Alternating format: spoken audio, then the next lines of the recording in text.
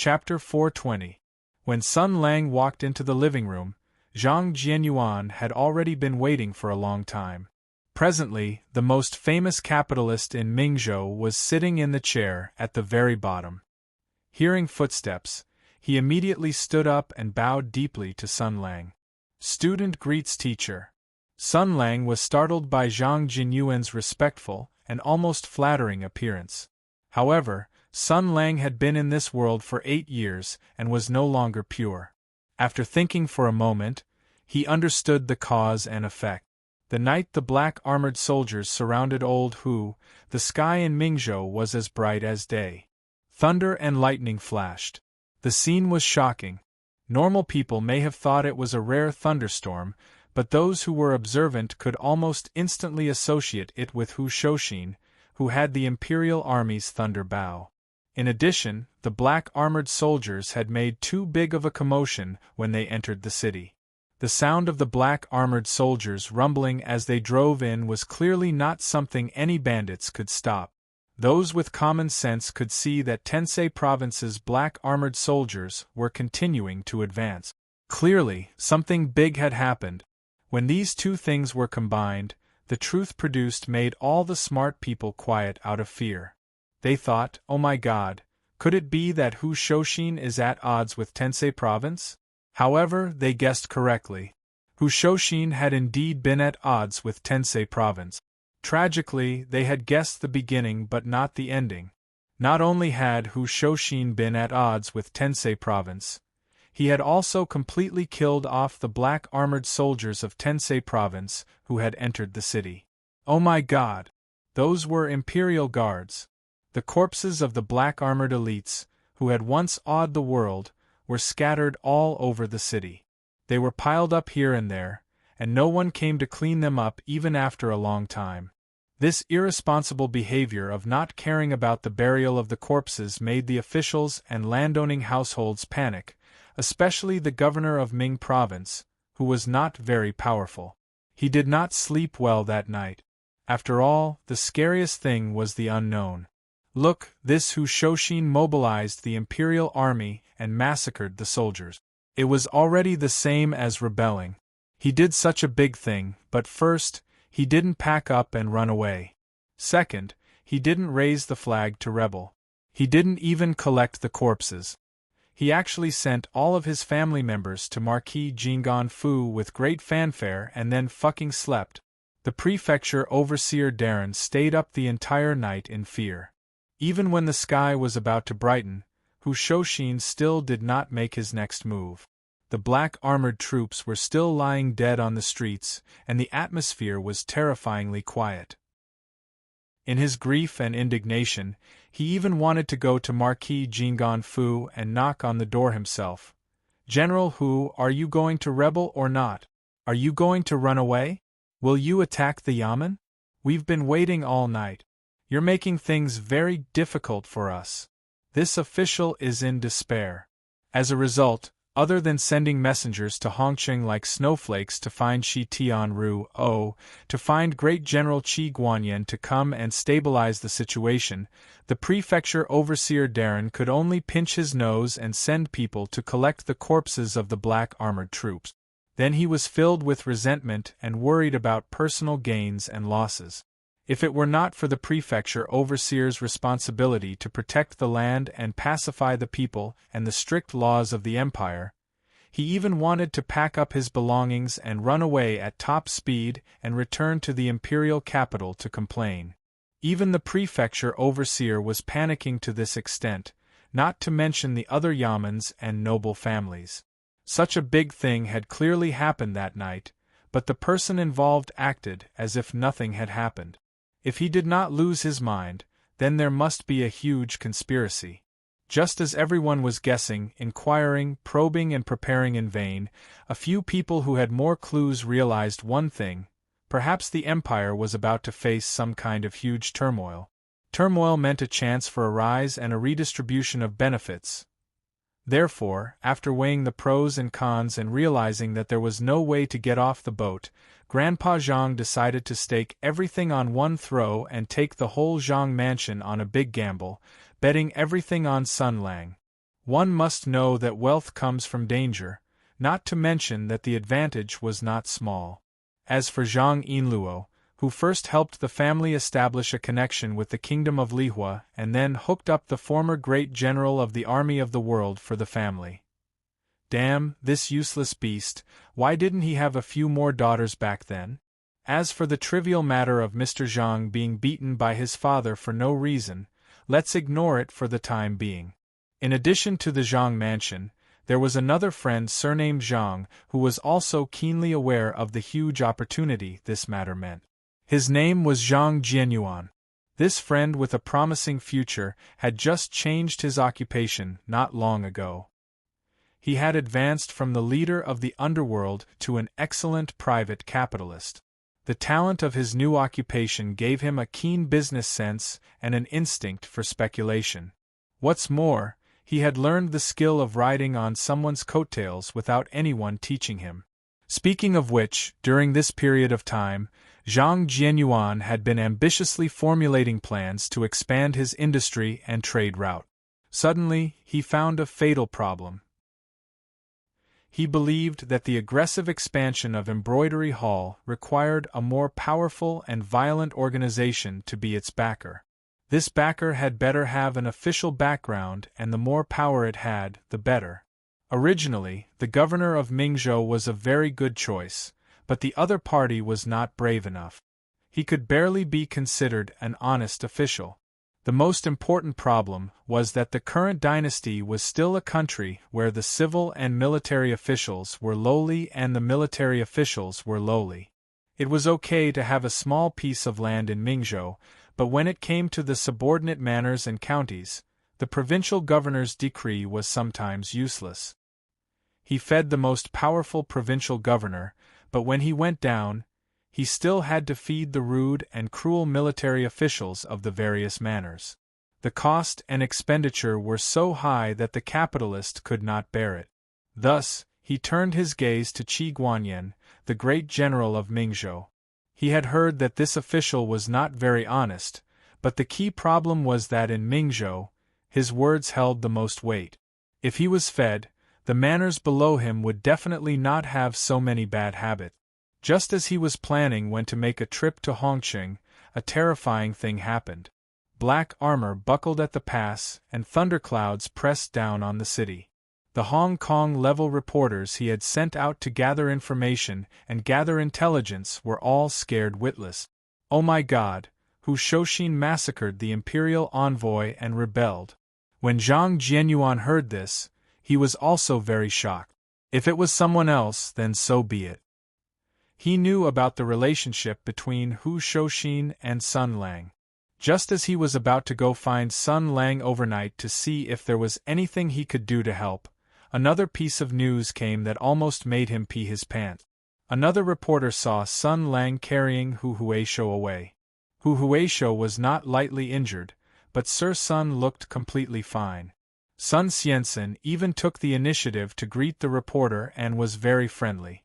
Not far behind them, there were piles of charred corpses. Then, Sun Lang brought Hu Shouxin to Zhong Yi Building. Then, he brought Hu Shouxin to Ping Huafang. Then, he brought Hu Shouxin and his family to Marquis Jinggan Manor. All kinds of details and clues came in. Zhang Jianyuan almost could not control his urge to pee. He seemed to realize that Great Hero Sun seemed to have something to do with this matter that was tantamount to treason. Thus, he closed his door and racked his brains. He stayed up all night, moaning and groaning. Reason told him that he had to immediately draw a clear line between himself and Great Hero Sunday. He even had to pack up his valuables and flee without a trace. But Great Hero Sun's teachings still echoed in his ears. This was the first time someone acknowledged him, the first time someone gave him pointers. His business was successful and developed rapidly. Turned out that people really could earn money openly and honestly, and in this short period of time, Embroidery Hall was bursting with vitality. All of this was like a dream. Just as he was at a loss of what to do, someone suddenly came to report that Great Hero Sun had summoned him. When he heard this, his first reaction was to quickly run away. But a wave of stubbornness and persistence still controlled him, causing him to arrive at Marquis Jingon Manor uneasily. He wanted to see the situation first. If Great Hero's son wanted money, then he would give him money. Even if he had to give him all of his liquid funds, it would not matter. But to have him join in the rebellion, then he would have to see what Great Hero's son's plan was. But what he did not expect was that Great Hero's son did not mention the matter of money or the rebellion at all. He only told him with a face full of smiles that he was preparing to enter the foreign market and sell a wave of goods to the Russians. He told him to go back and recruit workers. He would first recruit a wave of Russians and then do this and that. He understood instantly. Then, Great Hero's son said that he should go back and do it. It was as if he had called him over just for this small matter. Zhang Jianyuan felt uncomfortable holding it in, and asked indirectly if Hu Huaishou had a conflict with the black armored troops last night. Then, Great Hero's son admitted it with a face full of smiles. Right, it was done by Hu Shouxin. It was all done by Hu Shouxin. And it's him. It's that Hu Shouxin, a meritorious official of Tianyuan, a fierce general who breaks through enemy lines, left his name in Lingyun Pavilion, controls the Imperial Army, the machine gunner who shot down a sky demon from 800 li away with an arrow. Usually, when he was bored, he would snatch business from the Thunder God, only making thunder but not rain. The reason? It's just because the Imperial Envoy General who led the black armored troops into the city this time was from the south and wrote the wrong name on the invitation. He wrote his name as Fu Shouxin and not Hu Shouxin. In the end, in his anger, he wiped out the entire army and didn't even let off the large wolf dog that was scouting the way. Really cruel. That was what Great Hero's son said. Only a ghost would believe that. But for some reason, when he saw Great Hero's son's smile and heard him speak as unfathomably profound nonsense as usual, Zhang Jinyuan's uneasy mood instantly calmed down. Hu Shouxin still boldly appeared in Marquis Jingon Fu, and even Zhong Yi Building was still operating as usual. Zhang Jianyuan instantly realized one thing. Perhaps the one who did not think that slaughtering soldiers was a big deal was not Hu Shouxin, but Great Hero's son. If it was said that he was scared witless and hesitant last night, then his meeting with Sun Lang made Zhang Jianyuan come to a decision. Perhaps very soon, he would make the first and biggest gamble of his life. If he succeeded, his future would be limitless. If he failed, the worst that could happen was death. This kind of crazy gamble, normal merchants basically did not have this kind of courage, but Zhang Jianyuan did. Because he was previously a member of the underworld and did not lack gambling habit. He also once had nothing. And in this period of time, Sun Lang's divine foresight and wisdom also gave him confidence. He had never encountered anything that Great Hero's son could not handle. Since he gave himself this hint, then after another night, Zhang Jinyuan's confidence in Sun Lang became even more fervent. At this moment, even if he directly knelt down to acknowledge Sun Lang as his godfather, it would not be the least bit strange. Sun Lang looked at the extremely respectful Zhang Jianyuan in front of him and rolled his eyes. Then he helped the other person up. Director Zhang, between us there is no need to be so courteous. What, did you encounter some difficulties at work? Zhang Jianyuan loudly said. No.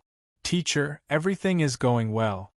Sun Lang was still a little uncomfortable with this guy's wishful thinking of calling him teacher. In the past, when he was in the war, there were countless people crying and shouting to worship him as their teacher. However, Sun Lang did not know how to teach people, and these people were not smart, so he sent them all away.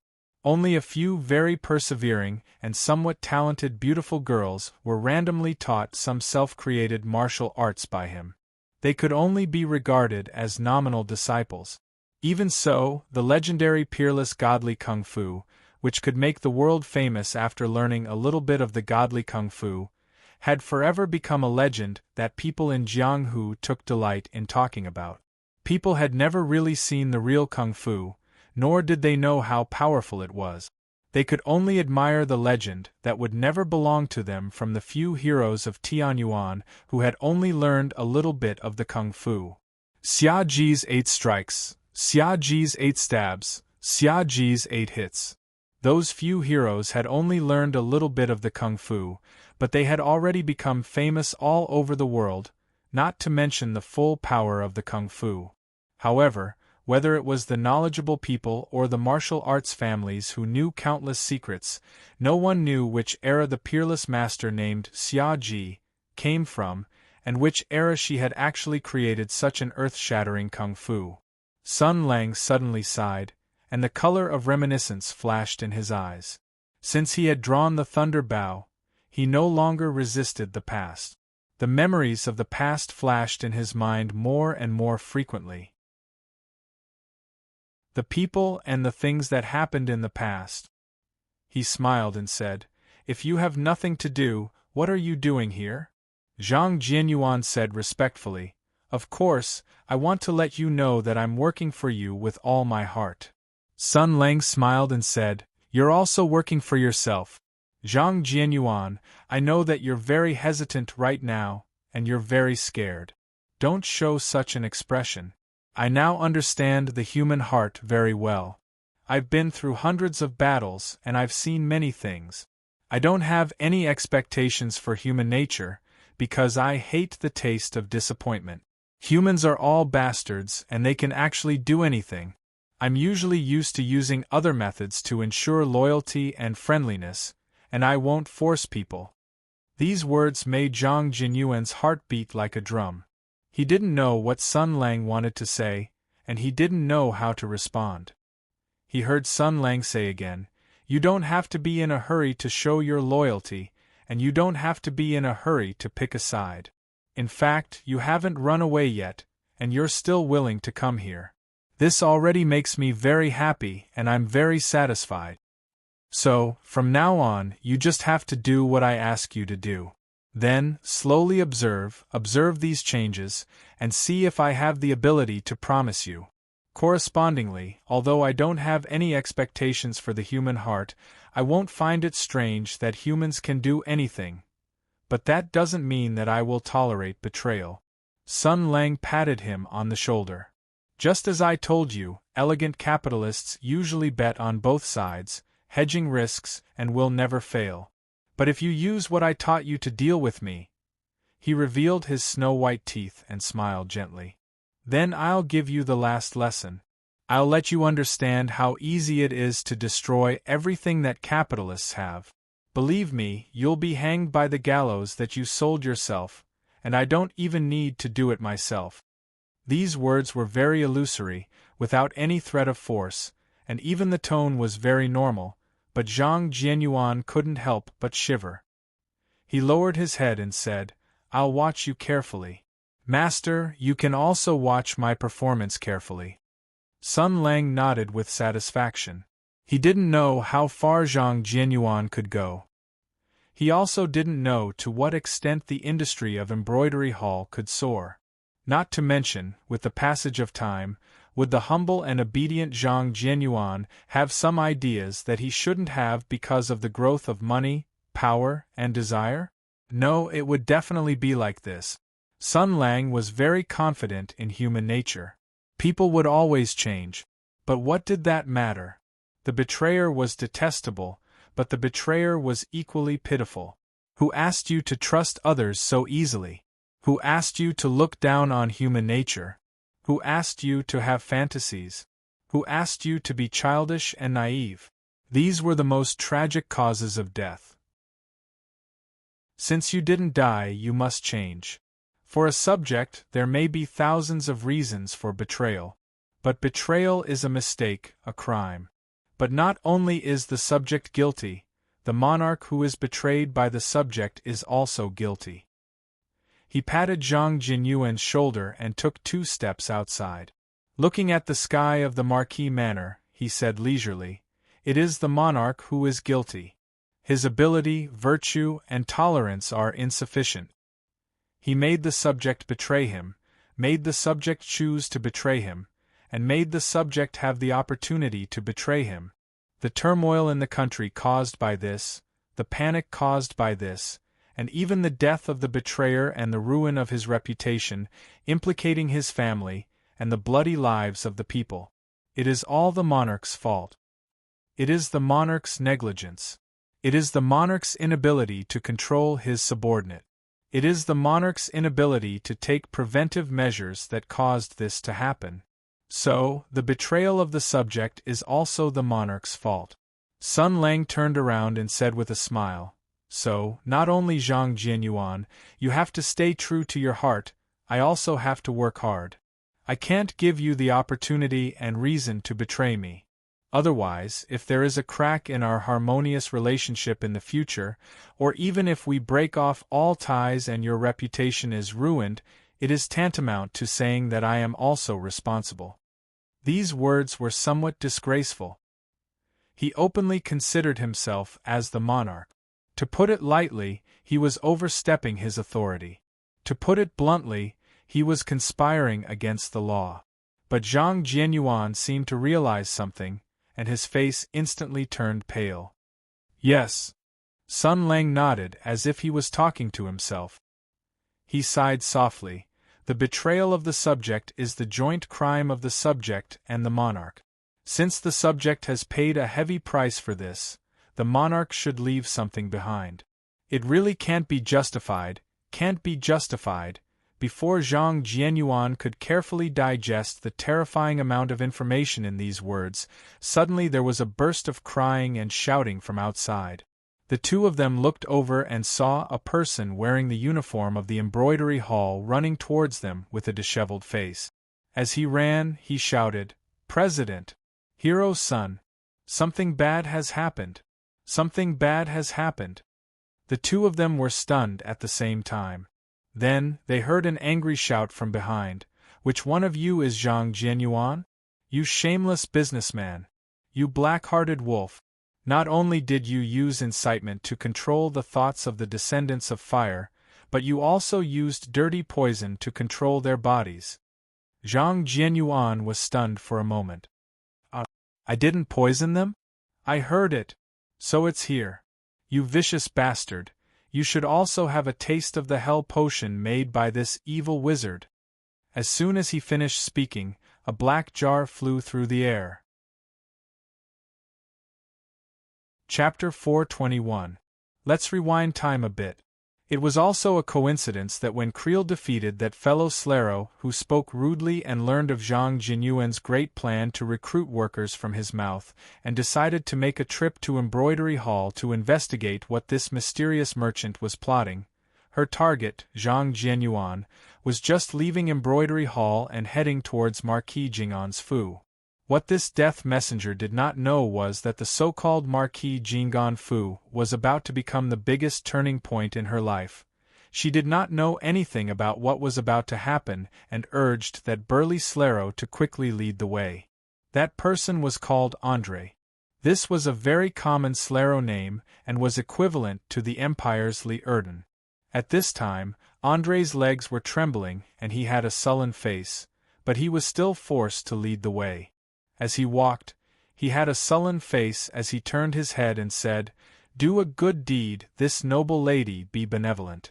If something happens, you can leave, but I can't run." When Andre was in Lihua country, he was just a gambler and idler who mingled in taverns. He did odd jobs, swindled foreigners, and robbed for a living. The latter two were clearly quick jobs that brought in money, but in Lihua country where religious authority flourished, this kind of illegal business could not be done for long. He very quickly kicked an iron plate and accidentally offended a theocratic aristocrat. That old master only needed to move his mouth, and he had 100 ways to make it impossible for him to continue living there. The pitiful Andre immediately had no way out. When people reached the most dangerous moment, they would often become cornered and their intelligence would fluctuate violently. From there, they would do things that they normally would not dare to do or would not be able to do. For example, when the holidays were about to end but they had not finished their homework, Many people would show off their abilities and do some big things that they had never done before. For example, dongfang yongye copying. This was the most useless. For example, mixing photocopies in a stack of copied homework. This was like burying one's head in the sand. For example, framing one's own dehuang. This was slightly stupid.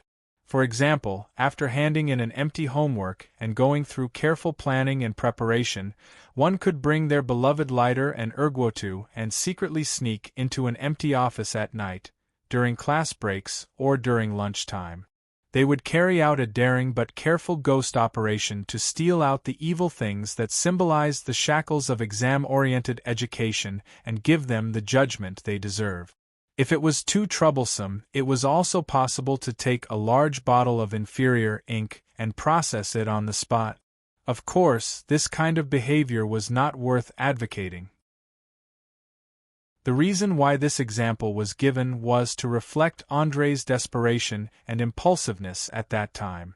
He also made the same stupid decision as above. Since he couldn't stay in the country anymore, he might as well go abroad. He did not run to the Western countries that had a similar cultural background. Instead, he believed in the lies of the merchants and guards who liked to brag. After listening to their nonsense, he felt that the Eastern Hudu Empire was a dreamland filled with gold, and the guards at the city gates lived a better life than a count. Then, he gritted his teeth, negotiated with the smuggler, and climbed into the caravan full of goods. Therefore, this kind of desperate action was completely determined by success or failure. Just like dealing with homework, if you succeeded, you would be able to protect yourself and even become a hero praised by your classmates. If you failed, you would be an idiot who was hung up and beaten by the teacher. And André obviously became an idiot who was hung up and beaten by the people of the empire. He was in tragedy. He realized that the East was not so good. In fact, his life was not much different from that of the country. There was no opportunity, no wealth, no way to rise up. He was still a lowly person at the bottom of the social ladder. Still, he did not want to go back. Just because he was not doing well did not mean that the people here were not doing well. There were delicacies here, all sorts of fine wine, cleanliness, prosperity, liveliness, and freedom. He would rather be a discriminated Slavic immigrant here than go back to his motherland, a lifeless country that was controlled by the church and the nobles, by the theocracy and the regime, and by a small group of people who controlled all the wealth and power. There was no freedom and beauty to speak of. And he already couldn't go back. Any citizen of the Lihua Empire who dared to secretly flee abroad would be blacklisted by the court and would be deemed guilty of treason. Even if he went back, what awaited him would be a bunch of cold and rough ropes and a grave without a tombstone. Therefore, when Courier asked him to lead the way, the fear and worry in the Slavic brawny man's heart were obvious. Courier was agile and powerful, his movements clean and efficient, and the lofty and bossy tone he spoke with was immeasurably familiar to him. Only those of the Order of the Blaze were used to being high and mighty. She was interested in going to the embroidery hall to take a look, and her tone was obviously malicious. It was obvious that she was going to stir up trouble. Logically speaking, André was certainly not loyal to Zhang Jianyuan and the embroidery hall, but a deal of 300 coins for a person was his father. Besides, if this woman from the order screwed things up, with her skills and abilities, she could certainly escape from the investigation and pursuit afterward, but a nobody like him would have nowhere to hide. If a rich man like Zhang Jianyuan wanted to deal with him, it would certainly be as troublesome as the theocratic aristocrat back then. Therefore, while walking, he begged sorrowfully, "Do me a favor, honorable lady. I can tell you where the embroidery hall is. I can even tell you the details inside. Please don't let me show up. Please don't let them know that I have anything to do with this." Hearing his begging, Courier put on a joyful and cruel smile. As a perfect hunter who was used to fighting beasts, she had been beastly since she was young. The more the prey struggled and begged, the more she found it interesting and would not have any pity. The weak did not deserve pity. She sneered and said, "You are afraid of them, but not of me? A loser has no right to make any conditions. You cannot lead the way, but you have lost all your value to me." The meaning of her words was clear at a glance. Andrei's body trembled with anger and helplessness. Flames of anger flashed in his eyes. He slowly clenched his fists, but finally loosened them. His soul reminded him that he had no chance of winning against the horrible woman behind him. The consequences of bringing this woman to the embroidery hall were unpredictable. But if he ran away or resisted at this time, the consequences were obvious at a glance. There was no need to think about what to choose at all. He still wanted to live. He sighed in a low voice, showed a bitter smile, and continued to walk with heavy steps. "Everything is under control." Courier looked at the back of the man in front of her and showed a disdainful smile. The weak never knew how to resist. They always had a lot of reasons to explain their cowardice, but they were never willing to face the reason why they had to be brave. What a useless and pitiful man. You can continue to live in such a pitiful manner. She casually decided the fate of this unremarkable man in front of her. She would let him live. Although he had offended her, she would take pity on a kitten or a puppy. The two walked all the way to the embroidery hall. Along the way, they saw the Slalos loudly giving speeches or recruiting people. Some places were also pasted with recruitment notices written in Slalos. It was as if all the Slalos in the city had been mobilized. Courier saw this fanatical scene, and her expression became more and more serious. The noble descendants of fire, for the promise of an empire's merchant, for the money in the hands of an empire's merchant, they threw away their self-esteem and pride as the people of fire and became so fanatical and unreasonable. She said coldly, "Sure enough, they have all forgotten the teachings of the church." Andrei, who was walking in front, heard this and showed a disdainful sneer. However, he didn't refute anything. He wouldn't ask for trouble. They continued to move forward. Along the way, Courier asked a few questions. Although Andrei answered all the questions, he was not in a good mood and was listless. Courier wasn't angry, and she didn't want to find out what this person was thinking, just like how a lion wouldn't understand the thoughts of an ant under its feet. Finally, they came near the embroidery hall. Looking from afar, there was a huge empty space between the low houses. There were workers working in it, moving building materials and consolidating the foundation. It seemed that they were building something, and the crowd that was constantly rushing over was squeezed on the other side. "They are doing the registration and inspection work," Andrei said. "The embroidery hall is not a charity organization, and Zhang Jianyuan is not a fool. All the Slalos who come to apply for the job must register their identity, have a health check, sign a contract, and inform them of the matters. A series of work has to be done." Courier frowned. She didn't expect the process to be so strict and formal. It was even comparable to the recruitment work of the church. Although she wanted to see what Zhang Jinyuan's purpose was, it didn't mean that she was willing to introduce the interrogation and the so-called health check of the embroidery hall. Moreover, with her appearance and figure, if she took off her cloak and veil, it would definitely arouse the attention and even suspicion of the embroidery hall. After all, a woman's beauty was sometimes not always a good thing. It seemed that she had to use some other means. She glanced at Andrei, then took out a gold coin and threw it at his feet. "Although you won't have the chance to receive the 300 coins, this can make up for your loss. Poor guy, hurry up and leave. I hope this is the last time we meet. Of course, if you do something you shouldn't do, I can't guarantee it." Then, without paying any attention to Andrei, she quickly disappeared. Andrei stared blankly at Courier's disappearing figure, and then looked at the gold coin at his feet. This gold coin was familiar and strange at the same time. It was familiar because it was the most valuable gold coin circulating in the Kingdom of Fire. It was strange because its value was so great and so precious that he had never held it with his own hands in the past 20 to 30 years of his life. He had never felt its texture and charm. He trembled as he picked up the gold coin. This was a wealth he had never seen before.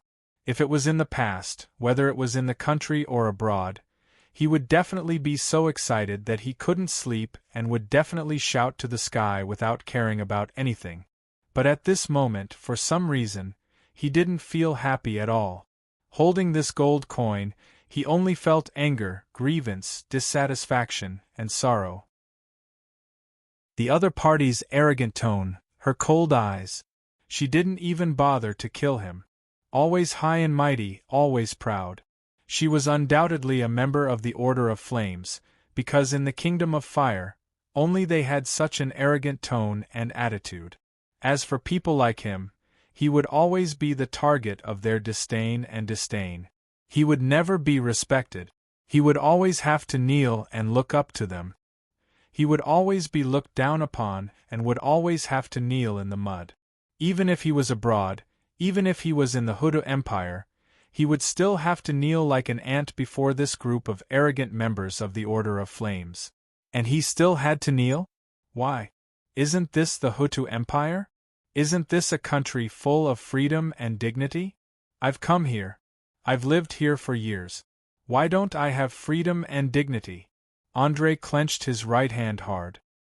His expression was dejected and extremely unwilling, but there was nothing he could do. He had no power, he had no ability. It was the same everywhere.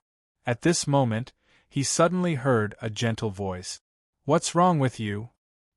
He turned around in a panic, only to see a man of the Empire in the uniform of the embroidery hall looking at him with patient and gentle eyes. His tone was full of concern. "You're standing here alone. Are you not feeling well? Do you understand Chinese?" André nodded hurriedly. "Yes, sir. I understand. He wanted to tell the man that the woman from the Order of Flames was about to sneak into the embroidery hall, but he couldn't. The woman's threat was still in his ears. He knew how powerful the Order of Flames was. If he betrayed them, the consequences would be unpredictable. While he was hesitating, the man of the Empire seemed to have misunderstood his helplessness. The member of the embroidery hall patted his shoulder and said with a smile, "Big incense head." "No, the president said that Slalos and the people of the Empire are all human beings. As long as you're honest, hard-working, and generous, you're everyone's brother. Since we're brothers, we should care for each other. Are you not feeling well?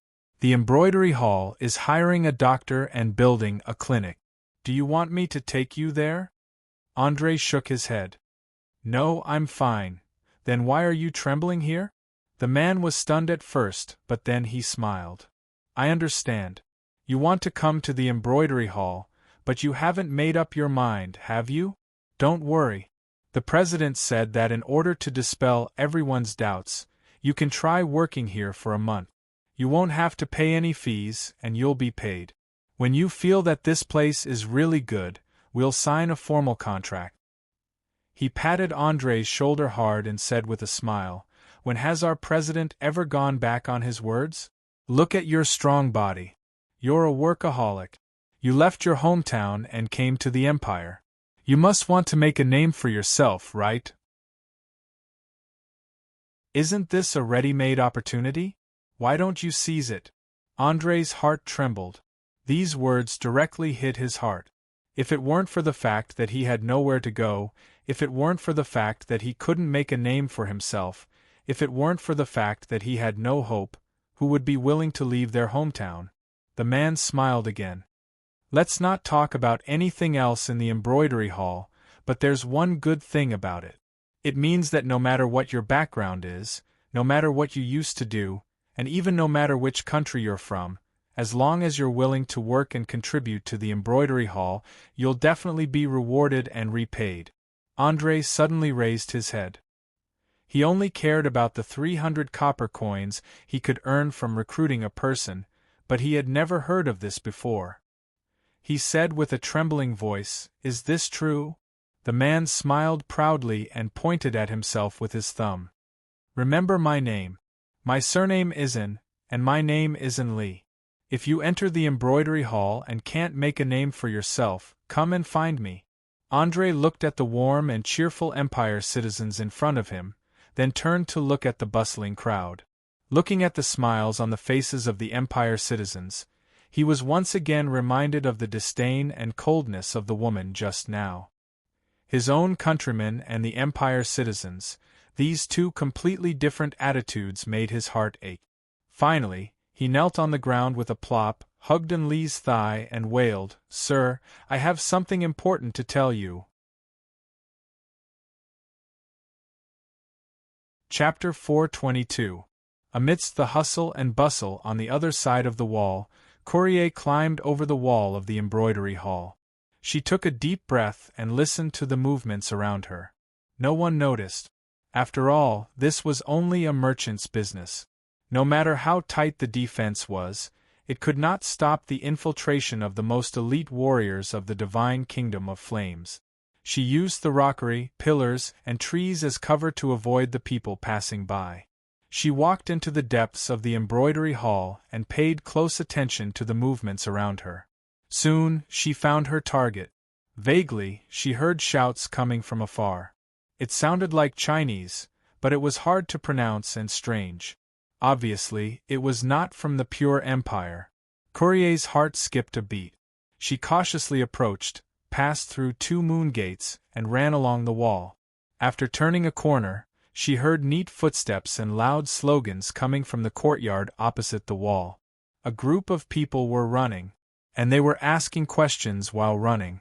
They were asking questions in Chinese.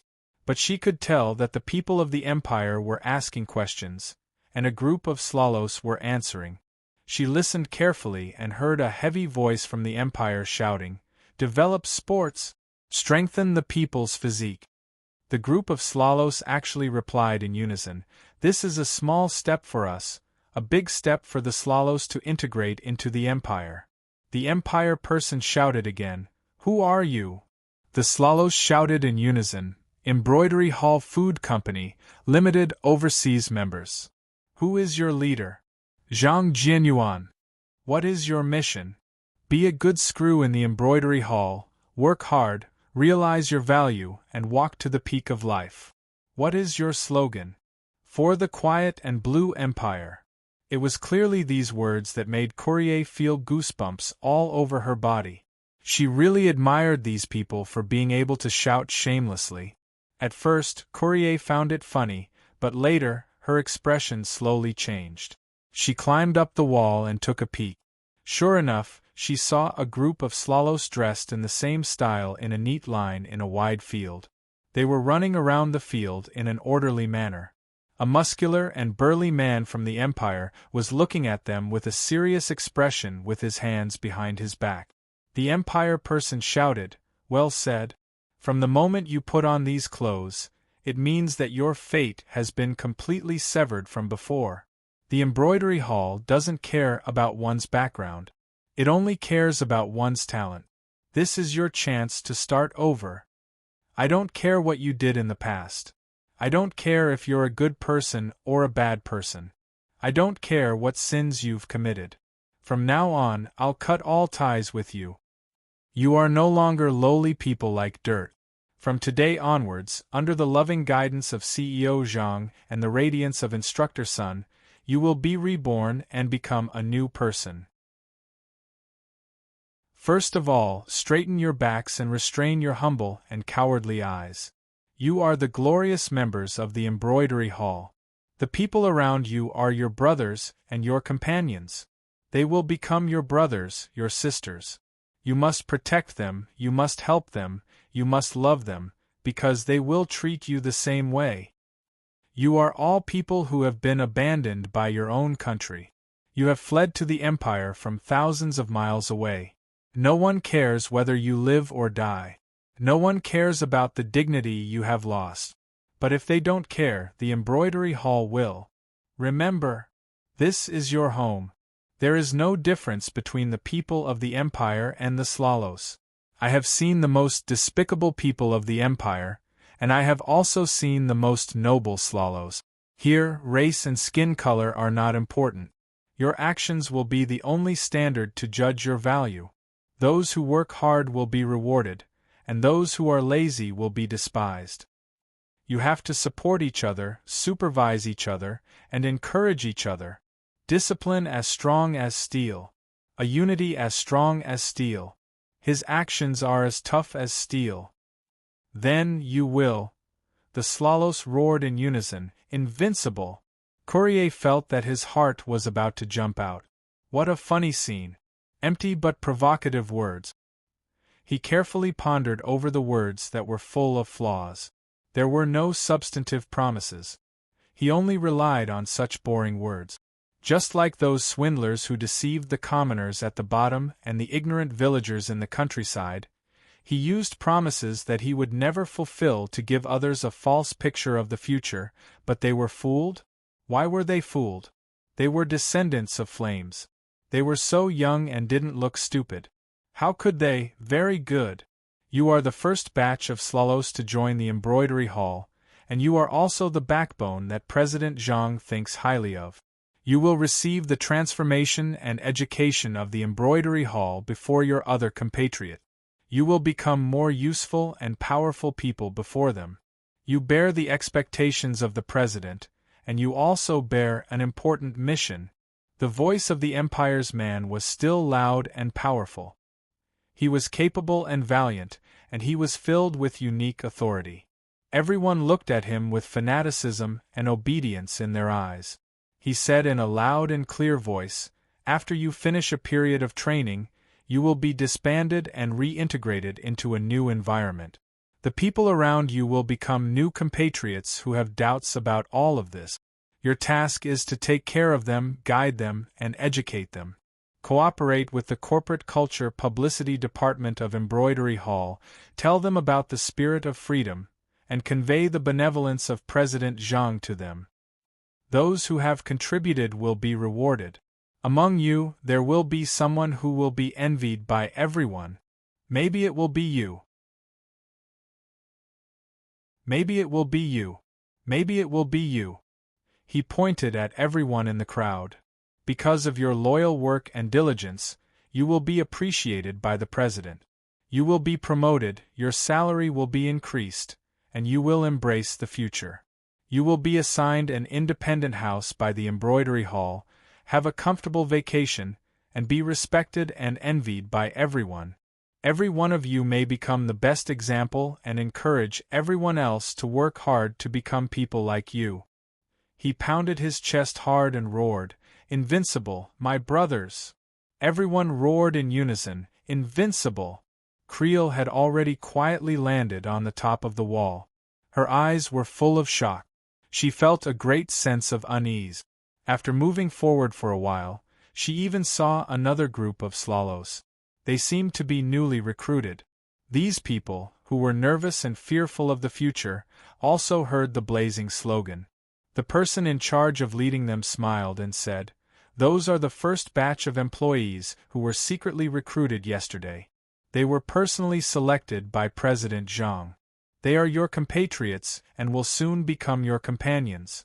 They are enthusiastic, brave, friendly, and strong. They have gradually integrated into the embroidery hall and are ready to fight for the future of the company and their own tomorrow. You will be like them." What shocked Courier was that when the Slalos newcomers heard these words and the fanatical slogans from the other side of the wall, there was no disdain or sneer on their faces. Instead, there was envy. It was like a hungry person seeing people who were eating and drinking, or a person who lacked the ability to move seeing a group of energetic people. What is going on? She even thought of the man named Andre, who had a strong body but was as weak as a sheep.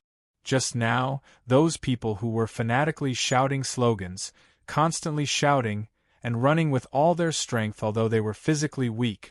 She was sure that those people who had become fanatical under the instigation of the people from the Empire were just Slalos like Andre, a group of losers who had fled from the theocracy and were still struggling at the bottom of society. How could they become like this? What kind of joke was this? She seemed to be unable to understand why this was happening. She looked up and looked around. Every blade of grass and tree in the embroidery hall became strange in her eyes. She really did not believe that those empty slogans could make the noble descendants of fire become another person, not to mention that those people were just a group of dregs who had betrayed their country, fugitives, and liars. Just as her mind was in a mess, there was the sound of finishing. She quickly hid in the bushes on the side, and saw that the dozens of Slalos were still lined up neatly.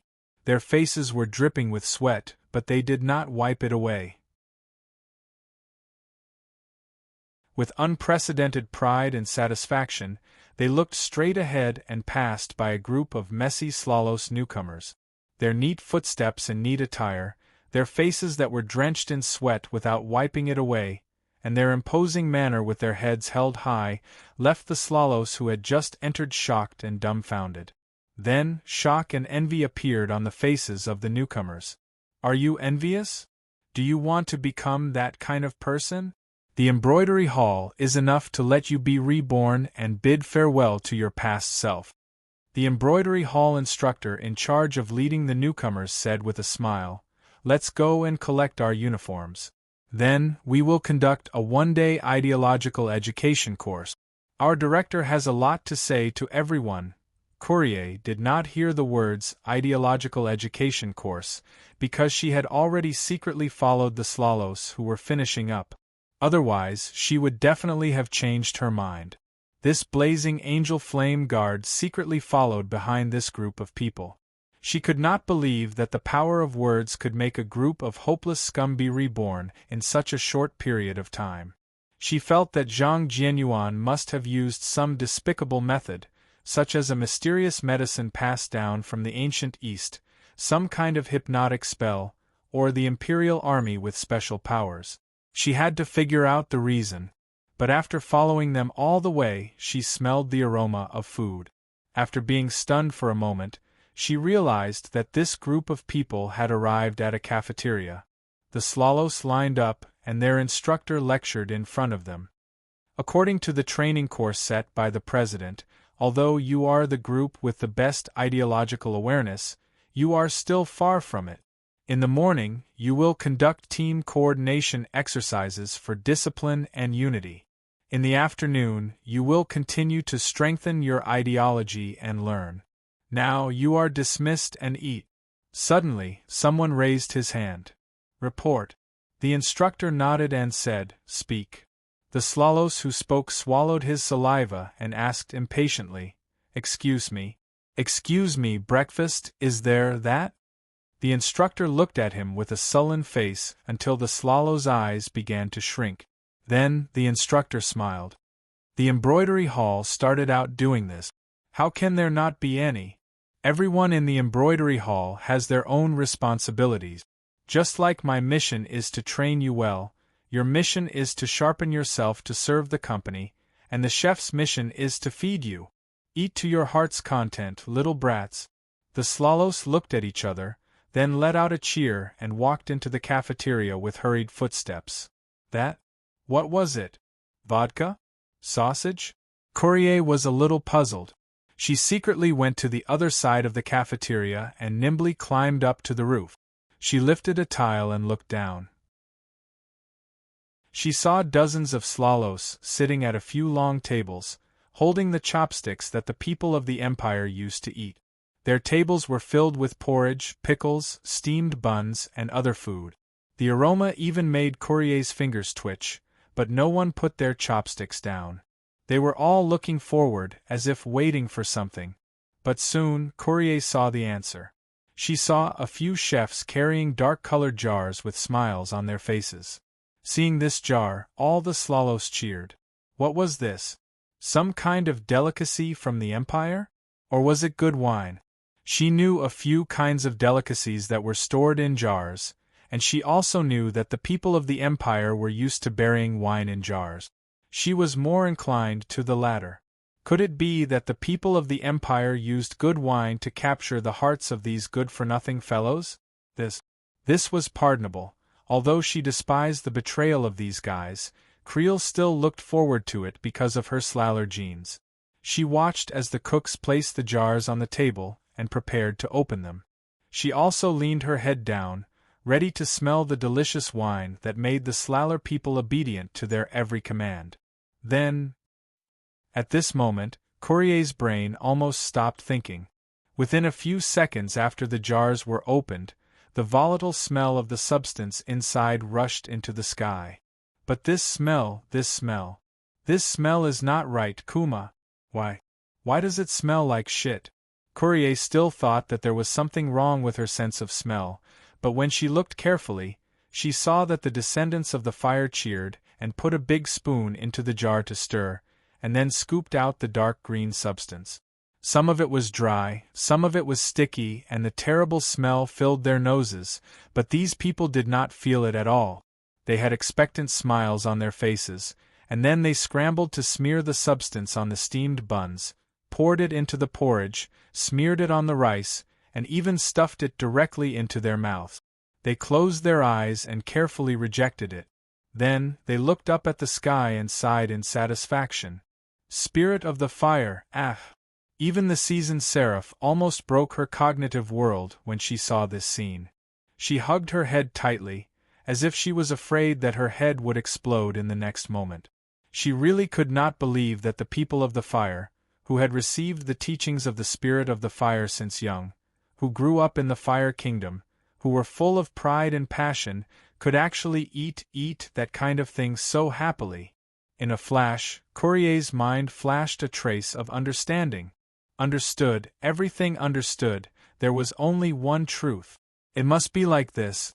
This was not shit, but some kind of medicine that Zhang Jianyuan used in this ancient eastern country to control people's minds.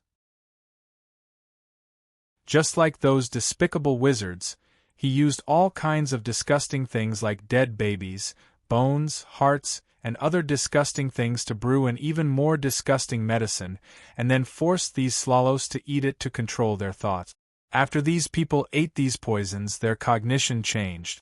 Not only did they no longer resist, but they also became addicted. The more they ate, the deeper Zhang Jinyuan's control. It must be like this. This horrible scene had already made Courier unable to bear to watch. She silently took a bomb from her belt, wanting to send these people back to the embrace of the spirit of the fire. Then, she felt that it was inappropriate. If she made such a big noise, not only would it alarm Zhang Jianyuan and scare him away, but it would also attract attention and trouble. Just as she was hesitating about what to do, suddenly, a fierce bell rang. Courier's eyes sharpened, and she jumped down from the wall. In the canteen, the instructor had already thrown away the steamed bun in his hand and suddenly stood up. Alert! This is the sound of a blue alert. Enemy invasion. Hearing this, Courier sneered slightly. André, that bold ant, good, very good. At this time, the instructor had already rushed out with a group of Slalos and shouted, "What's going on? Who's ringing the bell?" This instructor's position in the embroidery hall was obviously not low, and soon, someone hurried over.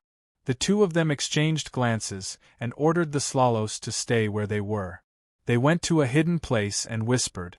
Courier approached cautiously and heard their conversation. What? Someone from the Blazing Flames Order from the Li-Fire Nation has snuck in? Yes, most likely, the person said in a low voice.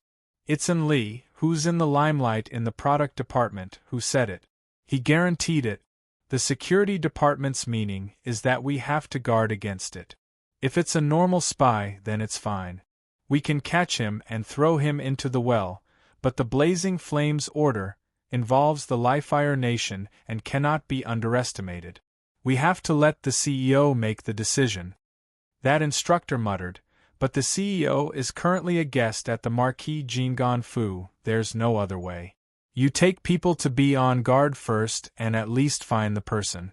I'll immediately rush to the Marquis Jingon Fu and invite the CEO back to take charge of the situation.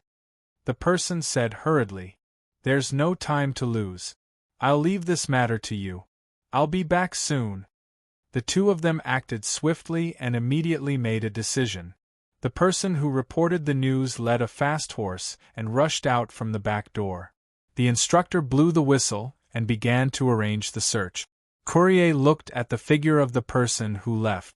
After a moment, he revealed a cold smile. Zhang Jianyuan, I was just about to go find you.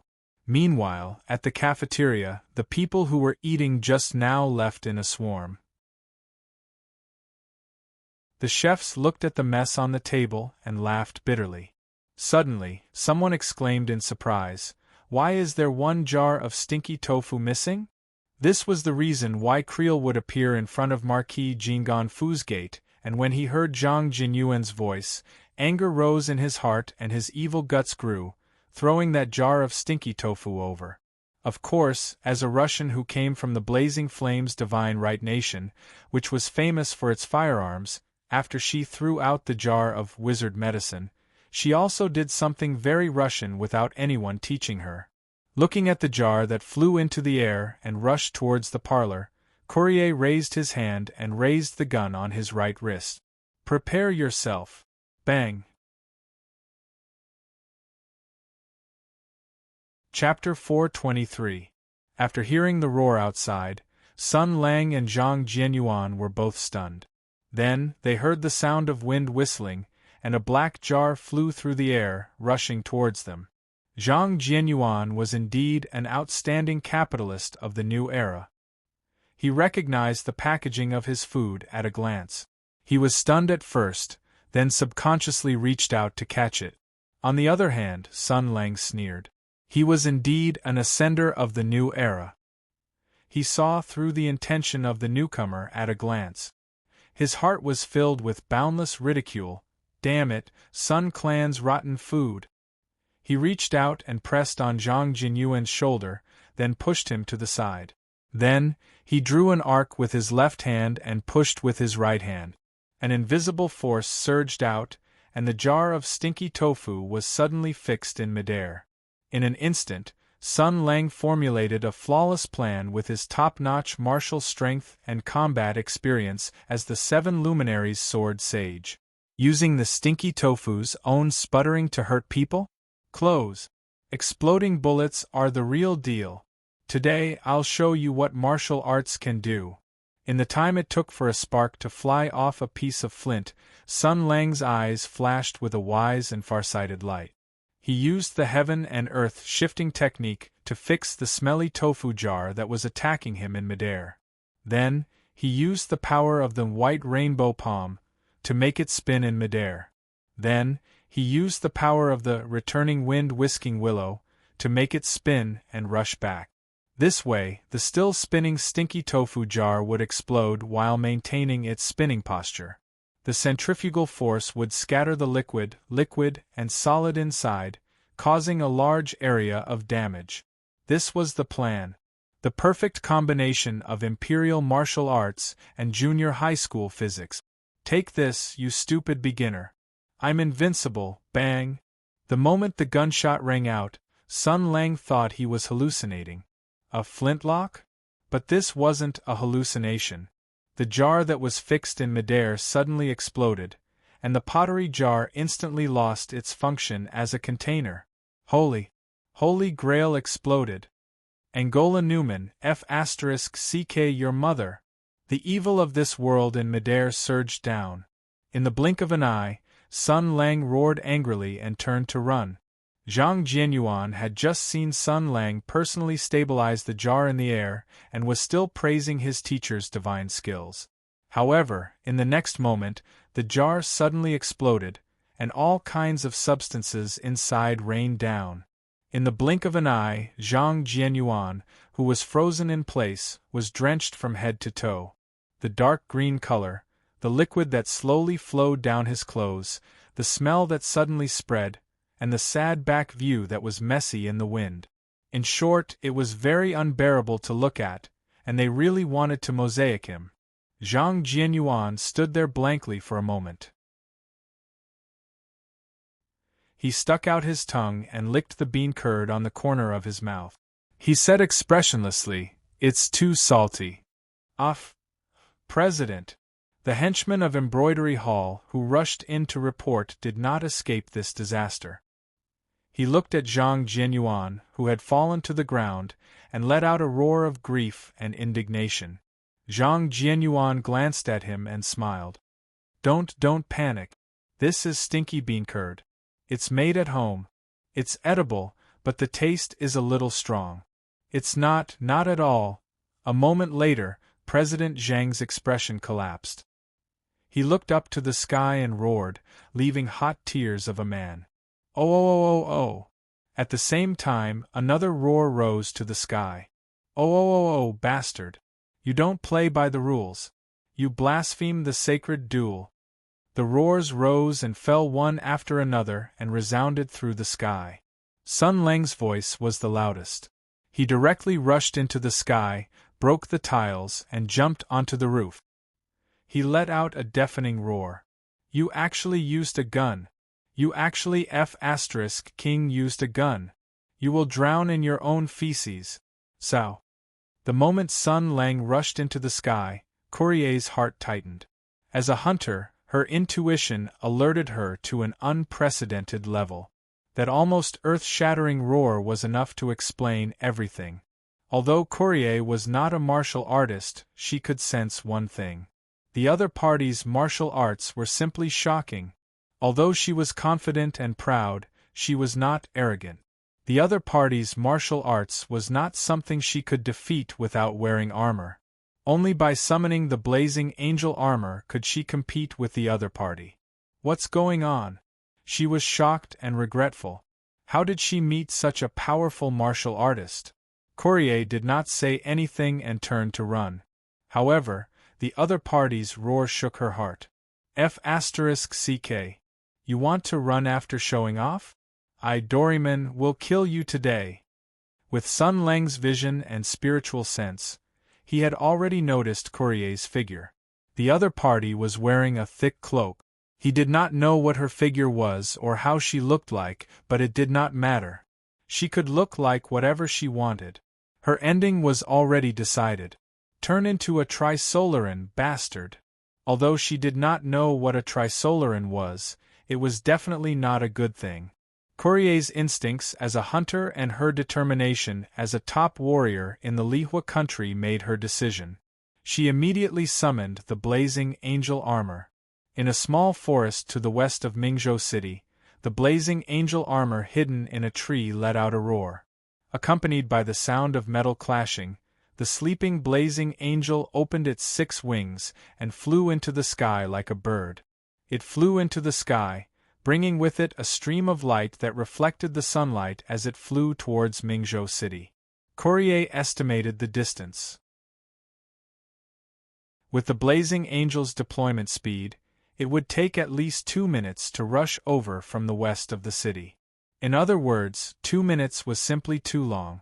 Sun Lang, who was behind him, looked at the other party's fleeing figure and revealed a ferocious smile. Without saying a word, he took out 6 cans of herring and threw them at the other party like it was raining flowers all over the sky. I'll give you a taste of your own medicine. Have a taste of this too. But before Sun Lang could finish his words, Courier made her move.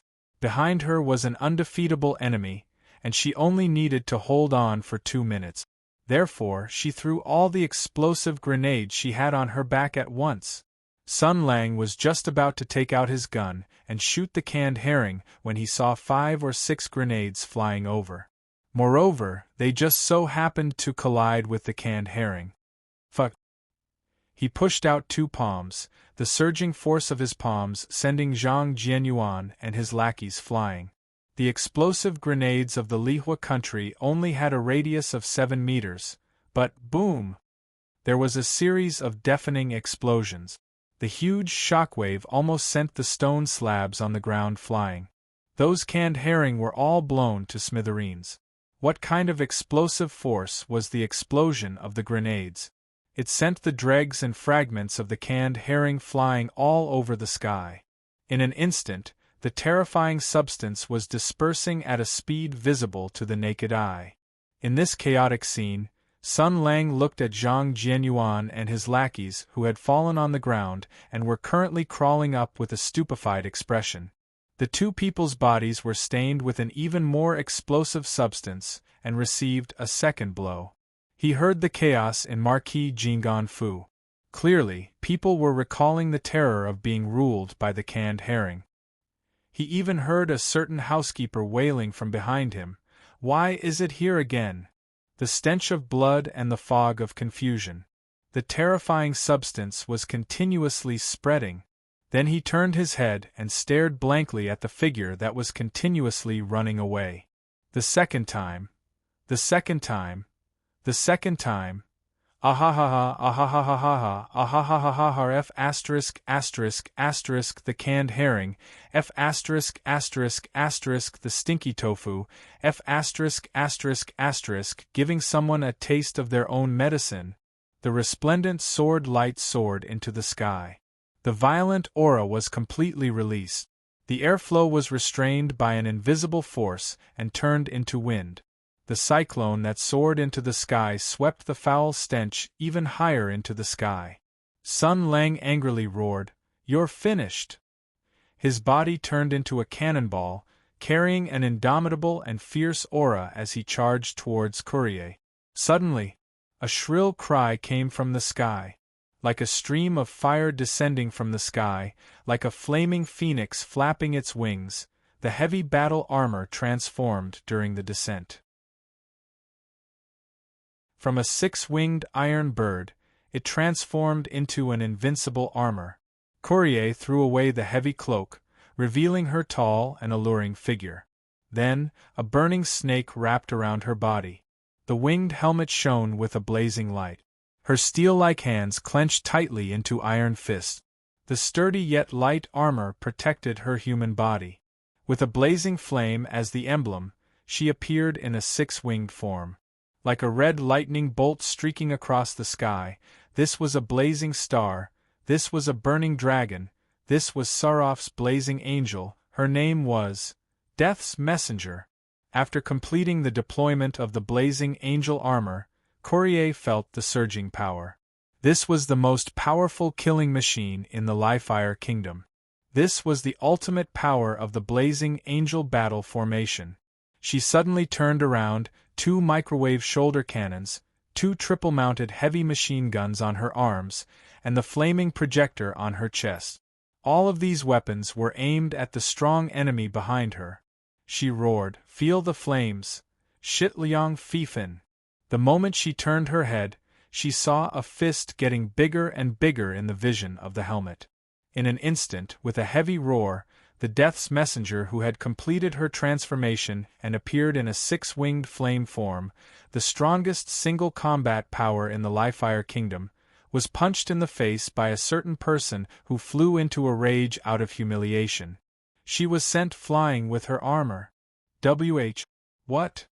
Although she was protected by the blazing angel armor, that punch still caused a great shock to Courier. Warning sounds kept ringing in her ears, warning that the punch just now was close to the upper limit of what the blazing angel armor could withstand.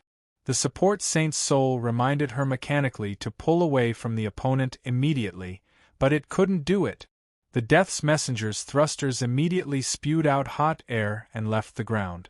However, before it could rush into the sky, Sun Lang had already jumped on its back and forcibly pulled it to the ground against the blazing angel's huge lifting force.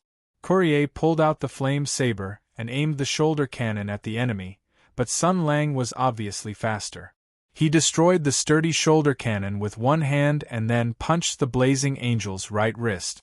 Even the cold armor couldn't resist the strength of a top-level warrior. The saber flew out of her hand. Courier subconsciously reached out to pick it up, but the opponent kicked her in the chest and kicked her to the ground. Sun Lang was expressionless. He took a few steps forward and directly pressed on the blazing angel, firmly pressing the Death's Messenger under his body. Courier gritted her teeth and struggled crazily, looking for a chance to fight back. She could fight with the Death Claw Bear with her bare hands, and even if her strength was far inferior to the beast, she could still find a chance to fight back. However, even if she was wearing the blazing angel armor and had the powerful wrist strength brought by the hydraulic thrusters, she was still pressed down by the man in front of her. She couldn't move at all. The shoulder cannon on her shoulder had long been destroyed, The thrusters were also kicked out, and the flamethrower on her chest was broken by a punch. Death's messenger pulled out the blazing dagger on the outside of her leg, but before she could stab it out, the weapon was kicked away. She wanted to continue struggling, but the opponent punched her armor again. Sun Lang stepped on the Death's messenger's chest, raised his fist, and looked at Courier and said, "I'm King invincible in the world. Experts are lonely and I can't stop myself. I'm afraid I'll kill someone, so I throw canned herring and play with stinky tofu. It's to kill less people, it's because I'm merciful, it's to make the world a little more beautiful. You woman, how dare you copy me? You don't deserve to copy me. What is this Empire person talking about?" Courier resisted while shouting, "I'm a flame guard of the Li-Fire Nation, and this is the blazing angel armor. Whether it's killing me or destroying this armor, it's no different from provoking the Li-Fire Nation. Do you want to provoke the Li-Fire Nation's army? Do you want to provoke a war between the two nations? Let me go right now, and I'll overlook your rudeness." Sun Lang coldly said, "A war between the two nations? Good, we can even watch the fireworks." Courier stopped struggling and looked at Sun Lang. "This must be a misunderstanding. You have such strength, so you must be one of the strongest people in the Empire. We are all noble people, so we shouldn't end up like this just because of a misunderstanding. I suggest that we both take a step back and use a more peaceful way to solve this problem. As you can see, if you continue to fight, I can only detonate the blazing angel armor.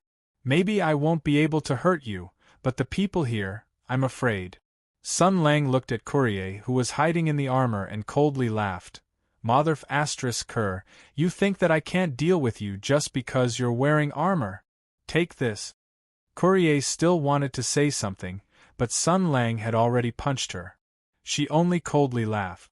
Death's messenger was the blazing angel armor that was specially made for close combat and trembling. It had a strong defense, and it was the most important thing to protect the blazing angel. No matter how strong he was, he wouldn't be able to break the blazing angel's defense in a short period of time. Then, she felt a strong impact. The opponent's heavy punch had penetrated the blazing angel's thick defense and the most advanced shock absorption system. In the end, a force was transmitted to her body. But it didn't matter, this level of strength wasn't even worth mentioning. It was completely within the limits of her body, and there was also Courier, who was inside the armor, suddenly opened her eyes wide. She felt that the force that hit her lower abdomen actually made her woo-ah. Chapter 424. Courier, the Flaming Guard, the strongest of the Flaming Angels. The pilot of the Blazing Angels. She was the most eye-catching new star of the Order of Flames, a battle maniac whose name shook St. Yuri Castle. She grew up in the northern part of the Flaming Kingdom and hunted ferocious beasts with her people for a living. She had been a hunter and a predator since she was young. She believed in the law of the jungle and the belief that one would die if he did not fight. She believed that the world was an ice field where the strong preyed on the weak. The weak could only survive in groups and provide warmth to each other while trembling and waiting for the strong to plunder and kill. The strong, on the other hand, relied on hunting and plundering the flesh and blood of the weak to provide heat, so that they could stand proudly and valiantly on the ice field and live with dignity. The ice field was like that, and so were human beings. The strong lived and the weak died. The strong had the right to dominate everything, and the weak could only obey, or they would die. For as long as she could remember, she had carried out this belief. She kept defeating the weak and advancing towards the peak of power. She left her tribe, came to St. Yuri Castle, and joined the Order of Fire. It was not because her belief was firm, nor was it because she devoutly believed in the spirit of fire. It was only because the Order of Fire was the strongest wolf pack on this icy plain. She still carried out the belief of the law of the jungle and defeated one competitor after another. In the end, she joined the Blazing Angel Project and was awarded the powerful new Blazing Angel Messenger of Death. She became the most dazzling star of the Order of Flames. However, she was still not satisfied. Her gaze passed through the vast Bicalia wasteland and looked at the ancient Eastern Kingdom. Her gaze passed through the tall Usola mountain range and looked at the vast Leon plains. In this vast icy world, there were countless prey waiting for her to hunt and countless weaklings waiting for her to plunder. Even in the Lyfire Kingdom, there were foolish and muddle-headed nobles, scheming priests, and ambitious divine emperors. The entire world was a vast icy plain. Everyone was a living creature that wandered on it. Only the strong had the qualifications to survive. Then, she encountered an unprecedented setback and predicament in this eastern country. Ever since she was young, and even after she got the Blazing Angel armor, she had been through battles of life and death. She fought against strong prey, wore down the enemy's strength and patience, and looked for the enemy's weakness. Then, when the enemy showed a weakness, she would launch a fatal attack and obtain new trophies. This had always been her fighting style. But now, she sadly found that the enemy seemed to have no weakness. Or rather, she had lost the power to find a weakness. Too strong, too perfect, and too strange.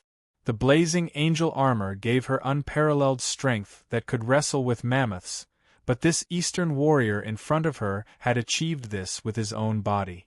The hydraulic power, the lever transmission, the jet boost, and the power core were all operating at full power.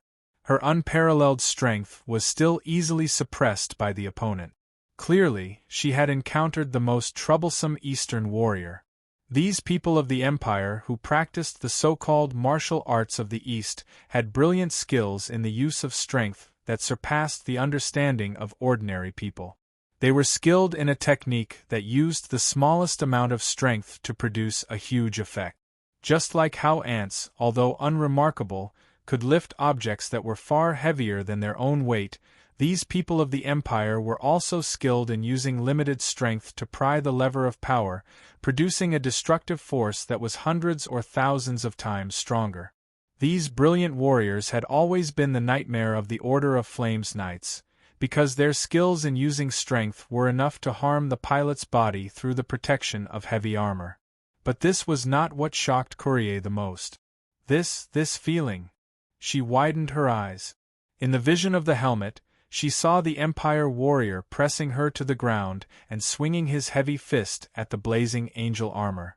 The perfect defense and shock absorption system was constantly dispelling the huge force, but there was still a force that could not be dispelled that was transmitted to her body. But this force made her feel pain, and it also made her feel pleasure? What was going on? Pain and pleasure coexisted. Courier bit her lips in shock, not knowing why such a change had happened to her body. This was indeed a pleasure that came from the body. A warm current flowed through her body in an instant, causing her to almost instinctively arch her body. She felt a hot feather gently tickling the skin of her legs, causing her body to tremble involuntarily. Without a doubt, she was very sure that this feeling she was in heat. But while she was still confused, another punch had already come crashing down. Courier learned her lesson this time. She clenched her teeth and did not make a sound. But although she did not speak, her body was very obedient. Once again, the violent impact brought pain, but also pleasure. An inexplicable feeling took control of her body, and even the strength of her struggle became weaker. Her tense body was instantly captured by the flowing heat, and she became lazy. Courier was shocked and angry at the same time. She shouted loudly, "What did you do to me?" Sun Lang shouted righteously, "I will represent the masses of the working people to punish you, a Russian spy who entered the country without permission. Be lenient if you confess, be strict if you resist. Speak, what are you doing here?" Courier spat. She was the strongest warrior in the Lyfire Kingdom, she was the strongest hunter in the Icefield. How could she bow down to an Empire warrior? That's right, this is a world where the strong preys on the weak. The strong live and the weak die. The strong have the right to control everything about the weak. However, I'm definitely not weak. The biggest difference between me and those stupid weaklings is I can choose to die with dignity. I choose to die. Courier's eyes flashed with a hint of determination. Just as he was about to order the auxiliary Saint Soul to activate the self-destruct sequence, Sun Lang had already seen through everything. He raised his head to the sky and roared, letting out a desolate and ancient roar. The roar seemed to have come from the desolate land of ancient times, with endless vitality and hope. Sun Lang's eyes pierced through the barriers of the universe. He saw the stars shining. He saw the warriors who protected the justice and peace of the land in dangerous times. They wore sacred robes, called upon the power of the guardian constellations, and waved their fists that could tear the sky apart with endless blood and sacrifice. They repelled all the powerful enemies who harbored evil thoughts towards the human world and protected the peace of the world.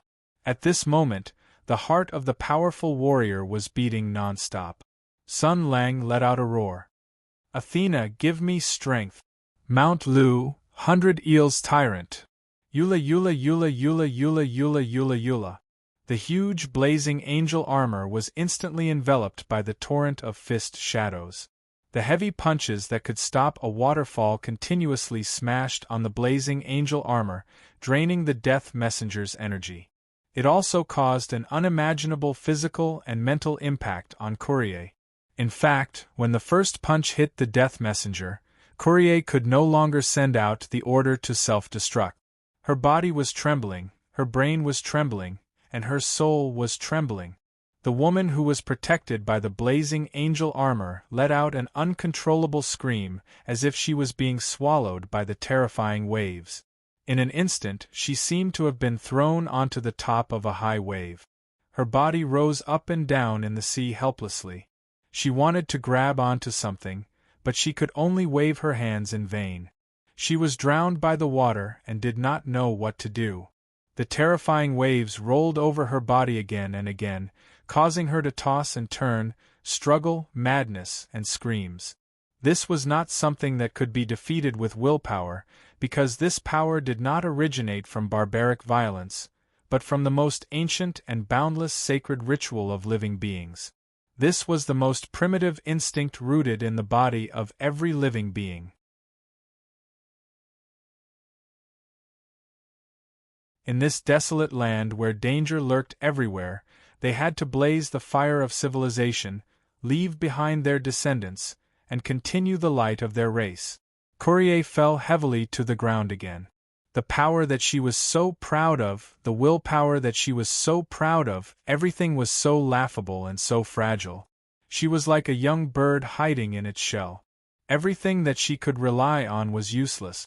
She could only tremble and wait for the final judgment. The powerful spiritual torrent had destroyed everything. Her willpower, her determination to resist, her resolve to rather die than fall into the hands of the enemy, she had even lost the ability to think. No one could resist this power. She was sweating all over, as if she had just been fished out of the water. Her body had already stopped working.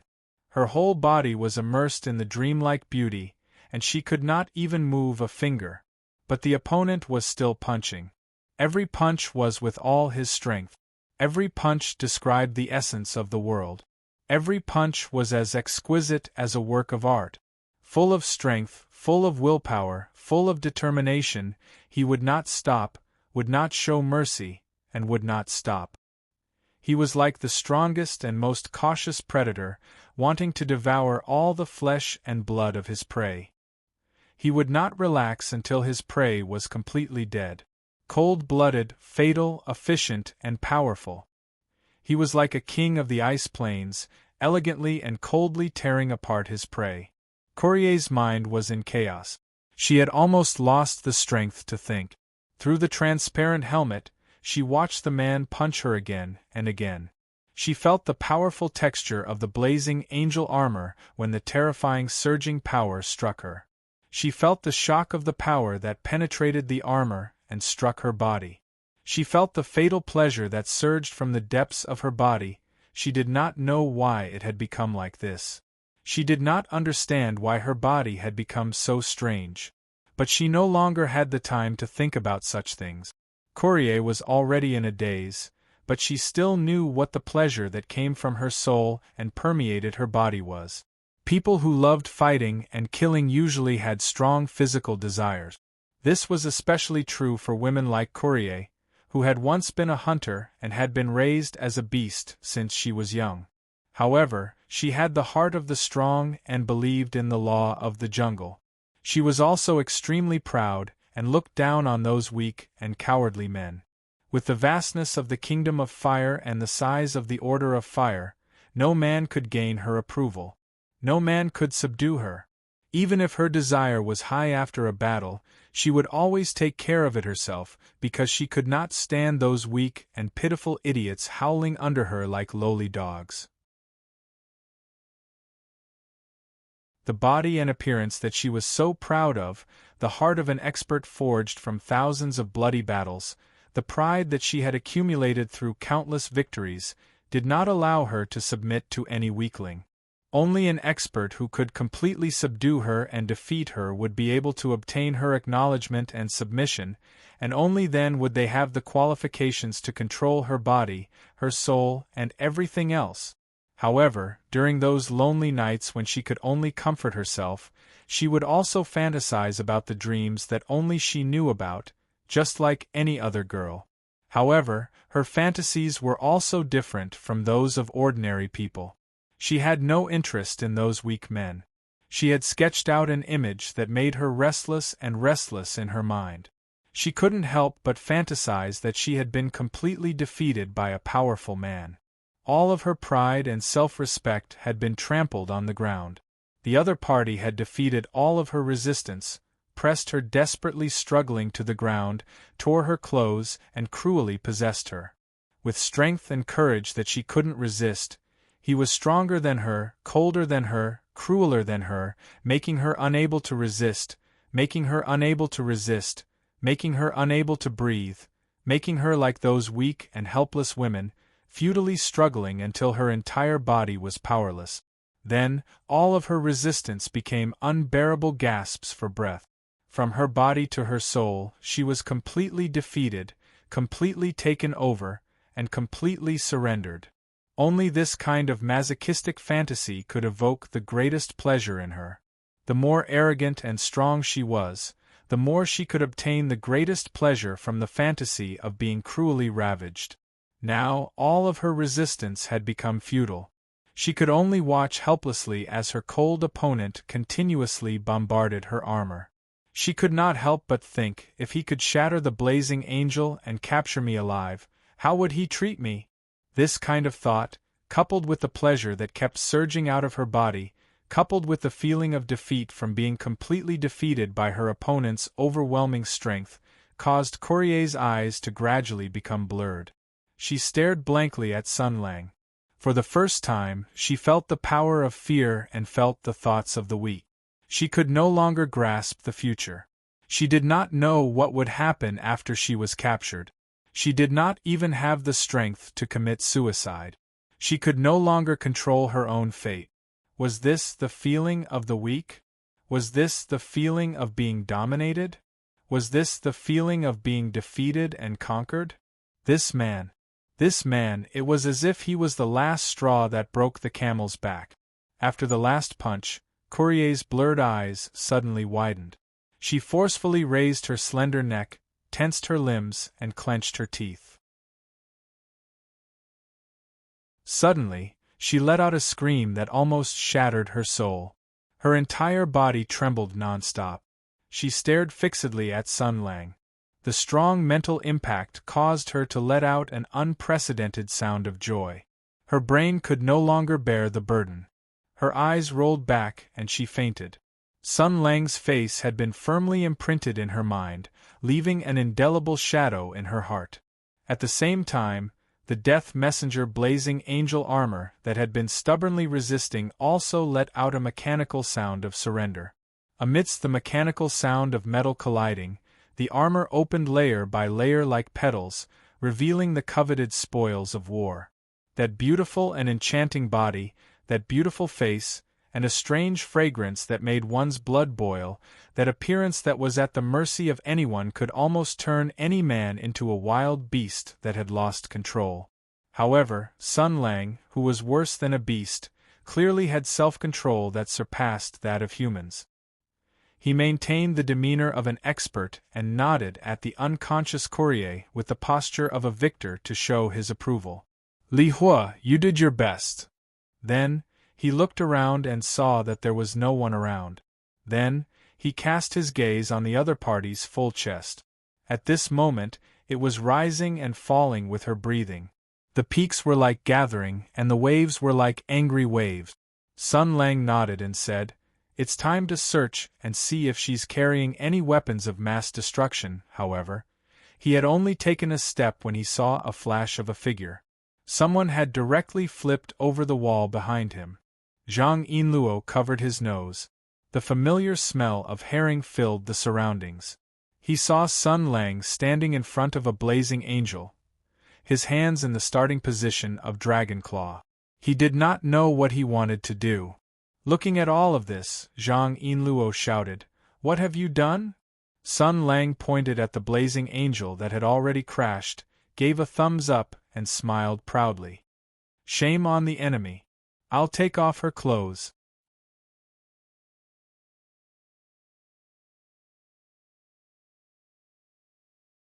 Chapter 425. Zhang Yinluo shuddered when she heard the explosion of the explosive grenade. She was all too familiar with that sound. Her first reaction was, "That bastard Sun Lang actually snuck into my house and took out my stash of firearms." Her second reaction was, "Did he hit my father?" But soon, she smelled a familiar scent when she came outside. It was the effect of canned herring being sold on a large scale, although she did not want to recall why she was so familiar with that scent. Then, she heard Sun Lang's angry roar and realized that it might not be Sun Lang's doing. If the Inferno Order's Inferno Roar grenade wasn't thrown out by Sun Lang, then there was no need to think about who else possessed such a highly lethal tactical weapon. As Sun Lang had said, that woman had delivered herself to his doorstep. She had wanted to go out and take a look, but remembered that Courier's target was probably the Lone Walker and Long Wanda. Hence, Zhang Yinluo hurried to the ruins where the blazing angel was kept. As she had expected, the Holy Soul Support Euphemia had sensed Courier's approach and was prepared to launch a surprise attack and slay the target. Zhang Yinluo was well aware of KRL's ability and vigilance. She also believed that since KRYL dared to leave the blazing angel armor and enter Mingzhou City to investigate, he must have prepared a counterattack plan in case of a sneak attack by the Lone Walker. But now, KRYL's plan had encountered a huge flaw. She had encountered a humanoid monster that was even more terrifying than the blazing angel. While she was desperately trying to escape from this humanoid monster that could suppress almost all women in the world, if she encountered the Lone Walker's attack, even if she had 9 lives, it would not be enough for her to survive. Although the relationship between the two of them could not be considered friendly, they were definitely not mortal enemies. Zhang Yinluo would still find it a pity if this fellow died just like that. Therefore, after much persuasion, she finally managed to persuade Euphemia to stay on guard and observe. Otherwise, if the two seraphs were to fight in Bright City, not only would it cause a strong backlash from the imperial court, but it would also expose the scandal of the Li-Fire Kingdom falling into internal strife, which would cause instability in the situation. The auxiliary holy souls were rigid personalities that operated by logic and procedures. In their logic, the interests of the country and the church were above everything else. In any case, with Sun Lang's strange and despicable ability, the woman would probably be killed even if she put on the armor. Soon, another blazing angel, the Death Messenger, descended from the sky. Zhang Yinluo was considering whether to put on the blazing sun armor and go out to help, but the idea was quickly rejected. Sun Lang was strong and did not need her help at all, and the woman in the blazing angel was even more unstoppable and decisive. If she suddenly appeared, she would probably become the enemy's target. After all, the blazing sun armor's combat ability was far inferior to the blazing angel's, and it would probably be the best way to break through. This would instead involve Sun Lang's attention and make the situation worse. And if I'm here, Sun Lang will definitely take my feelings into consideration and not use that despicable ability of his. If that's the case, won't that woman avoid disaster? With this thought in mind, Zhang Yinluo stayed by the lone walker's side and listened to the movements outside. She listened to Sun Lang's earth-shattering roars. She heard slogans such as "You're finished," "Athena, give me strength," and "Eels of Mount Lu," which clearly proved that Sun Lang was in the middle of a blood-boiling battle with the Death Messenger. Her eyes flashed with a hint of seriousness. It really is the blazing angel, it really is that woman. Even Sun Lang will not be able to win so easily, however. An excited and expectant expression appeared on the girl's face again. The peerless warrior of the East and the blazing angel of Lihua. Two completely different paths, two powerful war machines. As someone who lived in the Empire and studied in Lihua, she was well aware of the strengths of the two. However, as for who was stronger and who was weaker, the result would probably be revealed today. The girl's blood was boiling, and she could not wait to go out and witness this battle with her own eyes, but she soon found the problem. She did not hear a single gunshot or explosion, only heard Sun Lang's long continuous but still full of energy shouting "Aura, aura, aura, aura," and from the beginning to the end, the Death Messenger did not seem to have used any firearms. At this time, she heard Ophelie's exclamation. Logically speaking, the Holy Soul's tone was also full of surprise. The Death Messenger is completely suppressed. Completely suppressed, translator. Atlas Studios editor. Atlas Studios hearing Ophelie's judgment and the "Ola Ola Ola" sound, Zhang Yinluo jumped in fright and hurried to the source of the sound. She had just climbed over a wall when she heard Sun Lang's clear and indifferent voice. It was as though he was an immortal looking down on the world from the heavens. "Little girl from distant fire, you did your best." He's starting to put on an act again, but in front of us he's acting like a pervert. The girl secretly curled her lips, but she felt an inexplicable sense of joy. Even if he was usually like that, at the crucial moment, Sun Lang could still be very serious. Although he was usually sloppy and looked like a pervert, at the crucial moment, he could turn the situation around with a single sword strike, his sword aura sweeping through mountains and rivers, and turn the tide. This kind of contrast, this kind of martial arts grandmaster, was actually very interesting. At least he was better than those grandmasters who kept a straight face all day, looked down on people with their nostrils, and did not even bother to say a word to the younger generation. She couldn't help but imagine Sun Lang's current appearance. He floated in the air, his sleeves fluttering in the wind, and the huge and beautiful blazing angel collapsed at his feet. That terrifying firepower and powerful strength no longer had any meaning. Defeating the blazing angel, the most powerful combat weapon in the combat system, should have been an honor that would shock the world, but to him, this was just an ending that had been decided long ago. He wouldn't feel happy or excited about this, but perhaps because of this, he would recall the past. Perhaps he would sigh, perhaps reminisce about the past, but all these lonely and sad expressions would disappear the moment he saw her. This man with a glorious past would look at her with a lazy and slightly perverted smile and say, "Yinluo." With such a beautiful fantasy, Zhang Yinluo couldn't wait to appear in front of Sun Lang. Then she saw Sun Lang, who easily defeated the blazing angel and had a glorious past, assume the starting position of Dragon Claw and approach the unconscious Big Boobs with a subtle smile on his face. She seemed to hear the sound of her maiden heart shattering. The difference between reality and fantasy is too great.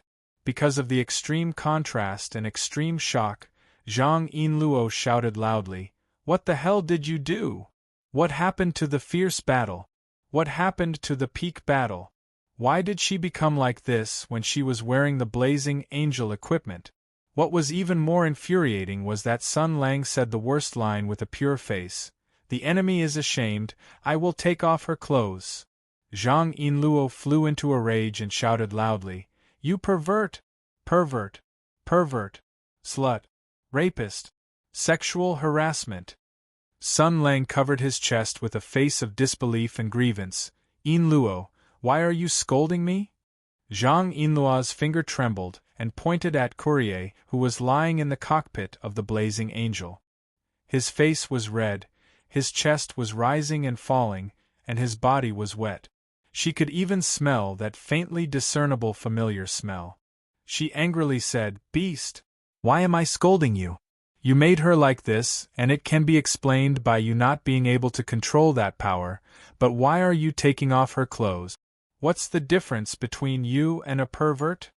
Sun Lang said angrily, Yinluo, you can humiliate me, but you can't humiliate this sacred battle cry. Huh? Zhang Yinluo thought that he heard wrong. What does this have to do with war? Sun Lang snorted coldly. The enemy is ashamed, I will take off her clothes. Do you think it's some obscene pervert's behavior? No, it's not at all. This is a battle cry. It's a way to deal with the enemy. When the enemy is captured, especially a high-ranking general, how do you deal with him? If he refuses to surrender, there's no point in killing him, so you have to take off his clothes and release him. Make him lose face. Make the enemy soldiers look at him and lose face. So he will suffer a great blow, be ashamed, and even lose his prestige because the soldiers will look down on him and refuse to listen to his orders. In this case, releasing him is more useful than killing him. When this kind of thing becomes a tradition, then the enemy is ashamed, I will take off her clothes will become the most popular slogan of the soldiers. It will make the enemy fear. It will make the enemy lose the will to resist and make them choose to surrender, because if they don't surrender, there will be even more terrible things waiting for them. Sun Lang said firmly. So, what I'm carrying out is a battle ritual. It's a way to deal with captives. It's the best way to dispel the enemy's will to resist. Zhang Yinluo looked at him with a sneer. You're making it up, keep making it up. It's really hard on you to make up such a serious excuse. Sun Lang said angrily. I'm not making it up. I learned it from a book. It's a method that works every time. Zhang Yinluo said coldly. What book? Sun Lang said proudly. The Three Kingdoms. The Dream of the Three Kingdoms. Have you heard of it? It's written in the book. It's useful. Looking at this stubborn guy, Zhang Yinluo couldn't help but sigh. After this messy exchange, her sudden anger slowly dissipated. She was afraid that most of the anger just now was directed at Courier. Then she felt a little strange. Before they met, she remembered the conflict and unhappiness with that woman in the Lihua kingdom. She gritted her teeth and hoped that Sun Lang could teach that woman a lesson. Now that she saw that woman had been fully taught a lesson, she felt inexplicably angry. This was really a little unreasonable. She tidied up her strange mood and looked at the unconscious Courier. What should we do with her? Sun Lang waved his arms. Secret investigator. Night of lust. Girl molestation plan. Pure. Before he finished speaking, he obediently shut his mouth under Yinluo's cold gaze. She looked at the unconscious Courier with a headache and sighed. Let's clean up this woman first and give her a bath. Sun Lang touched his chin and instantly entered serious mode. Although capturing the death messenger is our goal, it's too easy to achieve, so much so that it feels a little unreal now. The current plan is to find a way to find out what happened in the Lihua kingdom and why the blazing angels had internal strife. However, the auxiliary saint's soul is restricted by the logic module and probably won't reveal any information. If we want to know the inside story, we can only start from the two pilots. Now that Long Wanda is unconscious, I'm afraid we can only find a breakthrough from this woman. In summary, he looked at Zhang Yinluo and revealed a pure and righteous expression. Do you need help? Zhang Yinluo opened his red lips and said coldly, Get lost. Sun Lang yawned and shrugged. Whatever. If Yinluo doesn't like me touching other women, then I won't touch her. However, with the willpower of the Lihua Kingdom's flaming guards, I'm afraid we won't be able to get any secrets from this woman through conventional interrogation methods. Also, with Yinluo's heart, I don't think he can bear to torture her. Zhang Yinluo looked at him. What are you trying to say? Sun Lang whistled as if nothing had happened. Nothing. Anyway, whatever happens in the Lihua Kingdom has nothing to do with me. I also don't care why the Blazing Angels had internal strife. I also don't care whether the Blazing Angels will split, whether the Divine King's family will be under house arrest, whether the Blazing Theocracy will have civil war, or how many people die in St. Yuri Castle will have nothing to do with me. Zhang Yinluo gritted his teeth and looked at the unconscious courier. After hesitating for a moment, he said, Let's wait until this woman wakes up. Then, she carried Courier out with both hands. Touching the woman's shockingly supple skin, feeling the soft heat and the smell coming from her body, she blushed and glared at Sun Lang. What should we do with the death messenger? It's not Euphemia. As soon as its saint soul returns to normal, it will probably start causing trouble. Sun Lang waved his hand. That's easy. Dig a big hole and bury it in the ground. Let Euphemia watch over it. If it dares to move, shoot it in the head. Let's see how it will struggle. Yinluo nodded and carried Courier away like a lesbian bandit. Sun Lang watched from behind and shouted, Yinluo, be careful. She'll attack you when she wakes up. If you're held hostage by her, I'll laugh at you for the rest of my life. Zhang Yinluo waved her hand behind her, indicating that she got it. Sun Lang saw that Yinluo had gone far and disappeared behind a moon gate. His expression slowly became thought-provoking. I thought that there were two different things. He slowly took out a few documents from his pocket and shook them in his hands. These were the things he had found on Courier's body. They were a few letters. Oh, look what I found, he said slowly. General Qi.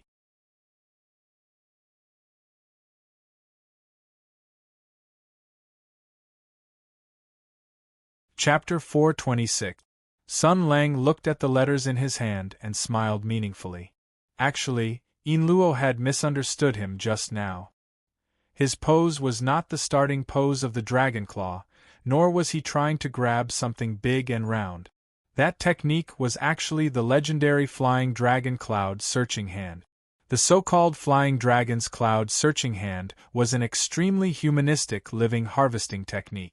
Not only could it steal all sorts of items from living humans, it could even steal items from living magical beasts without having to kill them. For example, one could obtain poisonous snake eggs from poisonous snakes and honey from bees. This kind of convenient harvesting technique that didn't require the killing of living creatures was much better than those hunters who went out all day to kill dragons and destroy the ecology of the environment. The scariest thing was that one could even steal a saraira from the abbot of a temple. Usually, even if there were sarairas burned by former monks in the temple, they would not be carried around, so let's not talk about this terrifying matter. Sun Lang had also used this long-lost divine skill to obtain an important storyline item from the big-breasted hairy girl. He clearly could have chosen to kill her and obtain a large amount of experience points and legendary equipment and quest items, but he endured the pain of being in contact with a woman and carefully and painstakingly found these items, all for the sake of saving her life. He could be considered a hero who radiated the glory of humanitarianism. He casually flipped through the documents in his hand and shrugged. Just as he had expected, there were no important intelligence documents. As a dignified fire guard, hunting down another blazing angel, no matter what the purpose or motive was, it must be a top secret among top secrets. The mastermind would never leave such a secret on paper, and Creel would also not be stupid enough to carry such a document with him. This was also a matter of course. One of the documents in his hand was about the identity of this Russian girl courier. It was written in the languages of Flaming Divine Power and Hutu. The Bishops' Conference of the Divine Power of Flaming Divine Power proved the legitimacy and sanctity of his identity. According to the diplomatic regulations established during the War of Tianyuan, they requested the governments of Hutu to provide the necessary assistance and protection. This was very normal. After all, in the past few decades, the entire world had been advancing in the flames of war. In this world where blood and fire were the main themes, the strong would always be respected and treated well. As the driver of the Blazing Angel and the strongest knight in the Blazing Angel battle formation, even in other countries, Yen Wei would be treated with respect that befitted his status. Speaking of which, Sun Lang had also received a victory medal from the Divine Power of Flaming Divine Power. This medal was specially awarded to the generals of the Flaming Divine Power, who had successfully completed one or several large-scale battles in which the frontline armies had participated in. This medal was mainly awarded to the generals of the Flaming Divine Power. During the War of Tianyuan, it was also awarded to a very small number of famous foreign generals. Sun Lang was one of them. Therefore, the value of this victory medal was actually much higher than the flaming medal that Yin Luo had received. If Sun Lang entered the Flaming Divine Power with this medal, theoretically, he would be able to live a depraved life where he did not pay for his meals and did not pay for his prostitute. He would be treated like a lord. Of course, the prerequisite was that he had to return to the Jia Manor, remove the grass in front of his own grave, dig up his own grave, and find the victory medal from his own coffin to complete a special version of the grave disco dance achievement. When he thought of the Jia Mansion, he thought of his past. When he thought of his past, he thought of Instructor Lin and Shui Guixiong. When he thought of the two of them, he thought of his romantic debt. When he thought of his romantic debt, he thought of Azura. When he thought of Azura, he thought of the end of blood. Sun Lang's imagination took a leap at this level. He shivered and decided not to think about these unhappy things for now. Since he did not want to be unhappy, he had to make someone else unhappy. Therefore, his gaze fell on the second letter. This was a letter of introduction written by the Commander-in-Chief of the Mingzhou Military Region, General Qi Guanyan. The letter did not reveal any important information, fully demonstrating the Commander-in-Chief's cautiousness and attentiveness. General Qi only used a formal tone to ask the manners of Mingzhou to provide appropriate care and assistance to this foreign friend, and this was already enough. With the proof of identity from the Lihua nation and the letter from Mingzhou's General Qi Guanyan, the holder could do whatever she wanted in Mingzhou, and the entire Mingzhou officialdom would support her. In other words, if this big-chested hairy girl named Courier was interested, she could walk on the streets of Mingzhou with her stunning beauty without a cloak or a veil. As long as she encountered those ignorant officials or those who relied on their father's power to commit outrages, she could show the two letters when the other party was complacent and ready to kidnap a civilian girl. Then, she would enjoy the ultimate enjoyment of the series of face slaps that followed. Damn, with such good conditions, she did not know how to act pretentious while fishing. She did not even have this kind of pursuit and dream.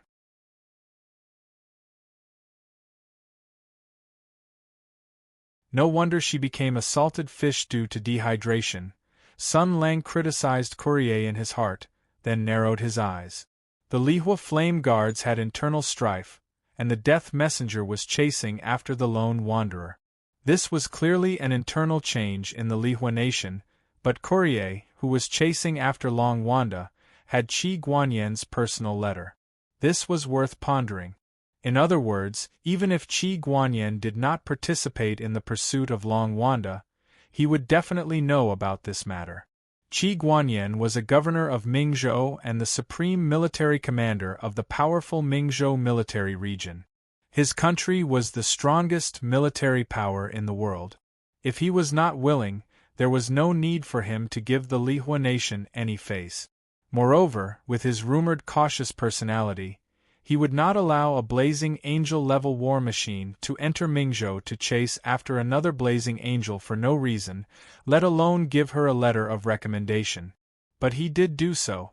With his identity and position, there were only 3 reasons for him to do such a thing. First, he was colluding with the Lihua nation and had interests related. This letter and his acquiescence were a deal that had already been negotiated. This meant that he had some inside information and could get important information from him. Second, he was caught by the Lihua nation, so he was forced to compromise and could only agree to this matter. This was a long-planned blackmail. That meant that he had a certain amount of inside information and a great weakness. He could ask for important information from him, and at the same time, pull him into his circle of fellow Taoists and make him his henchman. Third, he had received an order to cooperate with the Lihua nation, so he did such a thing. With his identity and position, there were not many people who could order him around.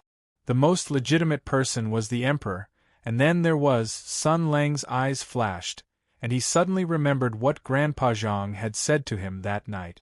Mingzhou's General Qi Guanyin, I'm afraid that he is a henchman of the Empress. Marshal, you must investigate. Oh, Moses Roy. Sun Lang's smile became even more thought-provoking. If it was the third possibility, then that woman's hand had already stretched so far? She had even colluded with the Russians. Ah, that's why, General Qi, no matter what, we have to meet each other. This is really fate, fate. As he was thinking, Sun Lang heard the sound of footsteps. Without thinking, he hid the letter in his pocket. Soon, Hu Shouxin came over with a serious expression. Looking at the gigantic humanoid weapon lying on the ground, he sucked in a cold breath. It really is a blazing angel. To think that he would deliver himself to me. He looked at the cockpit and saw that there was no one, only a lot of subtle water stains. Old Hu looked at Sun Lang with horror. She was evaporated by you. Sun Lang smiled proudly. Yinluo, my girl, take that woman away. Wash her clean. Wait for me. Go back and sleep at night. You're a henpecked husband. You definitely don't understand. He didn't tell Hu Shouxin about Qi Guanyin's recommendation letter. After all, Old Hu had a lot of opinions about this General Qi. If he knew about this, wouldn't it be terrible? Also, temporarily hiding this matter from Yinluo was also for a similar reason. The Zhang family had a deal with Qi Guanyin, and Qi Guanyin was entangled with the Lifire Kingdom. The Zhang family also had a deep relationship with the Lifire Kingdom. This matter was a mess. If the Zhang family was also involved, how would Yinluo deal with it? At least, he had to clarify this matter first. Old Hu naturally snorted at Sun Lang's words.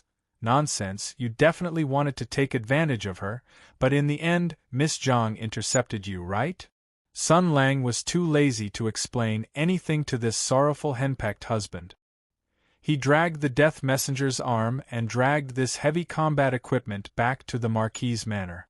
Although the Death Messenger didn't have the chance to fire a shot or a cannon, the loud explosion of the grenade and the scene of the blazing angel descending from the sky probably couldn't be concealed, but it didn't matter.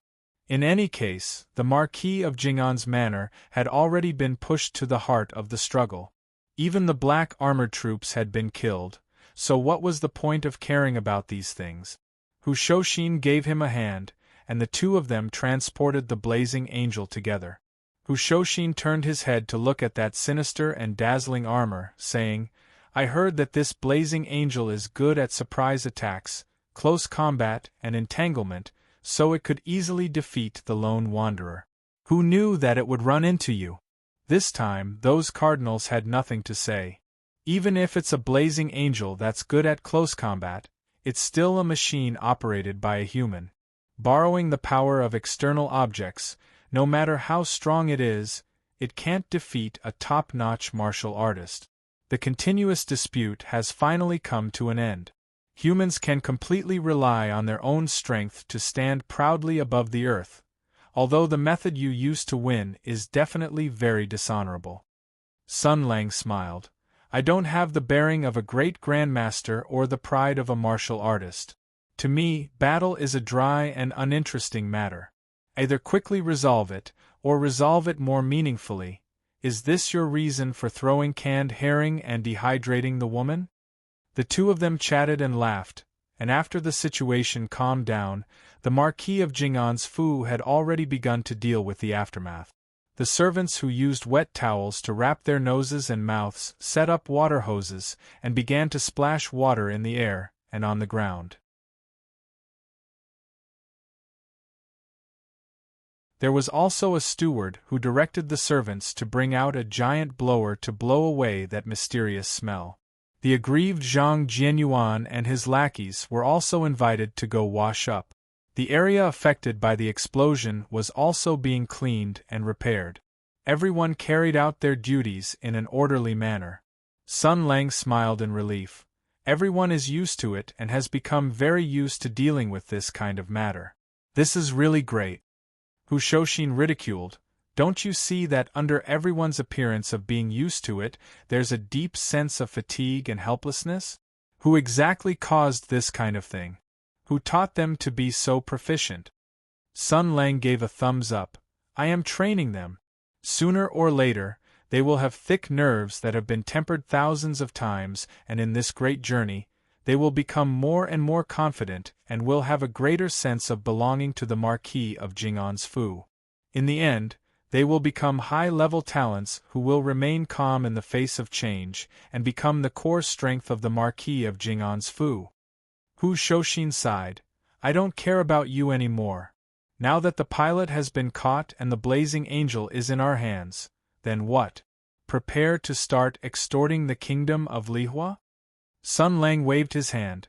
No rush, no rush. Right now, we still haven't figured out what happened. Let's first bury this blazing angel and then go take a look at that woman. Let's see if we can get anything useful out of her. Old Hu narrowed his eyes and said, Oh, what kind of method are you planning to use to extort a confession? Are you going to use your old hands? Sun Lang shook his head and said, Yinluo will probably be very unhappy, so let's forget about it for now. However, she knows that woman. Although the two of them are not good friends, they should be able to talk. Let's see if Yinluo can get anything out of her. Since that woman is a flame guard and Yinluo said that she is a terrifying hunter, her will is very firm. Needless to say, even if we use torture, we probably won't get any valuable information. Hu Shouxin frowned and said, Moreover, if we use torture, it means that we have completely fallen out with the kingdom of Lihua. Right now, the imperial court has already become our hidden enemy. If you provoke the kingdom of Lihua and cause the two sides to be hostile and even work together, the consequences will be hard to predict. Sun Lang sneered lightly. The emperor is a smart person, and empress is a person who knows his limits. No matter what, they won't dare to go against me with the kingdom of Lihua. Don't worry. As for the Russians, I plan to do business with them. Now that the death messenger is chasing after the lone wanderer, it is very likely that there is internal strife and chaos in the kingdom of Lihua. This is a great opportunity for us to seize the opportunity to gain benefit. We can't let it go. But soon, he said in distress, if that woman refuses to cooperate, I'm afraid we can only wait for Long Wanda to wake up. Hu Shouxin suddenly thought of something. He squinted his eyes and said, That's hard to say. That Kryl was just put in that state by you. If she's addicted to that feeling and completely infatuated with you, then wouldn't this matter be smooth sailing? Just like the woman you told me before. Sun Lang heard this and shivered. He said angrily, How can it be? That Courier is not a pervert. How can this happen?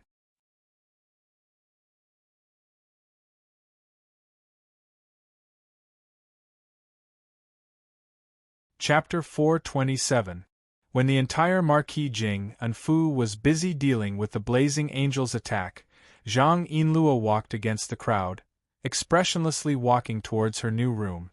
The people of the Marquis Fu passing by only saw eldest young Miss Zhang boldly carrying a blonde woman as she walked over. Her gait was like a dragon or a tiger, her eyes like a hawk or a wolf, as if she was a mountain king who had just obtained his wife. They were extremely shocked and quickly retreated to the side, lowering their heads in greeting. Out of the corner of their eyes, they could only see the blonde hair of the woman being carried by young Miss Zhang, reflecting a dazzling light under the sunlight. Although they couldn't see her face, that alluring figure, that bewildering scent, inexplicably emitted a kind of perverted aura, making everyone's hearts involuntarily beat wildly. They didn't know why, it was clearly two women, but this scene still gave people a very sensual feeling. Here, they had to praise eldest young Miss Zhao's temperament. This Marquis Jing, and Fu's eldest young miss loved Sun Lang to the point that she couldn't extricate herself, and Zhang Yinluo was undoubtedly her greatest enemy. And normally, young Miss Zhao would also coldly oppose Yinluo, seizing the opportunity to fight back. Logically speaking, this Marquis Jing and Fu's eldest young miss saw Zhang Yinluo as her fated rival and enemy, so the servants of Marquis Jing and Fu should also share eldest young miss's burdens. Not mentioning anything else, they should trip her up, not give her a good face, be indifferent to her and let her feel the enmity from Marquis Jing and Fu, making her retreat in the face of difficulties and so on, but young Miss Zhao didn't. All the servants in the Fu had been sternly instructed by her to maintain the greatest courtesy and respect towards young Miss Zhang. Those who were disrespectful would receive 50 strokes of the cane for light punishment and be chased out of the Fu for heavy punishment. After she finished instructing, she went to fight with Zhang Yinluo. She wanted to let this big milk cow, who only knew how to sell meat, know what was big. Home. Boudoir. Show. She really was a smart little girl. Zhang Yinluo carried Courier all the way back to the new courtyard that the Marquis mansion had arranged for her.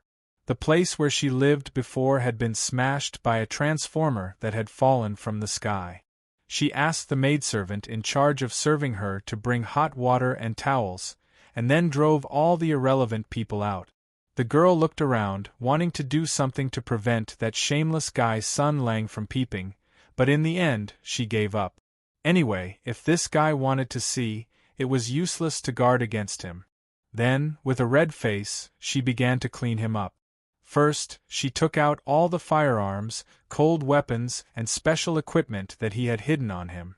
Then, she took off his clothes. After stripping the Russian girl naked and wiping her body, the sweat on her skin and some kind of sticky liquid on her thighs and lower abdomen still emitted a mysterious smell after drying. Zhang Yinluo, who knew what it was, cursed Zhang Yinluo for being shameless. His anger towards Sun Lang also grew.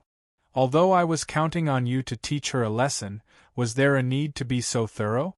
You must be enjoying it too, you rascal. Pervert. Pervert. Potential criminal. She cursed in her heart, and her face turned red. Although she was also a girl, there were times when beauty was not differentiated by gender. Courier's body was like a piece of pure white nephrite. Originally, the skin of the Slavic race was very white. She had lived in a world of ice and snow since she was young, so her skin was so white that it was almost crystal clear. This body looked very holy, but some parts of it were very hot. Those towering peaks, those knife-like plains, those perfectly round hills, and even though Yinluo was a girl, she was shocked by this soul-stirring beauty and enchanting. Her heartbeat gradually accelerated, and she took a few deep breaths. She became more and more angry. If Sun Lang saw her like this, he might even drool. Inexplicably, the more she thought about it, the angrier she became. After wiping Courier's body dry, she threw the towel back into the basin of hot water, intending to take it out and change the girl into clean clothes. Then, the moment she turned around, Courier, who was on the bed, suddenly opened her eyes. Those blue eyes that were like the sky had no trace of emotion, only vigilance and indifference. She was aware of her current state and saw Zhang Yinluo's back. Her eyes were suddenly filled with the hunting instinct of a beast. If one's back was facing a beast, it would awaken the hunting instinct engraved in the other party's genes. Even if it was a tamed beast, it would still follow the bestial nature in its heart and show its claws and teeth. But before her powerful fingers could strangle Courrier's throat, Zhang Yinluo, whose back was facing Courrier, moved. She held the basin of water with one hand, as if she had eyes on the back of her head. Her other hand rotated the 5 fingers, and easily deflected Courrier's attack like a pipa. Then, she pushed Courrier down on the bed. Then, the girl turned around and smiled. Even if you were unconscious, I still maintained the greatest vigilance. What's wrong, Courrier? You claim to be the best hunter, but you actually forgot how to judge the situation and chose to make a stupid sneak attack at this time? Courrier fell on the bed with her back facing the sky. Waves of water splashed on her chest, but she did not care about her naked body. Instead, she narrowed her eyes and looked at Zhang Yinluo. Her tone was surprised but cold. It's you. Zhang Yinluo put the basin of water aside and reached out to pull Courrier. You, the woman pushed her hand aside vigilantly and looked at her with an unfriendly face. Don't touch me. Why are you here? Are you involved in this matter too? Ajiro. Zhang Yinluo was startled. Involved in what? Courrier was staring at Zhang Yinluo's expression. She was also startled when she heard Ijiro's words. Then, she said slowly, with your intelligence, you can't fool my eyes even if you lie. Is it a coincidence? What kind of unfortunate fate did I have to meet you here? Who would have thought that I... The nervousness from just waking up dissipated. Courrier finally remembered what had just happened. She only felt waves of weakness coming from her body, as if she had continuously massaged her thighs more than 20 times. That kind of satisfied and tired feeling filled her body and soul, making her feel refreshed and sleepy. Then, she remembered what had happened before. The reason why she felt so refreshed was because she had decided to enter Mingzhou to investigate. She had encountered a hateful incident at Embroidery Hall. Then, she had chased to Marquis Jing'an's estate to punish Zhang Jianyuan, who dared to poison the swallows. In the end, she had inexplicably encountered a powerful Eastern warrior. Even though she had summoned the blazing angel armor, she was still unable to resist the opponent's almost legendary peerless martial strength. Just like that, she was firmly suppressed and completely defeated. That indifferent gaze, that callousness of a monarch, and that heavy punch that shook her soul, one punch after another, penetrated the sturdy armor and directly reached her heart. It made her feel waves of trembling from her soul, and then that feeling that she could never forget still had a fatal aftertaste. For a moment, Courrier felt her body go limp and numb. Her face turned red, and she couldn't help but clamp her legs together. She suddenly became horny. When Zhang Yinluo saw this scene that was not suitable for children, his face first turned red. Then, he immediately thought of something and said through gritted teeth, Sun Lang, that guy, Sun Lang? Courrier's eyes lit up. Is that the name of the warrior who defeated me? No. Zhang Yinluo said loudly. That's a hoodlum, pervert, lecherous, despicable, shameless, lecher, unruly, offensive to public morals. Creel looked at Zhang Yinluo with a meaningful gaze, then stretched his back and flung his golden hair that was as brilliant as a waterfall. He generously exposed his enchanting body and lazily said, Then what's the next program? Zhang Yinluo looked at her shameless appearance and didn't know why he was angry. He said sarcastically, Don't forget your identity. You are a captive. Have some self-awareness as a prey. You were once a powerful hunter. Courrier smiled and said, After I woke up, my hands and feet were not shackled. I was not in a damp and cold cell. I was not hung up, and I was not surrounded by those ant-like mediocre people. I did not see any men howling on my body. In other words, the person who defeated me did not intend to turn me into a slave to satisfy his lust, nor was he interested in hanging me up in public. What do I need to worry about? Zhang Yinluo sneered maliciously. You don't need to worry about it? Humph, the person who defeated you is a big pervert that is hard to come by in 1,000 years. He is the nemesis of all women. The reason why he did not deal with you is definitely because he wants to slowly process you. Laugh, you will cry soon. This threat to Courier was really too childish. She did not take it seriously at all. Instead, she looked at Zhang Yinluo with interest. So you are saying that you are being processed? Zhang Yinluo said angrily, Nonsense. I am not. Courier looked at Zhang Yinluo's expression change, and the corners of her mouth slowly curled up into a smile that said, Oh, Moses Roy. Zhang Yinluo felt his hair stand on end. He stared at her and said, What are you looking at? Courier's smile slowly widened. In the end, she laughed out loud and said, Who would have thought that you, who was once called the Silver Devil, would actually fall in love? I thought that you could only sleep with those little girls in the Fire Phoenix battle group for the rest of your life. Zhang Yinluo was like a cat whose hair stood on end. He jumped 3 feet high and shouted, Who is in love? Don't talk nonsense. I would never do that kind of thing. Courier, however, ignored her refutation. Instead, she nodded her head in approval. I say, when you were in the Theocracy Empire, so many men tried to court you, but you ignored them all. At that time, I thought that you were too arrogant, but now it seems that it does make sense. Those men are a bunch of weak and lowly stupid pigs. It is natural for you to look down on them. It is just that I did not expect that you, a woman, actually managed to hook up with such a unique monarch without saying a word. I did not. Zhang Yinluo refuted with all his might. Also, what do you mean by hooked up? We are good friends, even if we are lovers, you can't use this word. We are equal. Are you stupid? Courier snorted, Equal? What kind of joke is this? There will never be any equality in this world, especially between people. Whether it is lovers or ministers, it will always be one side suppressing the other, one side relying on the other.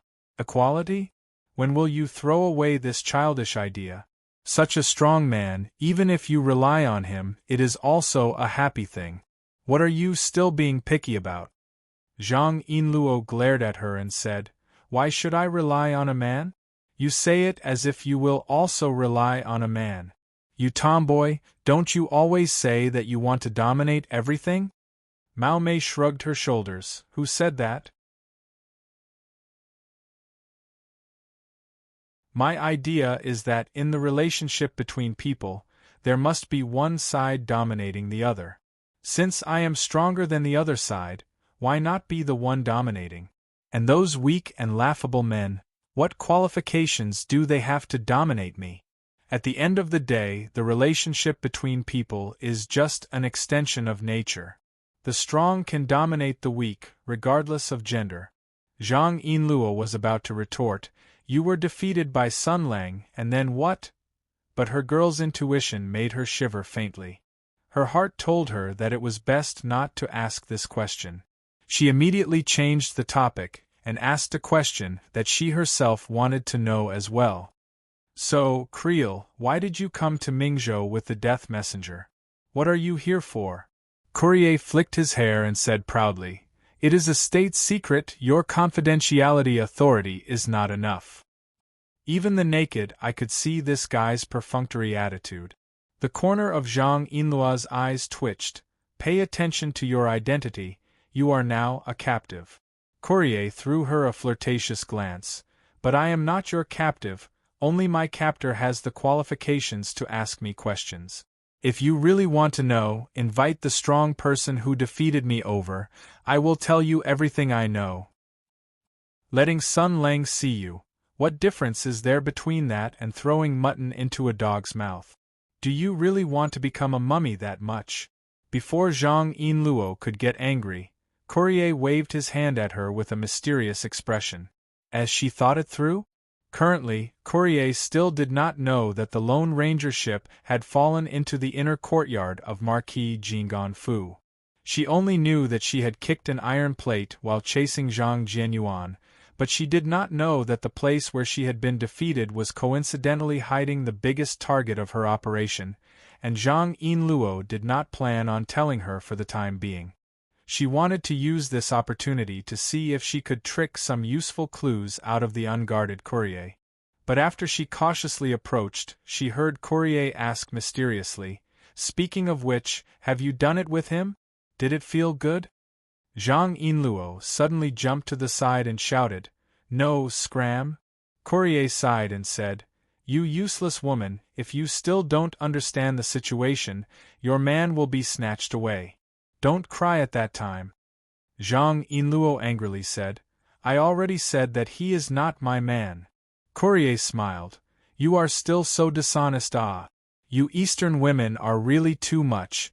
Even if you like someone, do you have to hide it in your heart? I was originally captured by that strong person. I am very confident about one thing, with my appearance and body, even women would be moved, but in the end, nothing happened." She pointed at Zhang Yinluo. "You still don't understand? Silly woman."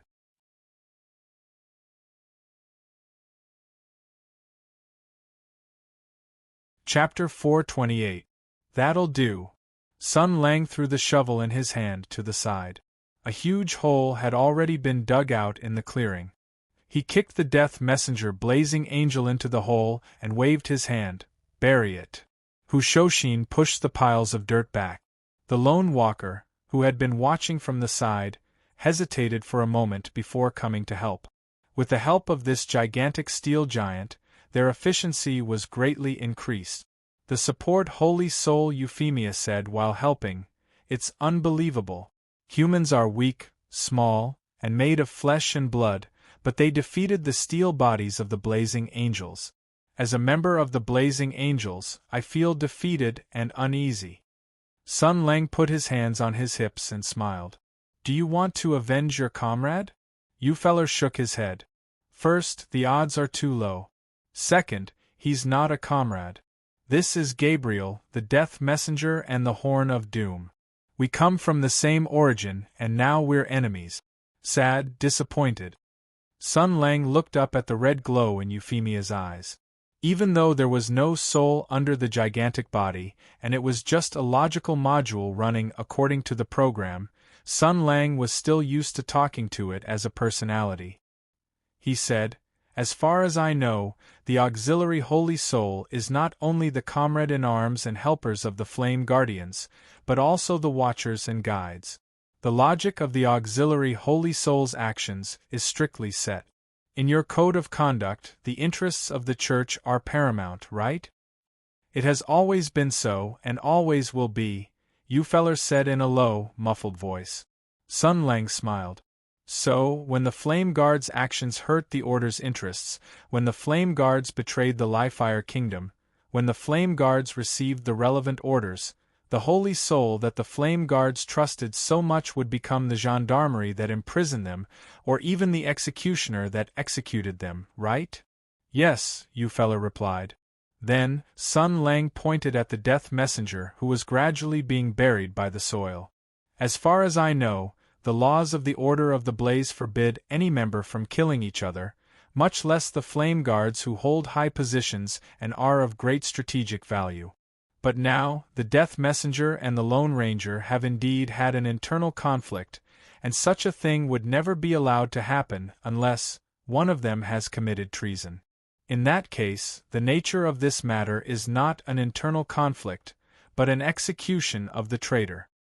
"But here's the problem," Sun Lang said indifferently. "You're protecting Long Wanda with your life, and the auxiliary Saint Soul of the Death Messenger is also assisting Courier in battle. In other words, neither of you thinks that your pilot is a traitor of the divine power of flames. If Long Wanda betrays the divine power of flames, then there's no need for Courier to pursue him. You'll control and detain him yourself and wait for the Church to escort him."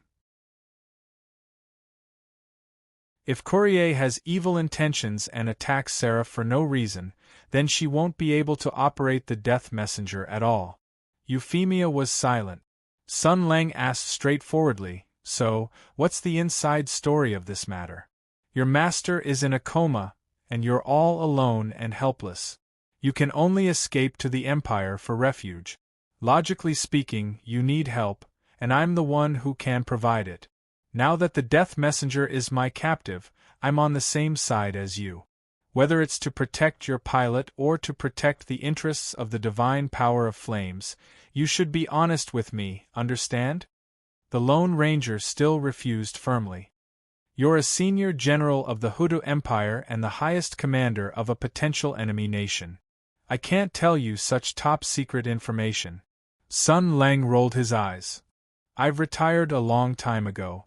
Even my name has become a forbidden word, the kind that you can't even find on Baidu.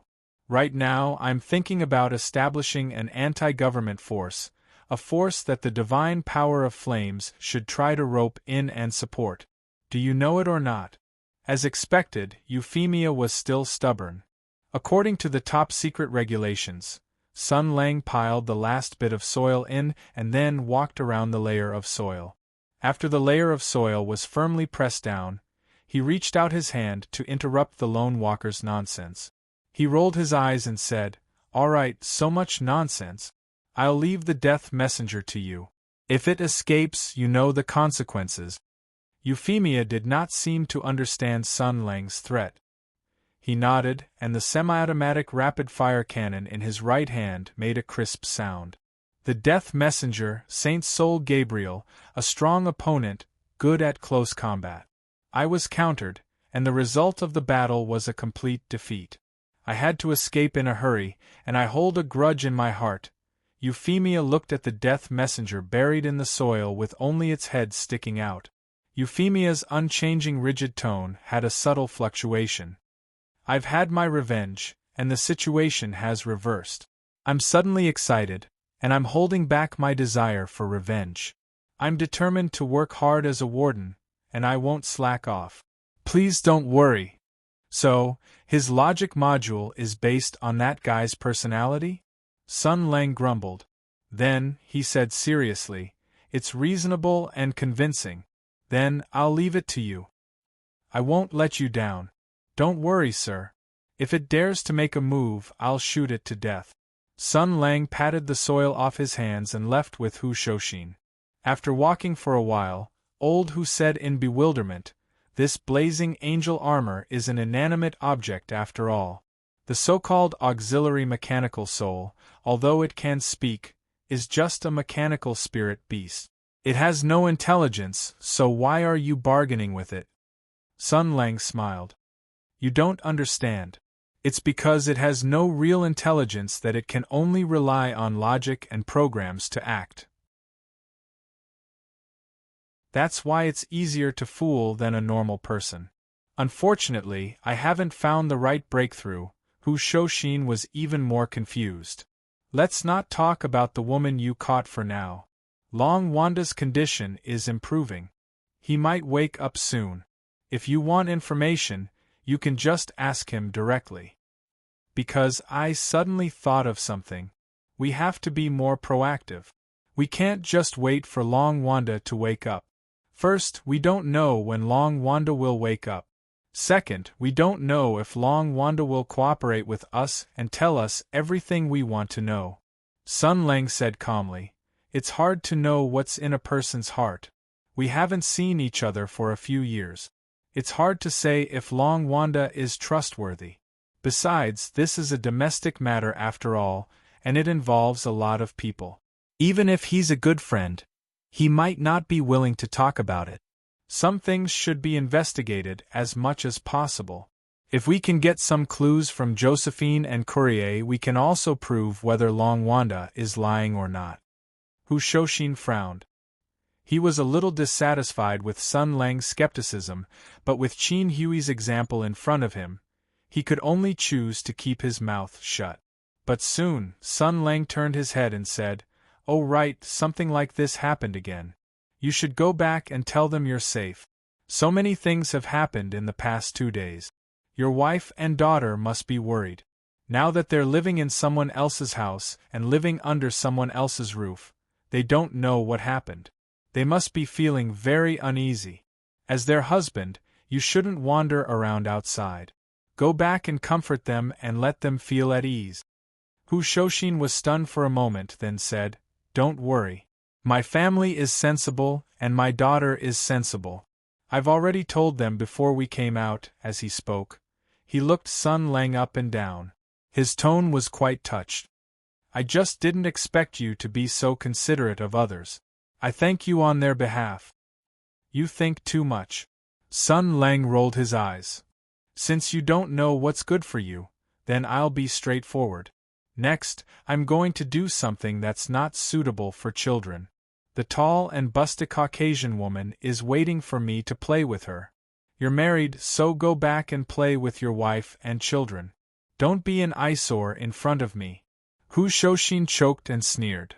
"Stop dreaming. With Miss Zhang around, what else can you do? Caucasian woman. You like Caucasian women so much. When we were in the war, I didn't see you do anything to Dr. Angela." He patted Sun Lang on the shoulder and said earnestly, "Let me tell you, don't talk about the foreign horse.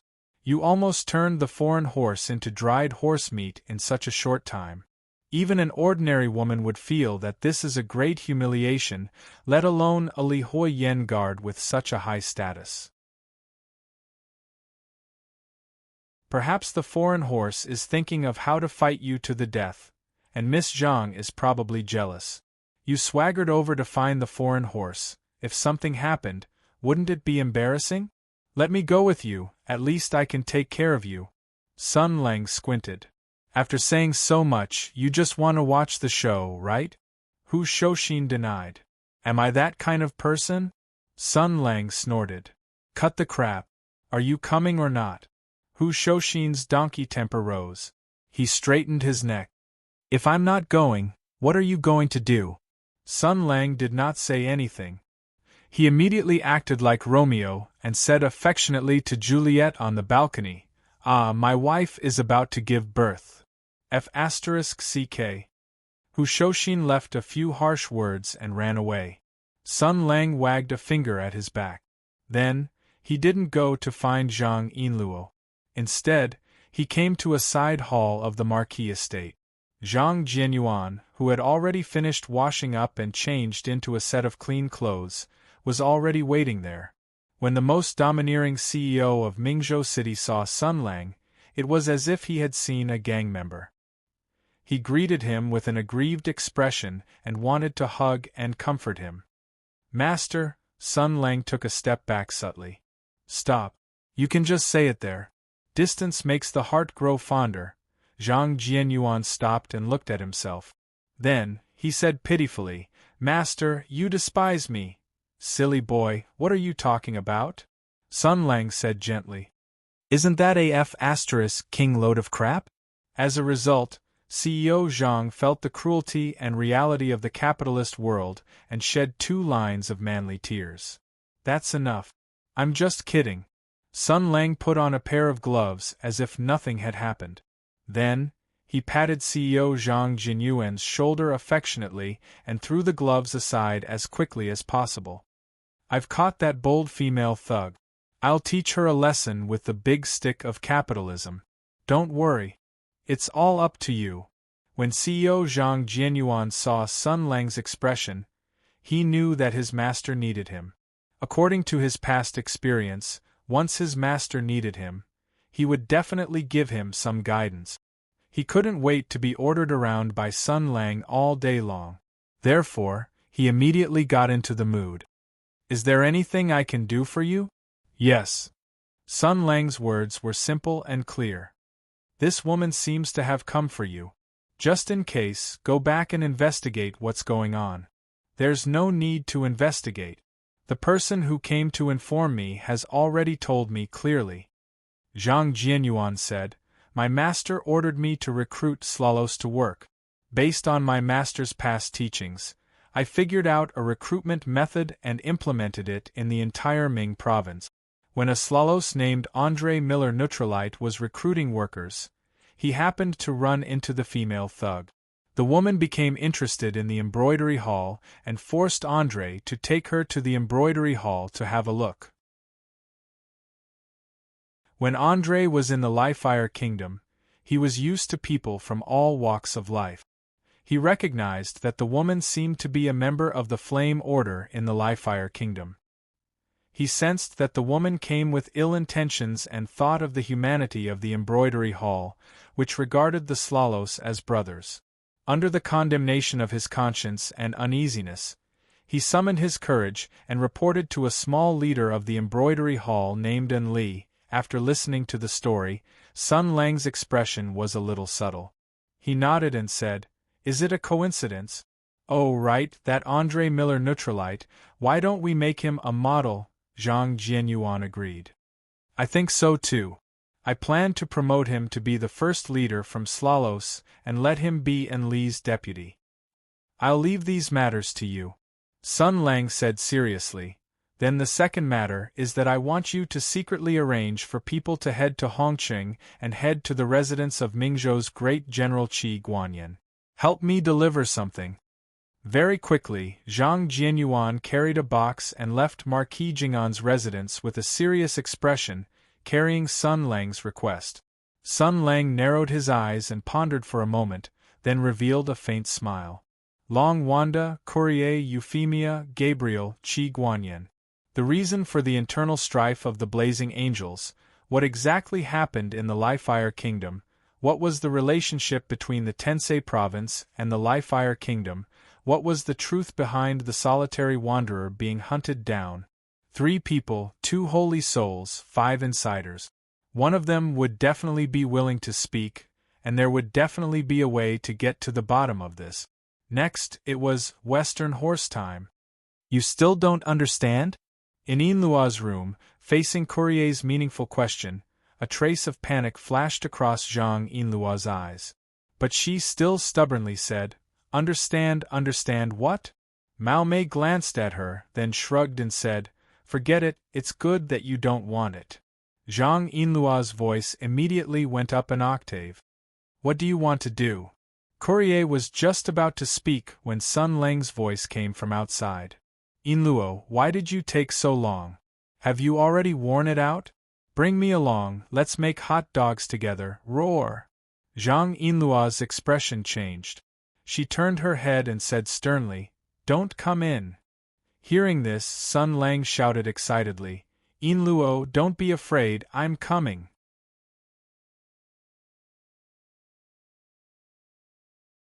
Chapter 430. A Kidnapping Case. A bizarre kidnapping case. The atmosphere suddenly became quiet. A very evil Empire bandit, holding a foreign hostage wrapped in a quilt. His motive was very subtle. The weapon used by the bandit was neither a gun nor a knife, but the most inhumane biochemical weapon of mass destruction, which was enough to cause irreversible damage to the body and soul of the victim.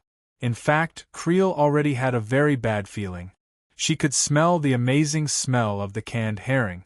The smell was so strong that any normal woman would rather die than come into contact with it, especially at such a critical time and occasion. Just as Zhang Yinluo said, if she were to be splashed with it at this time, Sun Lang would probably remember today's incident the next time he saw her. Translator's note. However, what she found the most unbelievable was Zhang Yinluo's behavior. As a brave, noble and honorable Li Huoyen guard, she believed in the law of the jungle, where the strong preyed on the weak. What she yearned for was an upright, all-out battle. And the method that Zhang Yinluo used to get out of this situation was even more despicable than her nipples. Kryl was both shocked and angry, but this method was indeed effective. She didn't dare to act rashly. If she was really drenched in that kind of stuff, then all her ambitions for Sun Lang would be ruined in this lifetime. However, this didn't stop her from scolding and criticizing righteously a Chilo Dabiao Zhang. Tip: the naming rule of the Slalos was first name, last name. Lord Yen Wei criticized sternly, You have abandoned the glory of a warrior. You have betrayed the teachings of the Li Hua battle group. How dare you use such a despicable method to humiliate the warriors of the church? You are a disgrace to the spirit of the fire. The Li Hua kingdom taught you how to use the power of fire to fight, and you have learned such a bad habit in less than 2 years after returning to your homeland. You have started to play with shit. Zhang Yinluo said angrily, "Shut up! Who do you think I learned this from?" At this time, Sun Lang also reacted and said in shock, "Stop it! Canned herring can't be used as a human body. You're not at the peak of the human body. The real flourishing of the human body can bring smiles to everyone." Zhang Yinluo glared fiercely at Sun Lang. "Shut up! I haven't settled the score with you yet. What else do you think about other than your breasts all day long?" Sun Lang turned his head away as if nothing had happened and whispered, "And your butt. How dare you talk back?" Zhang Yinluo was so angry that he laughed. "Is it fun to bully me with her? You only know how to bully me. You only know how to tease me all day. How dare you do such a thing in front of me?" Courier said unhappily, "You're such a busybody. Men are all wolves, not cows like you who eat grass all day long. You don't give the wolf any meat to eat, and you don't even let him go out to find meat to eat. Are you trying to starve him to death? When he can't help but leave you behind and run away, you can just wait to cry." When Sun Lang heard this, he immediately looked pitifully at Zhang Yinluo, blinking his eyes. His appearance did indeed look like a cunning big-tailed wolf that had obscene intentions that everyone on the street knew about. Zhang Yinluo didn't fall for it and opened the can a little more. She looked at Sun Lang and threatened, "Get out first. Let her change her clothes before coming in. Also, don't eavesdrop on our conversation." Sun Lang saw that Yinluo was strong-willed and that it would be a waste of time to stay, so he sighed, pouted, and left with an aggrieved look on his face. Zhang Yinluo looked at his disappointed back view and for a moment, she was a little absent-minded. It was such a good opportunity, but Courier didn't take the chance to kill her. She was silent for a moment and said slowly, "Looks like he really likes you. What's so good about you, woman?" Zhang Yinluo came back to her senses and sighed softly.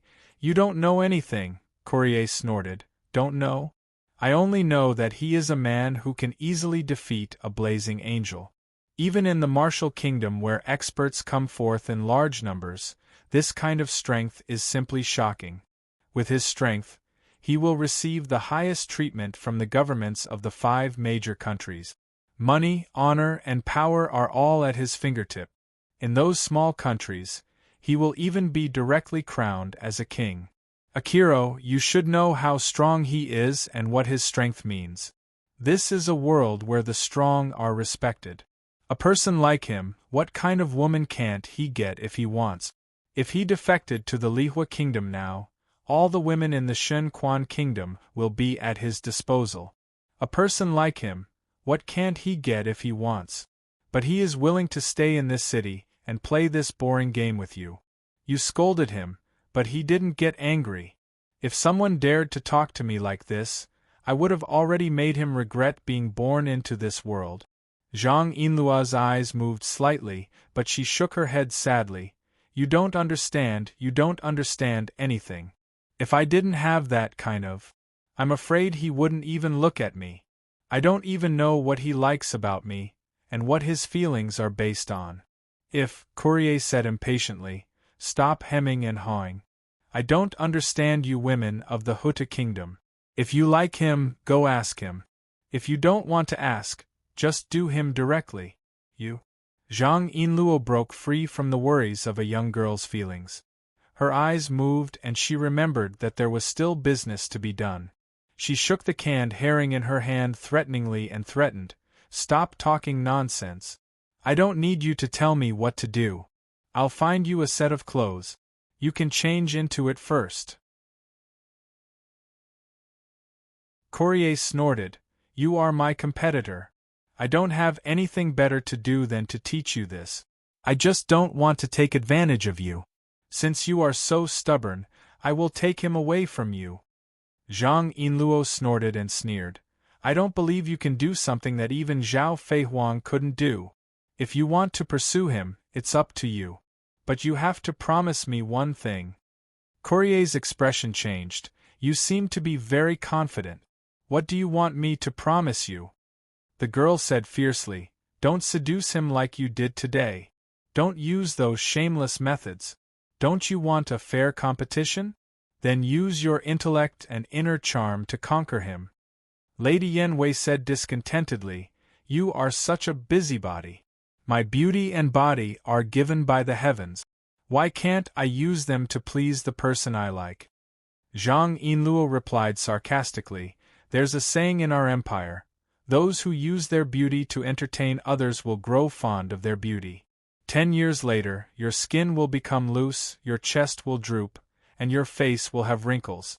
More importantly, no matter how beautiful and charming you are, he will definitely get sick of you after 10 years. There are plenty of girls who are younger and prettier than you. At that time, he will give you the cold shoulder and distance himself from you. Let's see where you can go to cry. Although Lady Yanwei was the #1 battle maniac in the Flaming Empire, she was still a girl after all. She also had a sensitive young girl's heart. Growing old was a taboo for any young woman. Courier's expression changed and he mocked. You say it as if you don't know how to sag.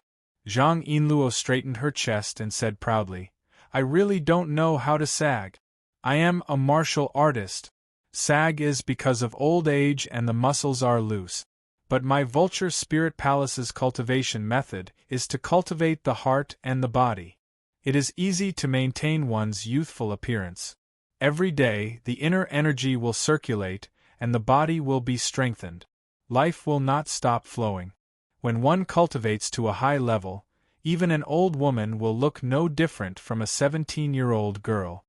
Courier showed an envious expression for a moment, but she was not willing to show any weakness in front of Zhang Yinluo. Lady Mao rolled her eyes and snorted disdainfully. So what? Birth, aging, illness, and death are natural cycles. An old person should look like an old person. Now that I'm young and have extreme beauty and a moving body, I'll use my body to charm him. Then, in the future, I'll let him gradually realize that I'm more outstanding than my external appearance. What's wrong with that? 10 years later, when I'm no longer young and he's tired of my body, it doesn't matter. This period of time is enough for him to recognize my good. I'm his wife, his good wife, the woman who can hold hands with him for the rest of his life. He'll respect me, rely on me, and love me. It's human nature that he likes young and lively bodies. Let him pursue new beauties. A man with desire and willingness to make progress is the most charming. As for me, I can divert my energy from him and focus on teaching his son. She raised her head proudly. This is the way of life of the women in our tribe. Only the wisest and most beautiful woman has the right to serve and assist the strongest man. Zhang Yinluo's heart did not waver. Oh, but you are still not allowed to seduce him. Courier straightened her neck. I want to do this. Miss Zhang shook the canned herring in her hand expressionlessly. Is that so? Lord Yanwei said angrily. Blazing Angel will not compromise. Blazing Angel will not be threatened. Zhang Yinluo, if you dare to do this, then we will fight to the death. Zhang Yinluo said lightly. Why do you want to use your body to seduce him? Do you have no confidence in your inner charm and brain? If you do this, you can't win against me. Courier asked suspiciously, What do you mean? Zhang Yinluo smiled. Do you know why he likes me? I have never used my body to seduce him, nor did I let him take advantage of me. But from the beginning to the end, he still likes me. I can do what you can't do. Even if you can use your body to seduce him and take him away, compared to me, you are still a slut who can only seduce men by shaking your tits. Courier roared, Nonsense. How can I lose to a pretentious slut like you? Eastern milk cow. Not only can you not win against me in terms of beauty, but also in terms of beauty and intelligence, you are far from me." Inluo smiled and said, "If you have the ability, then prove it to me. You don't have to use your body to tempt him, and you don't have to rely on selling your body to tempt him. Use your inner charm, your inner qualities and wisdom, and use your intelligence and personality to pursue him openly. See if he will be moved by you." Quirrell gnashed his teeth and said, "All right, I'll let you see my prowess. I have to make you shed tears of regret, and feel regret and indignation. When the time comes, if you can sincerely beg me, maybe I will be merciful and agree to let you be his lover." Zhang Yinluo said lightly, "Then it's a promise. Remember, don't have any physical contact with him. Who knows if you will secretly do something? Every word that a woman says will condense into ice that will never melt. Once she says it, she will not take it back. Don't worry. Before I win, I won't let him lay a finger on me," Courier said with an evil smile. "But after I win, I will tie you to a chair and let you watch us make love on the bed. Watch him indulge in my beauty and climb to the peak of pleasure with me. I want you to watch with your own eyes. Hate your own incompetence. Stop talking nonsense and put on your clothes." Sun Lang waited outside for a while and finally got Zhang Yinluo's permission. After entering the door, his eyes lit up. He saw that the Russian woman had changed into a set of imperial women's clothes. It should be Yinluo's clothes. It was a light yellow dress for a lady. When worn by a tall blonde foreign woman, it showed a different kind of charm. And the biggest highlight was that the size of the clothes was shockingly suitable for him. Zhang Yinluo's eyes pierced over coldly. "What are you looking at?" Sun Lang showed a simple smile like an old man in the countryside. He clapped his hands and said, "That's great, that's great." Courier's expression became dignified. Apart from looking at Sun Lang with eyes full of tenderness and love, she didn't do anything out of line. She was as noble and pure as a saintess. She lifted her skirt and saluted Sun Lang. "Sir Sun Lang, I'm sorry to have offended you. Now that I've received the punishment I deserve and become your prisoner, I ask for the treatment corresponding to my status." "Are you referring to the balls, anal plugs, restraining ropes, wooden horses, and vibrators?" Sun Lang showed a subtle expression, but Zhang Yinluo immediately broke his fantasy. He said indifferently, "Didn't you want to interrogate her? What are you waiting for?" Only then did Sun Lang remember what he was here for and felt a little ashamed. He casually pulled a chair and sat down. He stretched out his hand and said, "Please answer the question. First question, what are you doing in the Empire?" Courier replied, "I'm here to carry out a top-secret mission." Sun Lang's expression became gentler. "You actually didn't lie. That's really unexpected." Courier said frankly, "I grew up in the icefield. There's no morality to speak of there, only the law of the jungle. Humans are beasts and there's no difference. I've done many things that would be regarded as crimes by civilized society. I don't think it's wrong. Only the strong can define good and evil. But there's one thing I've never lied about, because doing evil is the privilege of the strong, and lying is disrespect to oneself. Moreover," she looked at Sun Lang gently, "I want to be your wife, so I'll never lie to my future husband." This woman was noble, powerful, and beautiful. She was a stunner that almost every man dreamed of conquering, and her confession full of love was enough to make any man go crazy. However, Sun Lang was a man who regarded women as dung. He could be considered a veteran of hundreds of battles and had seen many. He nodded calmly and continued to ask, "So, the lady who wants to marry me, can you reveal the contents of the top-secret mission you're carrying out?" "Unfortunately, I can't."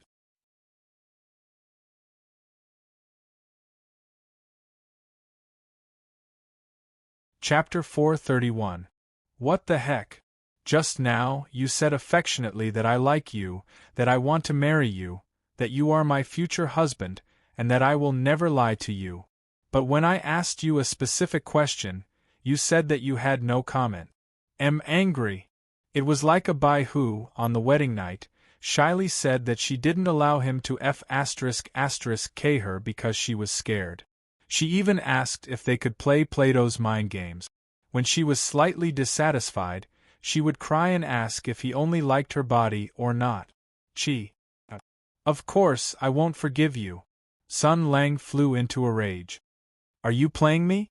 I have never played a man before. Courier said dutifully. Of course, if you are interested, I will certainly cooperate with you.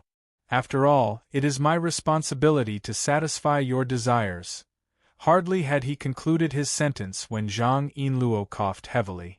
For some reason, Courier immediately changed his mind. Of course, it will be after we are engaged.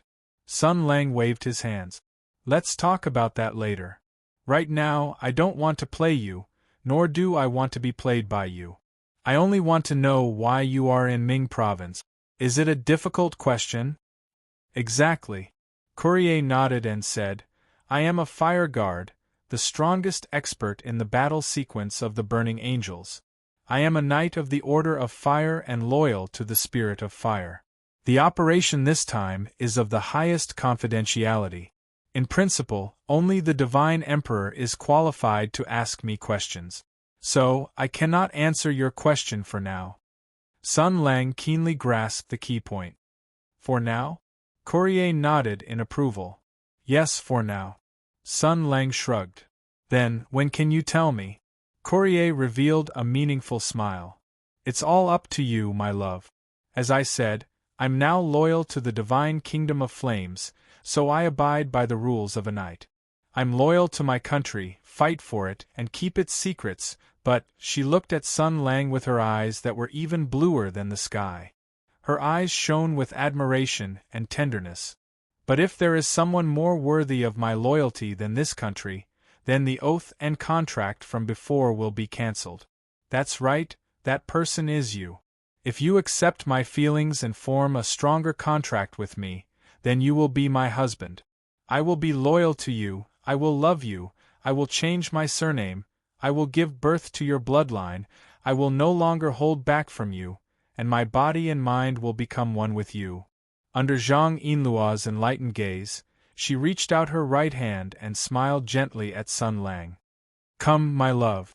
Let's get engaged. Sun Lang's face showed a touched expression. He slowly said, Unfortunately, I can't. Courier was stunned for a moment. She was not angry. She curiously asked, Why not? Sun Lang proudly said, This is a major event that concerns my entire life. How can I use my pure and clean body to make a deal? You still have one more thing to learn. You can't force a relationship. Zhang Yinluo was angry and amused at the same time. She knew the real reason why Sun Lang rejected her flatly. The girl could not help but secretly snort, but she could not help but reveal a smile on her face. I see.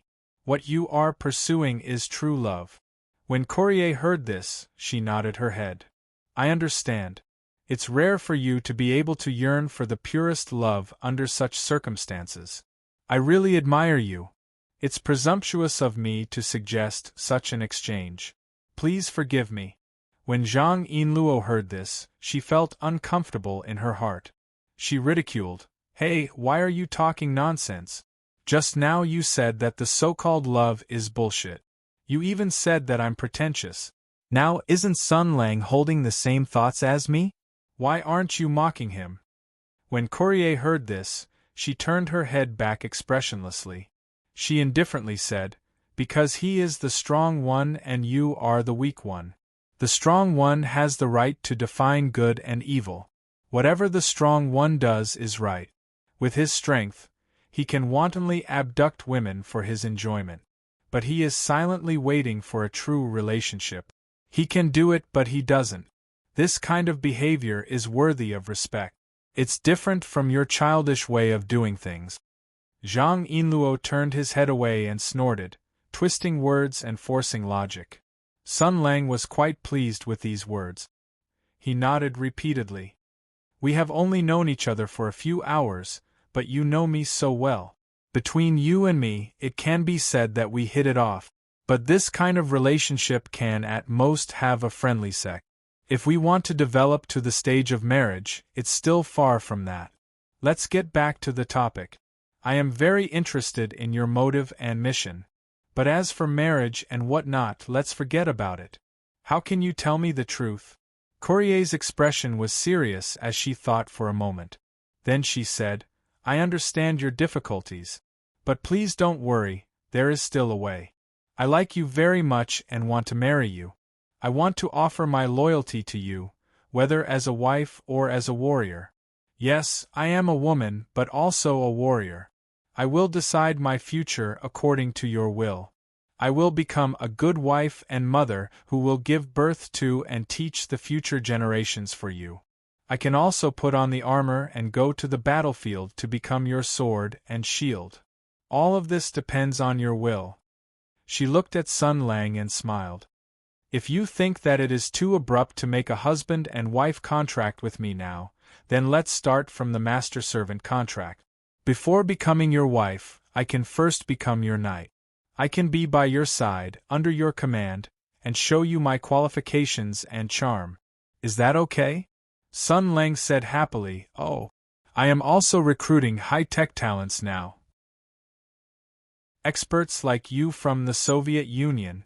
Bah, I mean high-level talents from the Lihua country. I welcome you very much. That means you want to jump ship, right? No problem, the salary is not bad, there are 5 insurances and 1 housing fund. Courier also showed a sincere expression of joy. She smiled and said, But loyalty is relative. A knight is loyal to her master, and the master should also show his talents and great achievements to the knight. So, please allow me to see what I want to see before I pledge my loyalty. Sun Lang promised, No problem, no problem, I already knew this when I worked for the Divine Castle when I was a child. If I want to recruit you, I have to complete your personal mission and explore your mental journey, right? Tell me, do I want to fight monsters with you or help you kill people? Courier smiled and shook her head. No, I don't need any of them. The problem now is that I am a Yenwei of the Lihua country, and I also carry the Blazing Angel equipment. If I pledge my loyalty to you, this is completely tantamount to betrayal for the Lihua country. I will be regarded as a traitor, and I will be killed by the Shenquan country.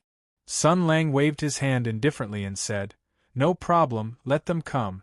We don't need one more person.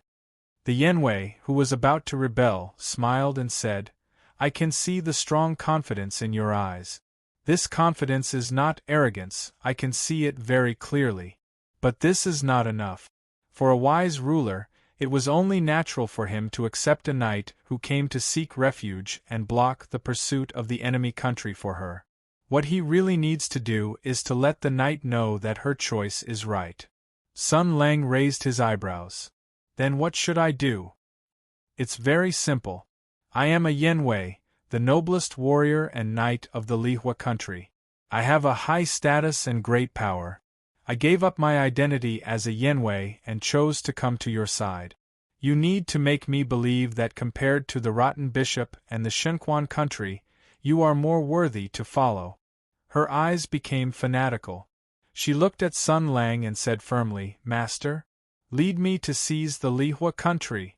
The ambitious divine emperor who was unable to suppress the council of bishops, the deep-rooted but short-sighted conservative forces, the foolish nobles, the arrogant priests, and the oppressed people who were becoming more and more restless under the extreme pressure.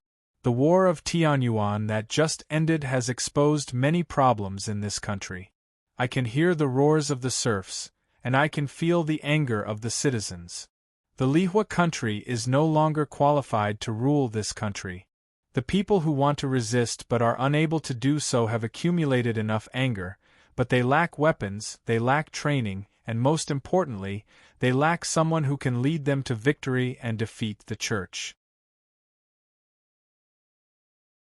As long as that person can bring them victory, as long as that person can let them plunder the wealth of the nobles and priests, as long as that person can let them enjoy the white and tender bodies of the noble ladies who used to be high and mighty, and as long as that person can awaken the most humble and intense malice that belongs to the weak in their hearts. Her tone was fanatical and indifferent. She was fanatical about the fire of war that was about to be ignited and indifferent about the lives that were about to die. She looked at Sun Lang and said passionately, "So, my future husband, show me your tolerance and greed as a king. Occupy the country covered in snow and ice, and become the master and ruler of all the Slalos. Drive them to fight for you, die for you, and march forward for you with whips and liquor." Sun Lang and Zhang Yinluo looked at Courier, dumbfounded. A moment later, Sun Lang jumped up and shouted, "This is not a personal quest. This is an epic main quest. This is an SSS-level quest, right? It's much harder than marrying you. Do you think I'm Lenin?" Courier smiled and said, "You can also marry me now." Zhang Yinluo also stood up and said sternly, "Courier, as a Lihua guard, you actually have such rebellious thoughts and want to drag your country into the endless flames of war?" Courier turned to look at Zhang Yinluo, his eyes indifferent, and said mockingly, "Endless flames of war? Icolo, you've lived in the kingdom of fire before. Then answer me, is the kingdom that is named after fire and was born from fire now peaceful, full of song and dance? Is everyone living and working in peace and contentment?" Zhang Yinluo was stunned. "Do you understand now? Those who live happy and worry-free lives will always be those high and mighty priests and nobles. The glory of the Lihua country is more and more dazzling in the flames, but the fuel that makes the flames burn forever is the countless serfs and commoners. Their lives, their sorrow, their tears are all thrown into the furnace of Lihua that will never be extinguished, as the price for the few who live in luxury. This is the law of this world. The strong dominate the weak and take everything away from the weak. Humans are beasts, and plunder and exploitation will always exist. Who asked them to be the weak? Those incompetent weaklings, those stupid serfs, those sorrowful commoners, they are all exploited and plundered, gnawed until not even their bones are left. If that's the case..." Courier's eyes became cold and cruel, like a beast ready to hunt. She looked into Zhang Yinluo's eyes and revealed a sinister smile. "If that's the case, then why can't I be the one to exploit and plunder them? Why can't it be my husband?" Zhang Yinluo shuddered, but sadly found that Courier's words made so much sense that she could not refute. The Lihua country was indeed a place crueler and more ruthless than the empire. The people at the bottom of the hierarchy lived without any dignity. Even if she tried her best, she could only help a small number of people. With her ability, she could not fundamentally change this atmosphere. This was also one of the reasons why she was determined to leave the country. She could not change all of this, nor could she enjoy the life of a superior with a clear conscience. Courier, however, stared at her and coldly said, "The alpha wolf of the icefield enjoys the worship of the entire wolf pack. It can choose its mate at will, but it also has to protect the dignity of the wolf pack and ensure the growth of the pack. Because of the growth of the pack, it can continue to enjoy the privilege of being a king." The Order of the Flame did not understand this and made things worse. They no longer have the right to rule this country. Yen Wei repeated his point of view. "Since their rule is on the verge of collapse, we naturally have the right to take this country from them." As he spoke, Courier looked at Sun Lang expectantly. "My love, you need a kingdom and power that suits your identity, and I will give this country to you. This is not a task that can be completed in a short time. I only need a promise. Then I will leave everything to you without holding back." Zhang Yinluo shouted, "Wait! You're not trying to trick Sun Lang into working for you, are you?" Courier snorted. "If he can be controlled by his own woman, it means that he does not deserve to be my man. If he can't even conquer me, how can he conquer that country?" Zhang Yinluo was tongue-tied and then frantically said, "Is there something wrong with your head? Not long ago, you came to Sun Lang's doorstep aggressively, and after being beaten up, you started to coquettishly say that you want to marry him. Now you're urging him to go to the Li-Fire Kingdom and take over the throne. Why didn't I notice that your thinking was so fast before? Courier said proudly. That's because His Excellence is beyond my imagination. On the other hand, you're a useless, stupid woman. You have such an excellent man by your side, but not only do you not work hard to hold him in your hands, you're actually wasting your time with him. What did you learn in the Li-Fire Kingdom? Luo said angrily. What's wrong with living a peaceful life? Isn't it tiring to kill all day long? Courier snorted disdainfully. As a foreign young man with ideals and aspirations, she could not understand Zhang Yinluo's useless mentality at all. The woman turned her eyes to Sun Lang and asked again, My love, what's your decision?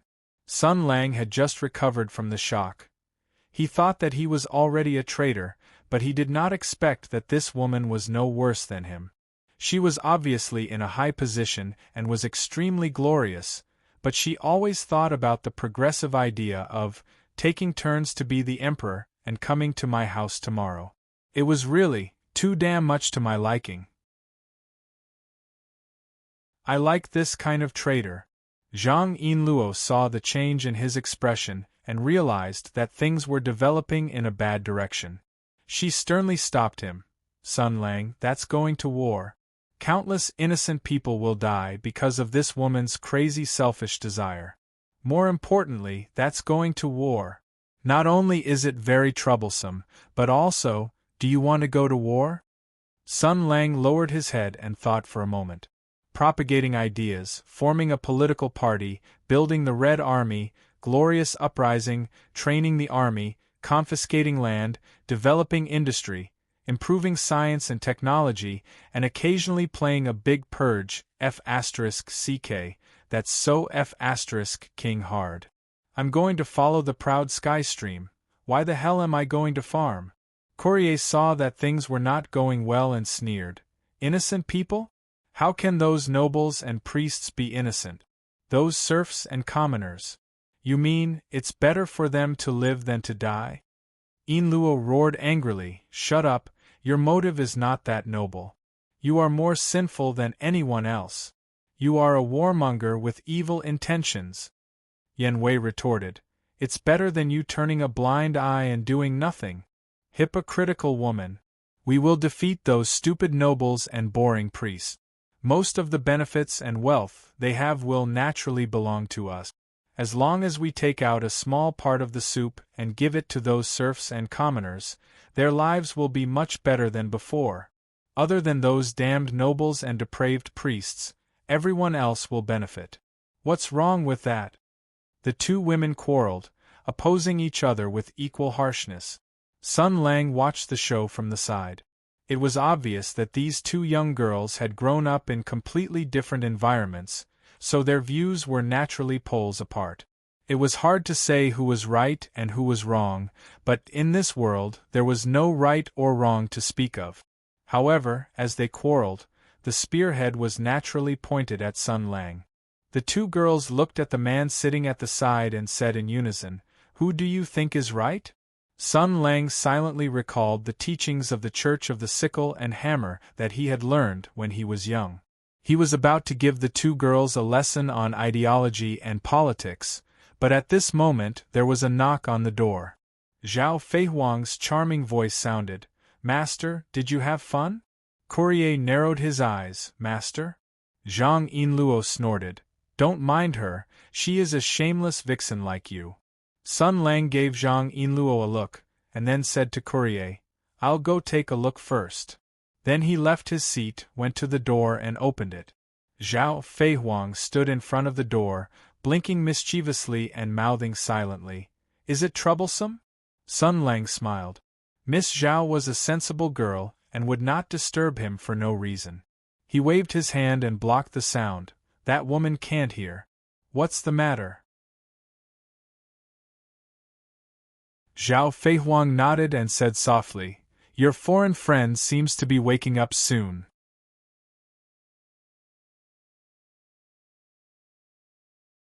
Chapter 432. That foreign friend of yours seems to be about to wake up. Hearing Zhao Feihuang's words, Sun Lang's expression changed, joy appearing on his face. In truth, Long Wanda's matter could not be considered major, but it had occurred at a delicate point in time. The Tensei province had revealed its claws and fangs against Hu Shouxin. He had decided not to retreat, brazenly drawing his sword and pointing it at the imperial capital. This decision was so abrupt, but it was not hasty. This was because he had practiced this process thousands of times in his mind. His advantage, the Empire's advantage, his strategy, and the Empire's response. The Hudu Empire was playing chess with the soldiers they had personally trained. His strategy had not become rusty in the slightest after leaving the army for 2 years. That unstoppable overt scheme aimed at the vital points of the Hudu Empire was like a raging wave crossing the river, crashing down on the Hudu imperial family and creating a great problem for his enemies. The news could not be concealed, the Empire could not proactively announce Sun Lang's treason, and the Empire could not even mobilize the army for a punitive expedition. This was because Sun Lang held secrets that could be used against the Emperor, and because those in power would always have such apprehensions. The initiative was now in the hands of the unpredictable Avengers. If Sun Lang said to fight, they could fight, and if Sun Lang said to stop, they had to stop. Although it was a sudden change, Sun Lang had already deduced the process no less than 100 times in his heart. In the days when he was waiting for the 3 years of revenge, he had done many similar things. As for how to rebel, how to diss the Emperor, he really did not know how skilled he was. Therefore, Sun Lang forced the Emperor and the Heavenly Policy residents into a game of chess. He drew down the rules and took the initiative, forcing the enemy to engage in a battle of disadvantage due to the asymmetry of information in his home ground. This was Sun Lang's first step in challenging the Empire. His plan was very clear, which was to press them step by step and cut their flesh with a soft knife. He pressed them wave after wave until they couldn't take it anymore. Mingzhou's General Qi Guanyan was the first target of his plan. He would control him, and then the military, politics, and business would work together to gradually encroach on Mingzhou's control. At that time, with Li Hua at the back and Songzhou at the west, he would gradually put pressure on the south. He would let the Emperor see this great threat and make him panic. He would see how big of a mistake he could make in his desperation. He would let him know that when to flip the table, it was also his father who had the final say. Now, he had already made his move and was about to start contact with Qi Guanyan, and then wait for the imperial court's response and movement. But at this moment, a lone traveler descended from the sky and disrupted his plan. Long Wanda, as a Li Hua guard, was chased by another blazing angel and fled to the Empire in a panic, unconscious. This was not a small matter, and it definitely involved a huge internal dispute in Li Hua. It was a variable but also an opportunity. Perhaps he could use this opportunity to take advantage of the situation and obtain the firearms technology that Sun Lang had been eyeing for a long time from Li Hua. As a transmigrator, he knew what industry and technology meant. Following the accidental capture of another blazing angel, he realized that the blazing angel incident and the Qi Guanyan incident seemed to be the same incident. In other words, the general of Mingzhou and the Li Hua guard courier had some kind of connection. Perhaps it was a deal, perhaps it was an exchange, perhaps it was an order, who knew? In this chaotic situation, Long Wanda's awakening was indeed good news. His expression became relaxed. "I'll go and take a look." Zhao Feihuang saw that Sun Lang had become relaxed, and she was also happy. She smiled and asked, "You don't have to feign civility with that foreign woman anymore, right? I've heard that foreign women are all shameless sluts." Sun Lang smiled. "You can't say that. Although Long Wanda has woken up, there is no guarantee that he will be willing to tell the truth about everything. Courier is still very useful." "Humph, That kind of troublemaker with bad intentions, if used properly, is enough to plunge Li Hua country into great chaos. Not to mention her own combat ability, her identity and status are also great hidden wealth.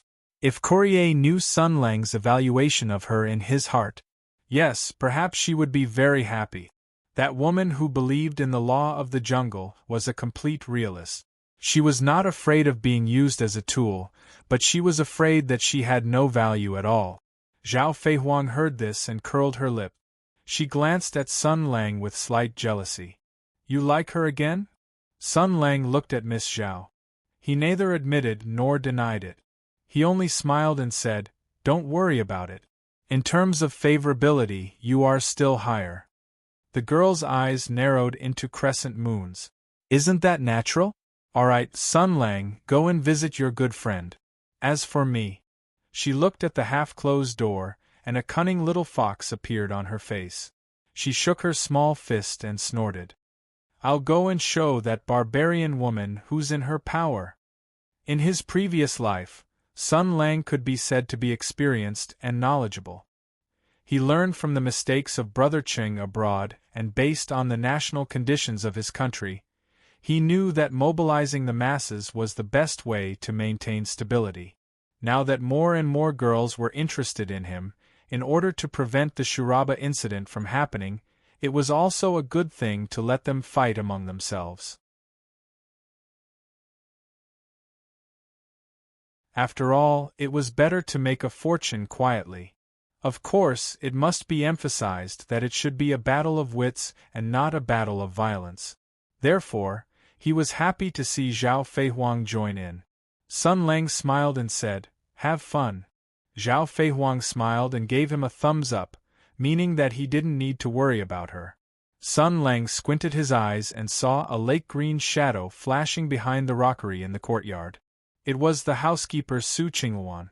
With this loyal dog-type big sister protecting him, Sun Lang was really relieved. Waving her hand to send Sun Lang away, Zhao Feihuang's smile suddenly became playful.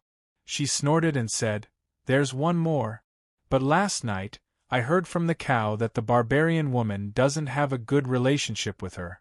Well, it's decided happily. First, I'll provoke them to fight. Thinking of this, she happily pushed open the door in front of her.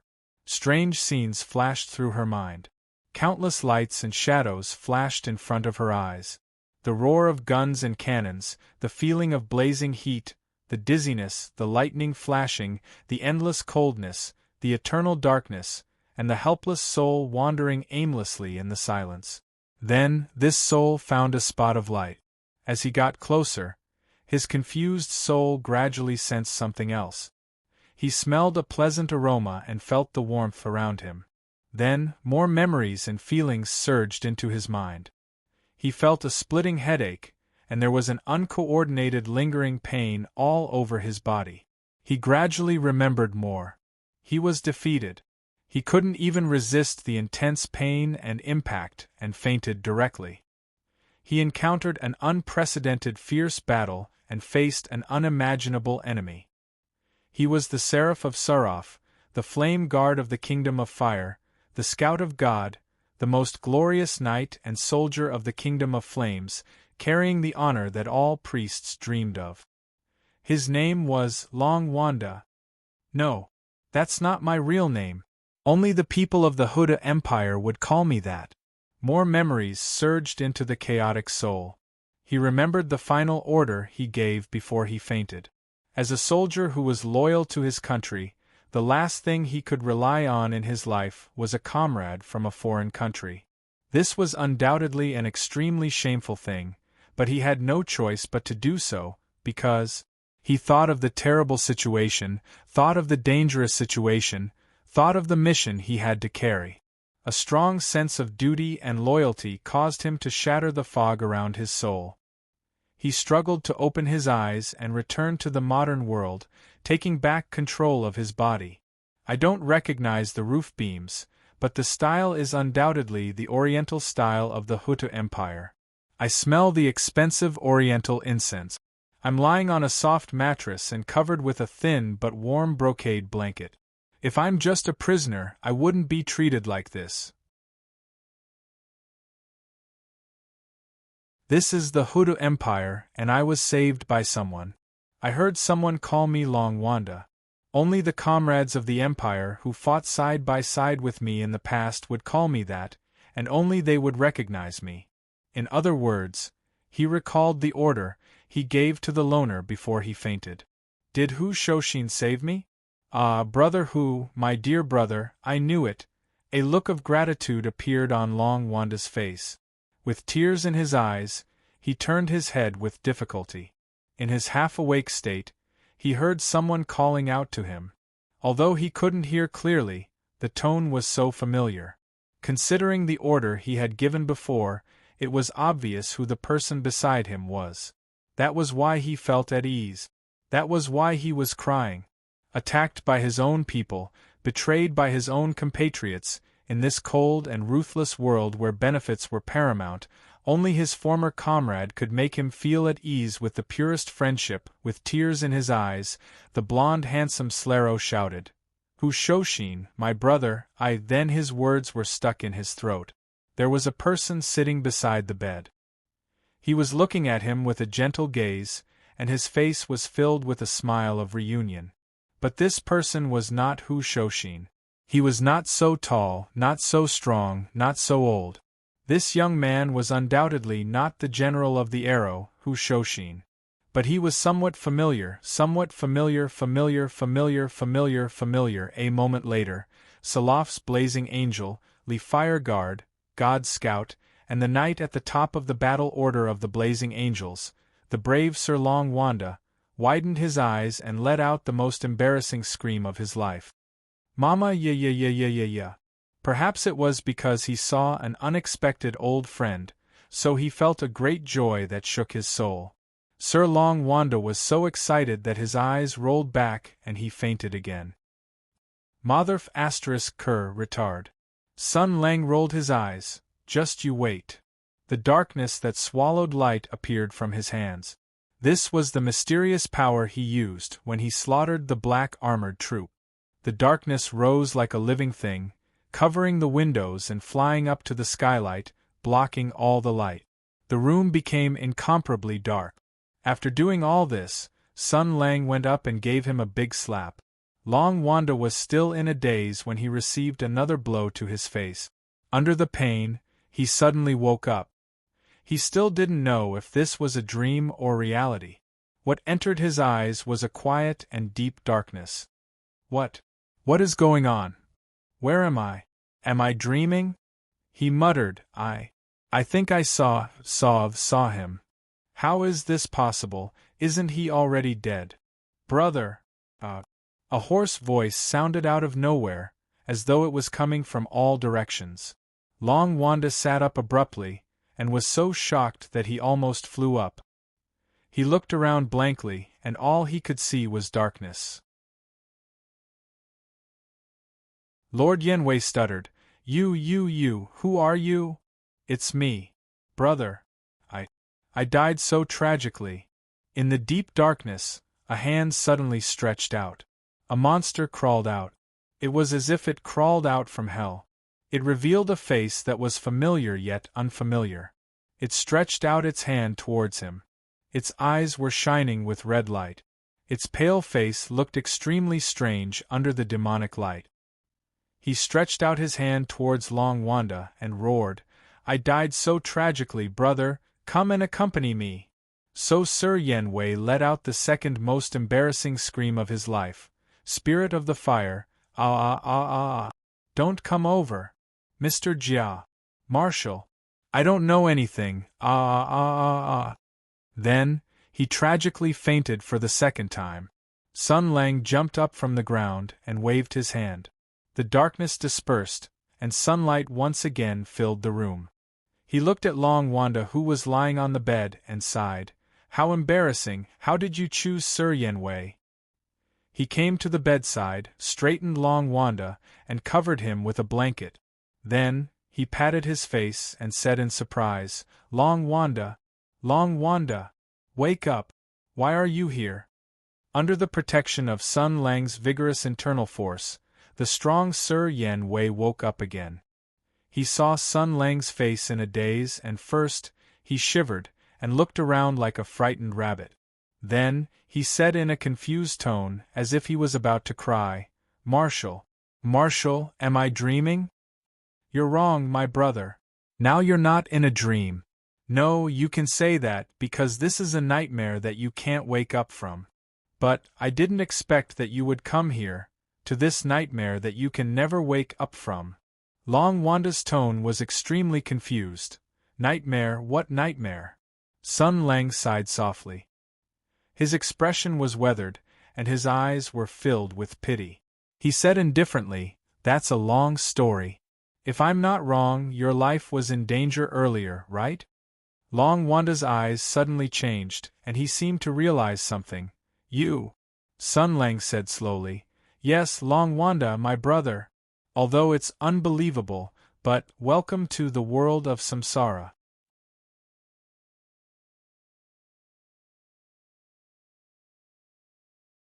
Chapter 433. Long Wanda, the Inferno Guard, was attacked by his comrade. After he escaped death and woke up from his coma, he encountered an even more incomprehensible situation. He was in a bright and spacious room. Everything around him was decorated in the style of the Huta kingdom. He seemed to have arrived at his destination, the Ming province, but there was an unexpected person sitting in front of him. This person was the Marshal of the Northern War Zone. He led the northern army of the Huta kingdom with his charisma and amazing military strategy. He fought against the Sky Demon from the south. He was a legend in the army and a famous general recognized by the whole world. He seemed to be born to defeat the Sky Demon. He knew almost all the weaknesses of the Sky Demon. He could always see through the tactics of the Sky Demon, and he could always guess what the enemy wanted to do. In the Tianyuan War, the army under his command maintained a winning rate and exchange ratio that other generals from his own country and even foreign countries could not match. This fierce battle record not only made him worshipped by the soldiers of his own country, but also earned him the respect and admiration of other countries. For example, the Lihua kingdom made an exception and awarded the Victory Medal to this Marshal Dongfang. They praised his outstanding command and the great contribution he made to the Lihua kingdom. It was not an exaggeration to say that he could be called a hero of the human race. But this guy was already dead. Dead. The Battle of the Great Barren Mountain shocked the whole world. It completely eliminated the last surviving force of the Sky Demon. This large-scale battle was completed by the Huta kingdom alone and ended the crisis of the human race. It also established the Huta kingdom's position as the overlord of the world. It showed the world the outstanding martial arts of the ancient Eastern Empire. However, they also paid a heavy price. The tragic extent of that battle was unknown to outsiders. The imperial court of the Huta kingdom blocked all the information. People only knew that there were only a few survivors, and that the unparalleled marshal of the Huta kingdom also died in that battle. He had commanded the largest battle in the world, won all the honors a soldier could win, and achieved great feats that others could never hope to achieve in their lifetime. In the last battle of this unprecedented war, he spilled his blood on the land he had fought for all his life. This was the most romantic ending that a true soldier could have. On the day of victory in the war, soldiers all over the world spontaneously commemorated this legendary Marshal Dongfang. Even in the Li-Fire nation, which had an extremely strict law, a prayer was tacitly added into the routine prayers of the combat cultivators to the spirit of fire. At that time, Long Wanda, who had already returned to his country, was also shocked by the news. He even traveled thousands of miles to the Empire to pay his respects to his old friend. However, he was surprised to find that the Empire had covered up the truth of the battle at the Great Desolate Mountain. He tried to inquire about it but was met with a wall everywhere. Even his comrades from back then were very secretive about this matter.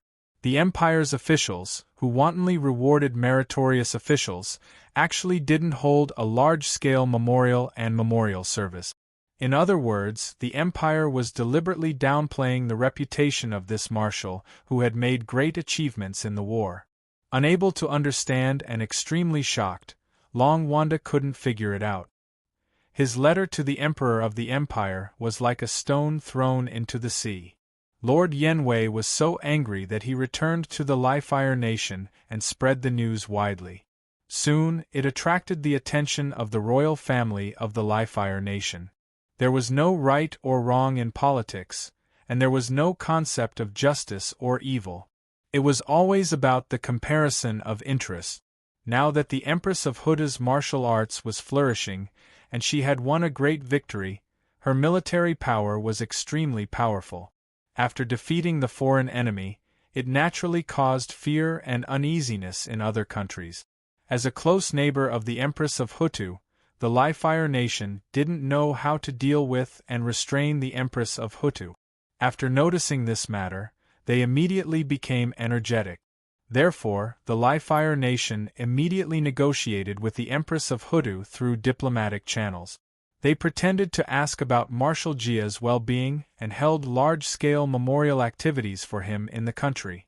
At the same time, they secretly sent people to spread rumors that the empire had killed the donkey after the donkey had left the millstone.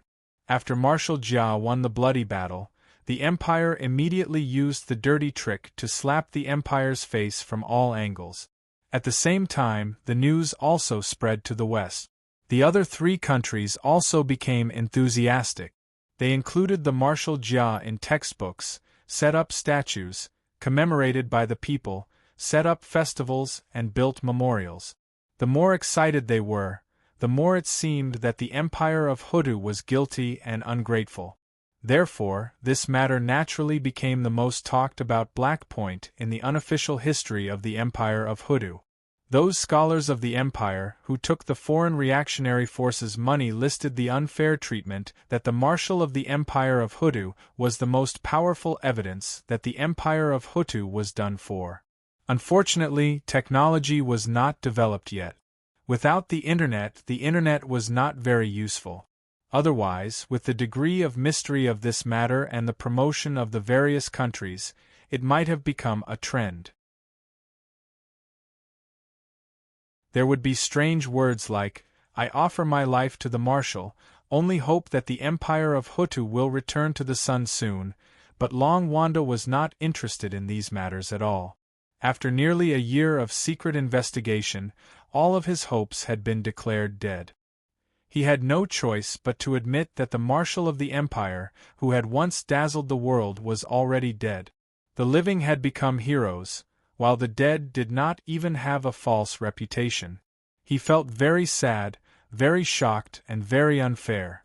After the war ended, the soldiers from all over the world who were used to war and killing fell into a huge state of confusion and discomfort. Many people became very bored and felt that something was missing in their lives. Long Wanda was one of them, but he found a new mission for himself. He always wanted to do something. So he stepped into a new battlefield and set a new goal for himself. Whether it was to repay the kindness of saving his life, or to fulfill the responsibility and indignation of being a soldier, he wanted to work harder to uncover the truth and let the Empire of Hutu recognize the Marshal's achievements and status. But what he never expected was that his simple and upright motive at the beginning slipped in a direction that he could not control. Ideals would always change, and motives would always be distorted. Because people's hearts were complicated and changeable, fate was unpredictable. At first, he only wanted to seek justice for the Marshal, but now he was involved in a huge crisis that even threatened his life. But all of this was not important anymore. Because, welcome to the world of samsara. The person in front of him said so. Then he gave a thumbs up. Want to make people to F***CK? Want to exchange for Gundam? Do you want to strengthen Chick? Want a free season ticket to time travel? Want to experience the thrill of going back and forth between life and death? Want to enjoy the thrill of killing the plot? Your wish can come true, as long as you can live. Long Wanda murmured, the world of samsara?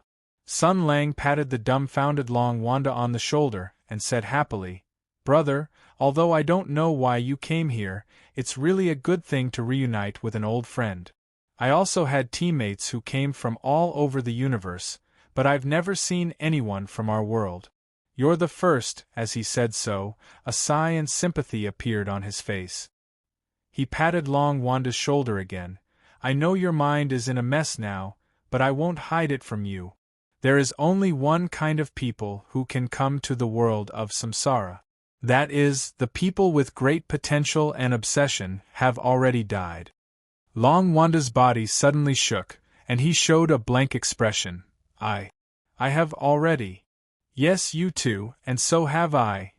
Sun Lang's face showed a touch of sadness. I also have regrets.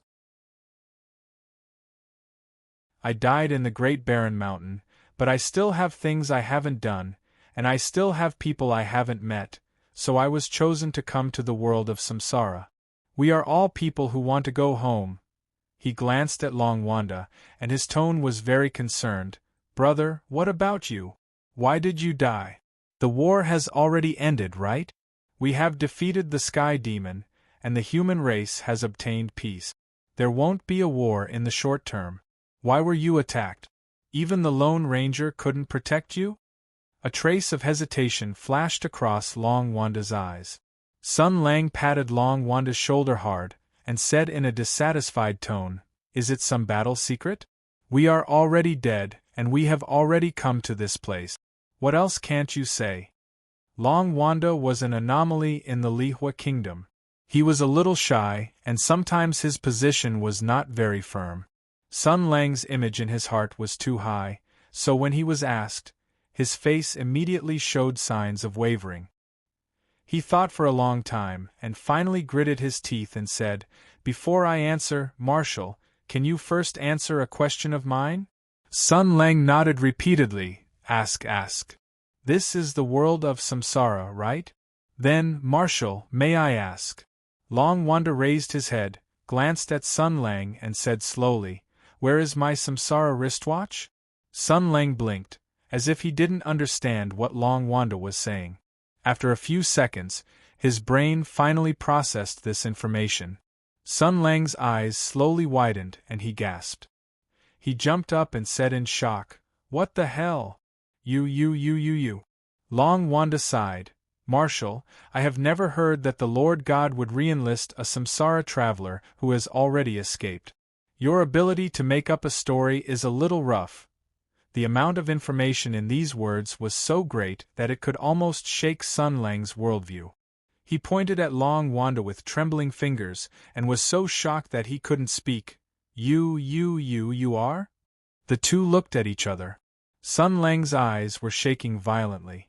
God knew how rich and chaotic his inner thoughts were, but Long Wanda just looked at him quietly, and his eyes were full of indifference. Then, ha. Lord Yenwei of the Lihua kingdom let out a burst of earth-shattering laughter. The handsome blond man punched the bed frame while pointing at Sun Lang. He was laughing so hard that tears were about to come out of his eyes. His laughter was like that of a duck courting its mate. He laughed wildly and said, You've been scared by me. You are cheated by me. You are such a bad guy who scares people. Why are you stupid? Can't you remember? Sun Lang was shocked by this sudden change of style. He said dully, Ha. I really want everyone to see your stupid face. Ha. I can't take it anymore. I want to draw it. I want to draw your face. Long Wanda laughed so hard that he rolled on the bed. As he rolled, he held his stomach and laughed wildly. Didn't you tell us the story of the Lord God's space before? Ha. How could you forget such a thing? Marshal, your memory is really bad. Ha. Sun Lang looked at him blankly and suddenly let out a long sigh. Long Wanda, I feel that your memory isn't very good. How many times have I told you this bad habit, you just won't change? Long Wanda heard this and was stunned at first. What problem? Sun Lang's face showed a compassionate expression, as if saying, "Young man, you need treatment." He reached out and pulled the quilt on the bed to cover Long Wanda's head. Platinum star. After a series of brutal yet familiar beatings, Long Wanda staggered and fell to the ground. His eyes were lifeless and his face was filled with confusion. He was like a crippled dog as his entire body lay on the ground. Sun Lang moved his wrists and looked down at him. His eyes flashed with a cold light. "If you dare to tell anyone about this, I will send you to Okinawa's lowly island and let you be king reincarnator." Long Wanda looked like a little wife who had been ravaged. He let out a breath and slowly said, "This method of beating people up, this narrow-mindedness that turns shame into anger, this unclear slogan, it really is the martial, it's not a fake." Sun Lang kicked him on the butt and sneered, "I haven't seen you for 2 years, and you still haven't changed your bad habit of not caring about yourself. No wonder you were beaten half to death. Tell me, what trouble did you get into this time?" Long Wanda was just about to speak when he heard Sun Lang say gloomily, "Don't lie, or I will send you to sell your butt as a duck. Answer immediately, don't think about lying. I am not stupid. Which blazing angel is chasing you?" Long Wanda was stunned for a moment and said helplessly, "The sister model of the Lone Ranger, specialized in restraining the other blazing angel's death messengers. The pilot is called Courier, a new rising star of the new generation, a battle maniac." Sun Lang nodded, then glared and said, "How can blazing angels fight among themselves? How can the auxiliary saint's soul allow you to fight? Is there a turmoil in the Li-Fire nation?" This time, Long Wanda did not answer immediately. He knew the marshal's character very well. He was shocked and asked, "What do you want to do?" Sun Lang rolled his eyes and said, "Have you been beaten silly? You foreign devil have been bullied to this extent. I am your boss, so I naturally have to help you get back at them. Didn't you come to find Hu Shoshin for this?" "No, no, no, no." Long Wanda waved his hand. "How can I be a burden to Big Brother Hu? I just want to borrow his connections to pass a message to the imperial capital. I want to use diplomatic means." Sun Lang waved his hand. "My connections are much stronger than Big Stick Hu's. I am the Marshal of the Empire. Who does old Hu think he is? Just tell me directly." The foreign devil was not stupid. Long Wanda looked at him and said slowly, "Compared to this, Marshal, shouldn't you first answer a few questions of mine?"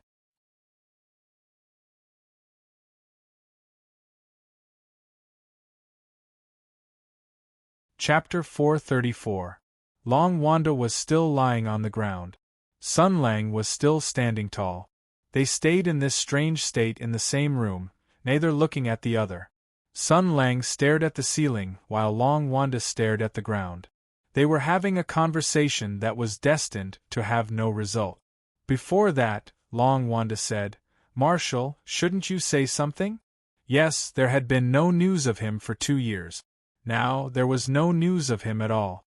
But he had appeared in Ming Province, right in front of him. After the pleasant surprise, there was a deep sense of doubt and unease.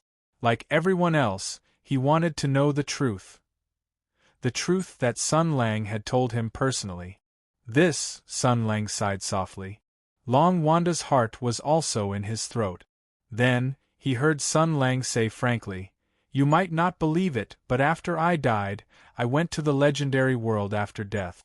After king it to my heart's content, I mysteriously came back to life." Long Wanda suddenly turned around and said angrily, "Your Excellency Marshal, please don't use this kind of lie that even a 3-year-old child can't deceive to deal with me. We all thought you were dead. Why did you?" Sun Lang looked at him with a calm expression and said indifferently, "That's why I said I didn't want to lie." Long Wanda said in a low voice, "Then tell me the truth." Sun Lang said calmly, "And then? After hearing the truth, what can you do? Sympathize with me? Feel indignant for me? Feel angry for me? I don't need you to pity me. He turned his head and looked into Long Wanda's eyes. Or perhaps you're loyal and want to help me vent my anger and take revenge for me? Sure, you're welcome. I'm lacking manpower right now. Mr. Long Wanda, are you ready to ignite the flames of war in this world again? Our target is the Hutu Empire. We'll kill until I'm satisfied. If your country comes to loot a burning house and wants to use my revenge to achieve their goal, I'll kill them as well. He took a few steps forward and extended a hand toward Long Wanda. His voice was calm as he said, Are you ready? Just like before, but the enemy is not the sky demon, but the humans, this country, and your country. Are you ready to let the world burn again for my justice? Are you ready to join me? If you're ready, I'll tell you. I'll tell you whatever you want to know. Whether it's the truth behind the battle at the great desolate mountain, or what happened to me back then, everything. Knowing means taking responsibility, and it means that you can't stay out of this matter, whether you're standing by my side or standing in front of me. There's no difference between the two choices. All of them fell into hell. Sun Lang tilted his head, his smile still calm. Long Wanda, have you really thought it through? Long Wanda shuddered. Sun Lang's outstretched hand was right in front of his eyes. In a trance, he seemed to have returned to the bloody battlefield of the Heaven's Origin Sector. For all the soldiers of the Heaven's Origin Sector, the hand that had reached out to them was the ultimate glory. Fighting side by side with this person and killing enemies with this person was the dream of all the soldiers. He should have grabbed the hand that stretched out in front of him without hesitation. Then, he should have been pulled up, picked up his weapon, and followed closely behind that great figure, turning into a blade of war that cut open the battlefield. Because that was like a living legend, they had personally experienced it. Together with that person, they had become legends. But it was different now. He showed a bitter smile. Yes, it was different now. Before Long Wanda could make a choice, Sun Lang took back his hand. He kicked the chair next to him over and sat on it casually. He looked at Long Wanda and said, Sometimes the truth has to be buried. It's better not to know. Besides, you're not a subject of the Empire. You're a flame guard of the Li-Fire Nation. You don't need to know too much.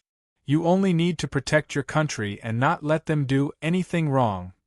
He crossed his legs and said casually, It's your turn. Tell me what happened. Long Wanda smiled and said, Then why do you need to know about me? Sun Lang said calmly, I just want to know. Long Wanda's smile showed some helplessness, but he still shook his head and said, You're no longer the marshal of the Empire, and you're obviously hostile to the Hutu Empire. Based on your past behavior, I'm afraid that you'll enjoy disrupting all the official actions of the Empire, whether they have anything to do with you or not. Sun Lang smiled and said, You said before that you want to use Hu Shoshin's connections to send a message to the Imperial Court, or you want to make a deal with an important minister. You want to use the power of the Hutu Empire. It seems that the civil strife in the Li-Fire Nation is not light. What happened? Maybe we have a better choice. Long Wanda still shook his head stubbornly. As a Slaro, he was indeed soft-hearted, but on some important matters, his stance was surprisingly firm. No, I can't. Before you refuse, you better know one thing. Sun Lang picked his ear and said nonchalantly, 2 hours ago, a woman called Courier came to my door and was beaten down by me. I just buried the death messenger in the ground, and that woman almost turned into a dried salted fish.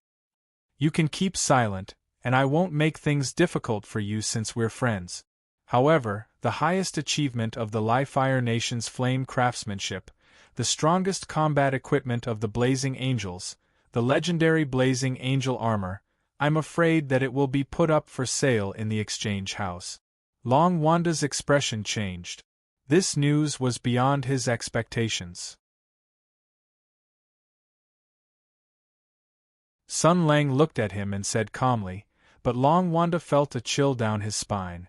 The status of the Blazing Angel armor in the Li-Fire Nation is equivalent to the 7 luminaries' sacred sword of the Hutu Empire. It's a strategic weapon, but it's also a face. Not to mention that it contains the greatest secret and the greatest achievement of the Lihua nation. All other nations will definitely be interested in it. Long Wanda, you know how capable I am. If I want to put this shit on the head of Huda Empire, none of those officials will be able to react in time. Long Wanda's expression changed, and he shook his head with difficulty. You can't do this, and Sun Lang smiled. He could guess what Long Wanda wanted to say. He could always guess. I know there are many smart people in the two nations, and there are even more smart people. In the worst-case scenario, the two nations will reach an agreement and Hudu Empire and Lifire Nation will turn their spearheads and attack me at the same time. He shook his head as if he was imagining the scene, but he wasn't afraid at all. Instead, he was interested. Then, he lowered his head and looked at Long Wanda. He raised his finger and smiled. There are two problems. First, Lifire Nation and Hudu Empire will never truly cooperate. The temporary agreement is not only weak, but it will also cause endless troubles. As long as you instigate it slightly, it might collapse halfway. Second, this is not the Great Barren Mountain. There is only one chance to kill me. I will run.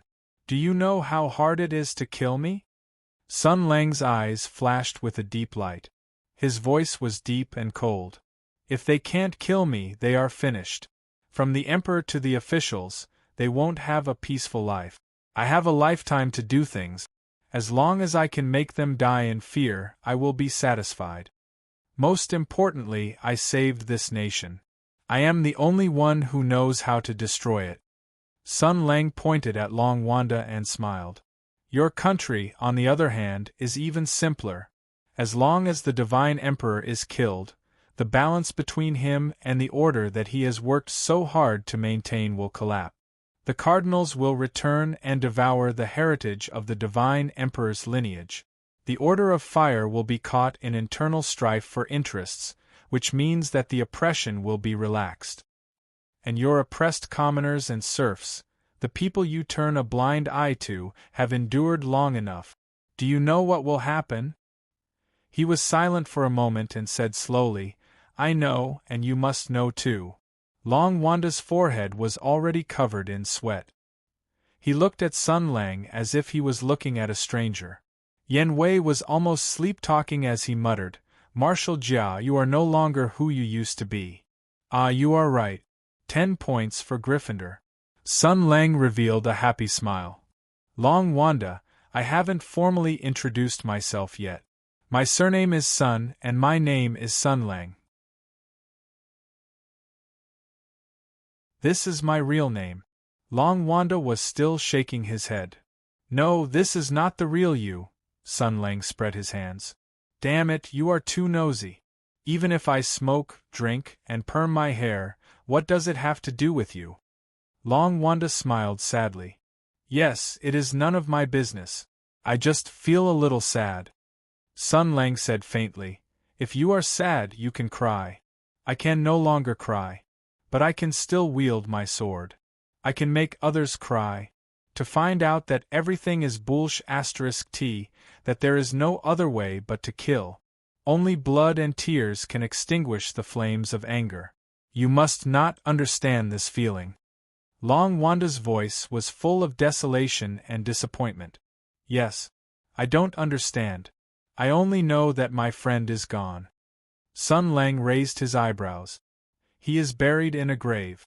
Do you want to burn some paper money? No, he is not there. Long Wanda slowly stood up. He looked at Sun Lang and said softly, He is right in front of me, but he has lost something. He has become an empty shell that only knows revenge. Sun Lang's voice slowly turned cold. F***ck your mother. Then what do you think is the real me? Choose to be merciful and forgive? Come, say it. If you have the guts to say it, I will chop you to death. I don't know what to do, but I know that this is not the real you. Long Wanda said proudly, The marshal that I know is a true man. In the face of injustice and hatred, he will persist in the righteousness and belief in his heart. He will openly launch his revenge against his enemies. No matter who the other party is, no matter what kind of power or influence they have, they will not be able to stop his blade and will. Sun Lang's expression softened. You are beating around the bush. No, you are not the same as him. You are fundamentally different from him. Long Wanda took a step forward. He didn't have the blazing angel battle armor. His physical strength wasn't much stronger than a bug in front of Sun Lang's eyes. However, he erupted with a fierce and unyielding aura as he sternly said, "You're not him at all. You're missing something crucial. You have his strength, his intelligence, and his memories, but—" He extended his hand and poked Sun Lang's chest heavily. "You don't have his pity. You don't have his sympathy for the weak and his love for life. The reason why he became a war legend and the marshal of the Imperium that the soldiers swore to follow and support was not because of his strength and strategy, but because of his pity. There are many famous generals in the Imperium, but there is only one of him, and no one can replace him. And you." His tone was serene. "You only want to take revenge. You do not care if the flood overflows the sky. You do not care if you will implicate the innocent. Your compassion and affection are gone. All that is left is a body that only wants to take revenge, and the real marshal is filled with compassion and kindness. He will not forgive or let go, but he is kind and compassionate. He will not let the flames of war rise in this world again, because he knows." Long Wanda said softly. "He knows that this world already has enough sorrow and pain. There is no need for him to add to it." Sun Lang lowered his head and looked at that finger. As long as he willed it, his protective Zhenqi could shatter that finger. However, he did not do so. For a moment, his mind was shaken. Tears filled Long Wanda's eyes. He seemed to be grieving for the death of an old friend. With a tearful tone, he said slowly, "Have you forgotten? You are one of a kind. While everyone else is looking up, you are looking down. Everyone else is looking at the elite soldiers and generals who fought in bloody battles and brought glory to their ancestors. Only you are looking at the piles of bones left behind by the success of a general. You once said that even if the Sky Demon was defeated, the common people would still live a hard life. They would always be exploited and plundered. They would live without dignity and without any hope. Other generals know their elite soldiers like the back of their hand, but only you know what the most ordinary soldiers want and what kind of life they live. You once told me that there is a problem with this world. Everyone has gone crazy. Even those soldiers who were born as bumpkins are the same. They think that as long as they fight bravely, as long as they perform meritorious deeds, they will be promoted and rich. They will be able to become a person above others. They will no longer be bullied or suffer. They will even be able to bully others. You said that this is wrong. You said that there is a problem with this world because they only want to perform meritorious deeds and be promoted. They only know that this way they will not be bullied. They know that this way they will be able to bully others, but they never think about why they, the poor and bumpkins, are born to be bullied by others. You said that in all parts of the world, from ancient times to the present, this kind of unfair thing has always existed, but there is hope to change it. You said this with confidence. You said that there will always be people who will try. One day, people will gather together and challenge the class oppression and inequality that has existed since the birth of the human race. Perhaps they will fail, perhaps they will encounter setbacks, but the resistance and struggle will never stop. In this army, in this country, you're the only one who thinks like this. You're the only one who would do something boring. You're the only one who would break a general's leg for a peasant. You're the only one who would say something outrageous all day long. Something about revolution, equality, dignity. His hands pressed down on Sun Lang's shoulders. His face was already covered in tears and mucus. He shook Sun Lang's body forcefully and choked with sobs. "Why do you think everyone follows you?" Why do you think they respect you? Because you're someone that no one can ever be. Because you've done what no one can ever do. Because you've let everyone know that good people aren't dead yet. Because there's still hope in this world. Because there's really a saint in this world. That's why everyone is willing to die for you and do anything for you. But why? He closed his eyes and sobbed. Could it be that everything you said was false? How come in the end, it was you who changed first? The words that you said, why don't you even believe it yourself? But I believe it, a lot of people also believe it. What do you think we are doing now? Long Wanda slowly slumped to the ground. Perhaps because of the previous defeat and the injuries he had suffered, his spirit was incomparably weak, or perhaps because of today's great joy and great sorrow, he was unable to control himself. This illustrious Lord Yen Wei of the Li-Fire Kingdom actually hugged Sun Lang's leg and began to bawl. And Sun Lang still maintained his motionless standing posture. His expression was calm and he did not say a word. After a moment, he gently raised his hand and patted Long Wanda's head. Long Wanda fainted. He reached out and grabbed the back of Long Wanda's heart. He placed him on the bed and covered him with a blanket. After a moment of silence, he said indifferently, "Sorry. I will not live for others anymore."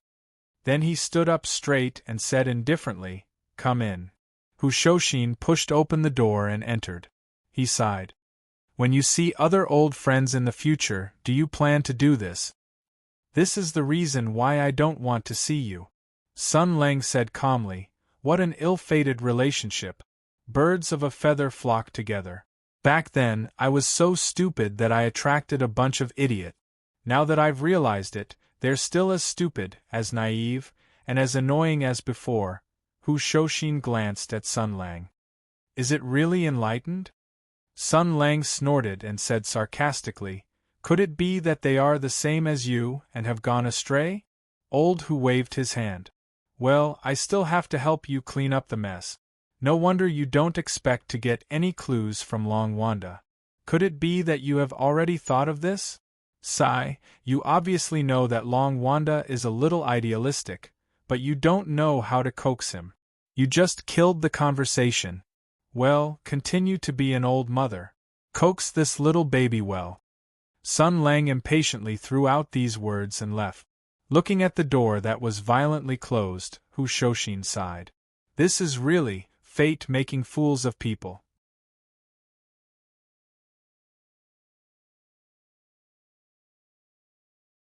Chapter 435.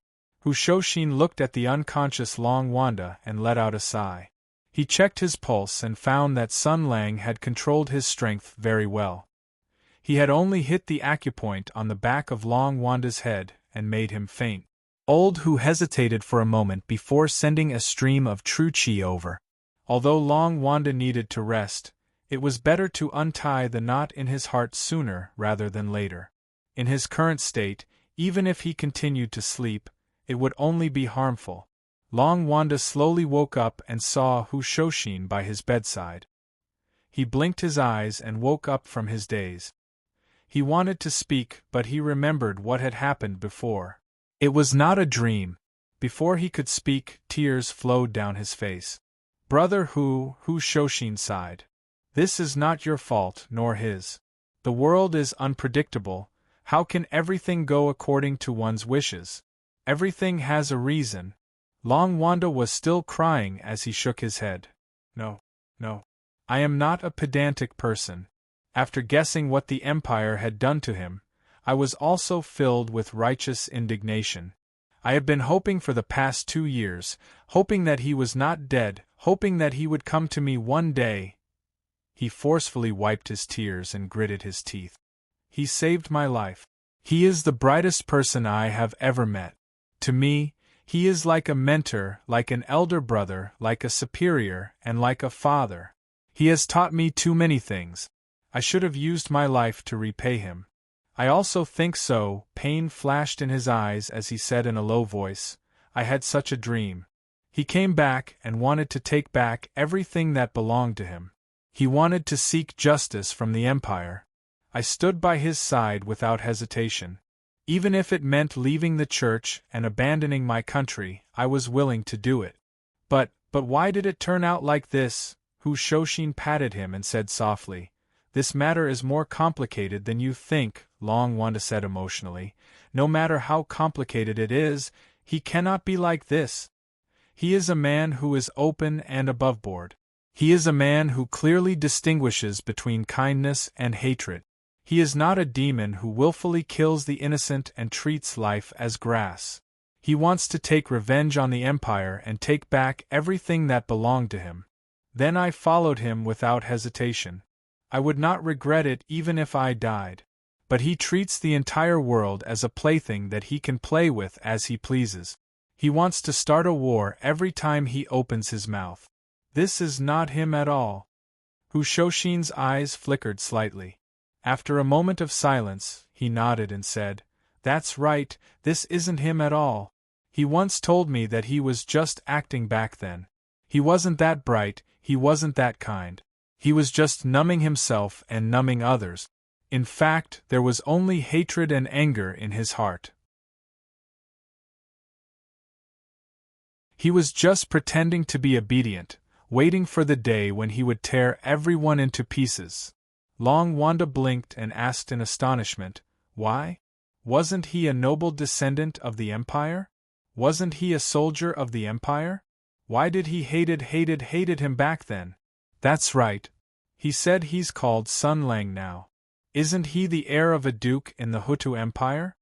Hu Shoshin hesitated for a moment. Finally, he shook his head. "Sun Lang's origin and the enmity between Sun Lang and the Empire are extremely deep. Even within the Empire, there are only a few people who know about it. A foreign soldier like you has no right to know. The battle at the Great Desolate Mountain was just the trigger. Sun Lang's anger and hatred had long been there. It was just that he suppressed it." Long Wanda anxiously asked, "What is it?" Hu Shoshin shook his head and said, "I can't say. Be it as a former soldier of the Empire or as Sun Lang's friend, I can't say anything. I don't have the right to speak about this matter. Only Sun Lang has the right to decide whether or not to tell you about this matter, although he most likely won't do so." Yen Wei blinked his eyes in confusion. This news caught him off guard. The inside story. His eyes were filled with confusion and unease, but in the end, he gritted his teeth and said, "He said that all of this was an act?" Hu Shoshin nodded. Yes. He said that all of this was an act." Long Wanda shook his head. "I don't believe it. Our friendship, his light, his compassion, those things that attract us are definitely not fake." Old Hu smiled and nodded. He whispered, "I don't believe it either." Long Wanda seemed to have grabbed onto a life-saving straw. He sat up and said excitedly, "You think so too? Then let's quickly think of a way to turn him back to how he used to be." Hu Shoshin smiled bitterly. "How can it be so easy? Think about how he used to be and think about how he is now. What kind of despair and sadness could make the light incarnate that you revered and missed so much become like this? The story, the obsession, how can we resolve it with just a few words? Then we should work even harder," Long Wanda said resolutely. But soon, his tone became bleak. "Moreover, although I don't know what he has experienced, he must be very sad and confused right now." Old Hu shook his head. "Anyway, I don't have the ability." Long Wanda lowered his head and thought for a while. He seemed to have thought of something and suddenly looked up. He stared at Hu Shoshin and said, "Does he still like women?" Hu Shoshin almost choked on his own saliva. He said in horror, "If he doesn't like women, what else can he like?" Long Wanda hesitated. "You don't know. He just mentioned Courier, the flame guard who chased after me. That woman is a very famous battle maniac in St. Yuri Castle. She is famous for her shocking achievements and stunning beauty in the church. She can be called a peerless beauty. More importantly, this woman has blonde hair and blue eyes. She has long legs in her but is very big here. In order to emphasize this point, he even put his hands in front of his chest and said seriously, according to what he said before, this kind of woman is the kind of woman he likes very much. Whether it is her face, chest, legs, butt, or personality, it can be said that they are all the kind of woman he dreams of, Hu Shoshin said with a subtle expression. And then? And then there's the key to the problem, Long Wanda said firmly. When he mentioned Courier just now, his expression was too serious. He didn't show any lust at all. He even said that he made her into a salted fish. What a joke, that was obviously an Ayrshire cow. Hey, you didn't see it. When he described this kind of foreign woman, he couldn't wait to drag Dr. Ziegler out of the church. Old Hu nodded. Although I haven't seen him, I can totally imagine what he looks like. Is that right? Long Wanda also nodded. Putting her butt aside, Courier's chest is obviously much bigger than Dr. Ziegler's. And she is a prisoner of war. If she fell into his hands in the past, I'm afraid he would wake up laughing in his dreams. But now he looks indifferent. So... He hesitated for a moment, lowered his voice, and whispered, is he old? Whose expression became even more subtle. He raised his head, and the image of an Oriental breed cow immediately appeared in his mind. He thought of Sun Lang's even more lecherous appearance than before, and he said, this. He still likes women, and he likes them even more than before. It's just that for some reason, he became pure and devoted. His heart is filled with lust, and it's all directed towards a girl. Long Wanda was shocked. It was as if the sun had risen from the west. He asked quickly, who is it? Lin Daiyu? Xue Baochai? Zhao Yunlong? Lu Shuzhen? Or Hua?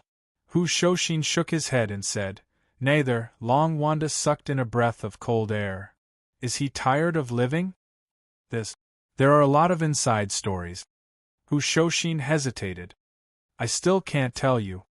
Long Wanda said unhappily, you can't even tell me this? I'm very tight-lipped. I won't tell anyone. Hu Shoshin glanced at Long Wanda and said in a muffled voice, I'm not afraid of you telling anyone. I'm doing this for your own good. If you know the truth, you won't be able to help but laugh in front of him. If you laugh, you'll be beaten. Now that you mention it, I'm even more interested. After this interruption, Long Wanda's surging emotions finally calmed down. He sighed and said, he's actually become devoted. It's really strange. I was still thinking of getting those women of his. Hu Shoshin took a deep breath and suppressed his laughter. He said seriously, compared to this, what are your plans? Are you here to find me this time? Long Wanda nodded and sighed. Originally, I wanted to borrow Big Brother Hu's connections to get in touch with a prince or an important minister in the capital. Sigh, what's the use of saying this now? The marshal suddenly appeared, and the death messenger who was chasing after me was defeated and captured. Now that he's changed, I don't know what to do.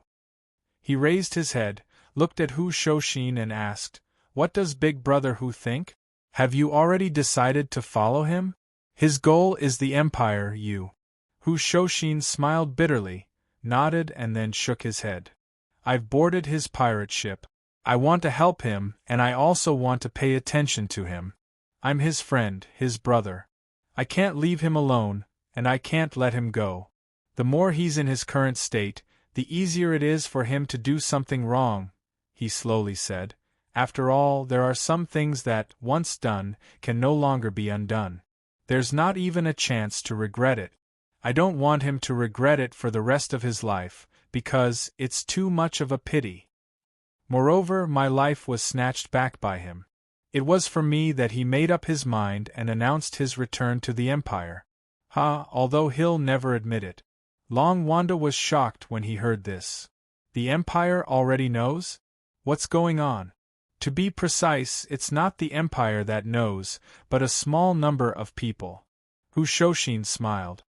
I can tell you about this matter. It happened not long ago. Just as Hu Shoshin and Long Wanda were discussing life, Sun Lang was walking around aimlessly in the marquis residence. Sometimes he would look at the sky, sometimes he would lower his head and think. Every time he met with an old friend, it was actually a memory or even a trial, because he would think of the past, because the sealed memories would jump out of their own accord. Because everything in the past, no matter how beautiful, how bright, how sincere the people of the past were, all of this was actually all built on pain and lies. That's why I don't want to see you. That's why you will definitely be disappointed. Hu Shouxin, Lu Shujian, Qin Hui and Long Wando were the same. Other than Zhao Yunlong, who only recognized smell, when the others first saw him, they were more or less shocked. Because the person in front of them was very different from the one in their memories, because he already had a new name. Now that he had decided to compete with the Empire, he would meet more old friends in the future. They would also be like Long Wanda, shocked and even angry, because I am no longer the person in your memories. He lowered his head and smiled. There were too many things in his smile. Loneliness, grievance, anger and sadness. He could have always maintained that appearance, always being the person in everyone's hearts. But everything was ruined. He could not go back, nor did he want to go back. And the main culprit of all this had to pay the heaviest price. You're here. Suddenly he heard a familiar voice. Sun Lang suddenly raised his head and smiled brightly. Aren't you accompanying your foreign friend? Zhang Yinluo frowned and snorted. Zhao Feihuang, that sly fox, has bad intentions. She only knows how to work with others to bully me. So I ran out. So annoying. After saying this, she hurriedly looked at Sun Lang's expression and then added, Before I left, I already told housekeeper Su that woman is very dangerous and told her to keep an eye on her. With housekeeper Su's loyalty and vigilance, it's very easy to keep an eye on that woman. Moreover, she glanced at Sun Lang, and there was a trace of hidden bitterness in her tone that she could not detect. Moreover, she doesn't seem to want to run away. Sun Lang smiled and said, Courier is a smart person. Now that the death messenger is buried in the ground, the chances of her escaping with her bare hands are completely zero. She won't ask for trouble. And with Miss Zhao's vigilance and wisdom, as well as the power of her magic tool that can control people's minds, she won't let Courier have the upper hand.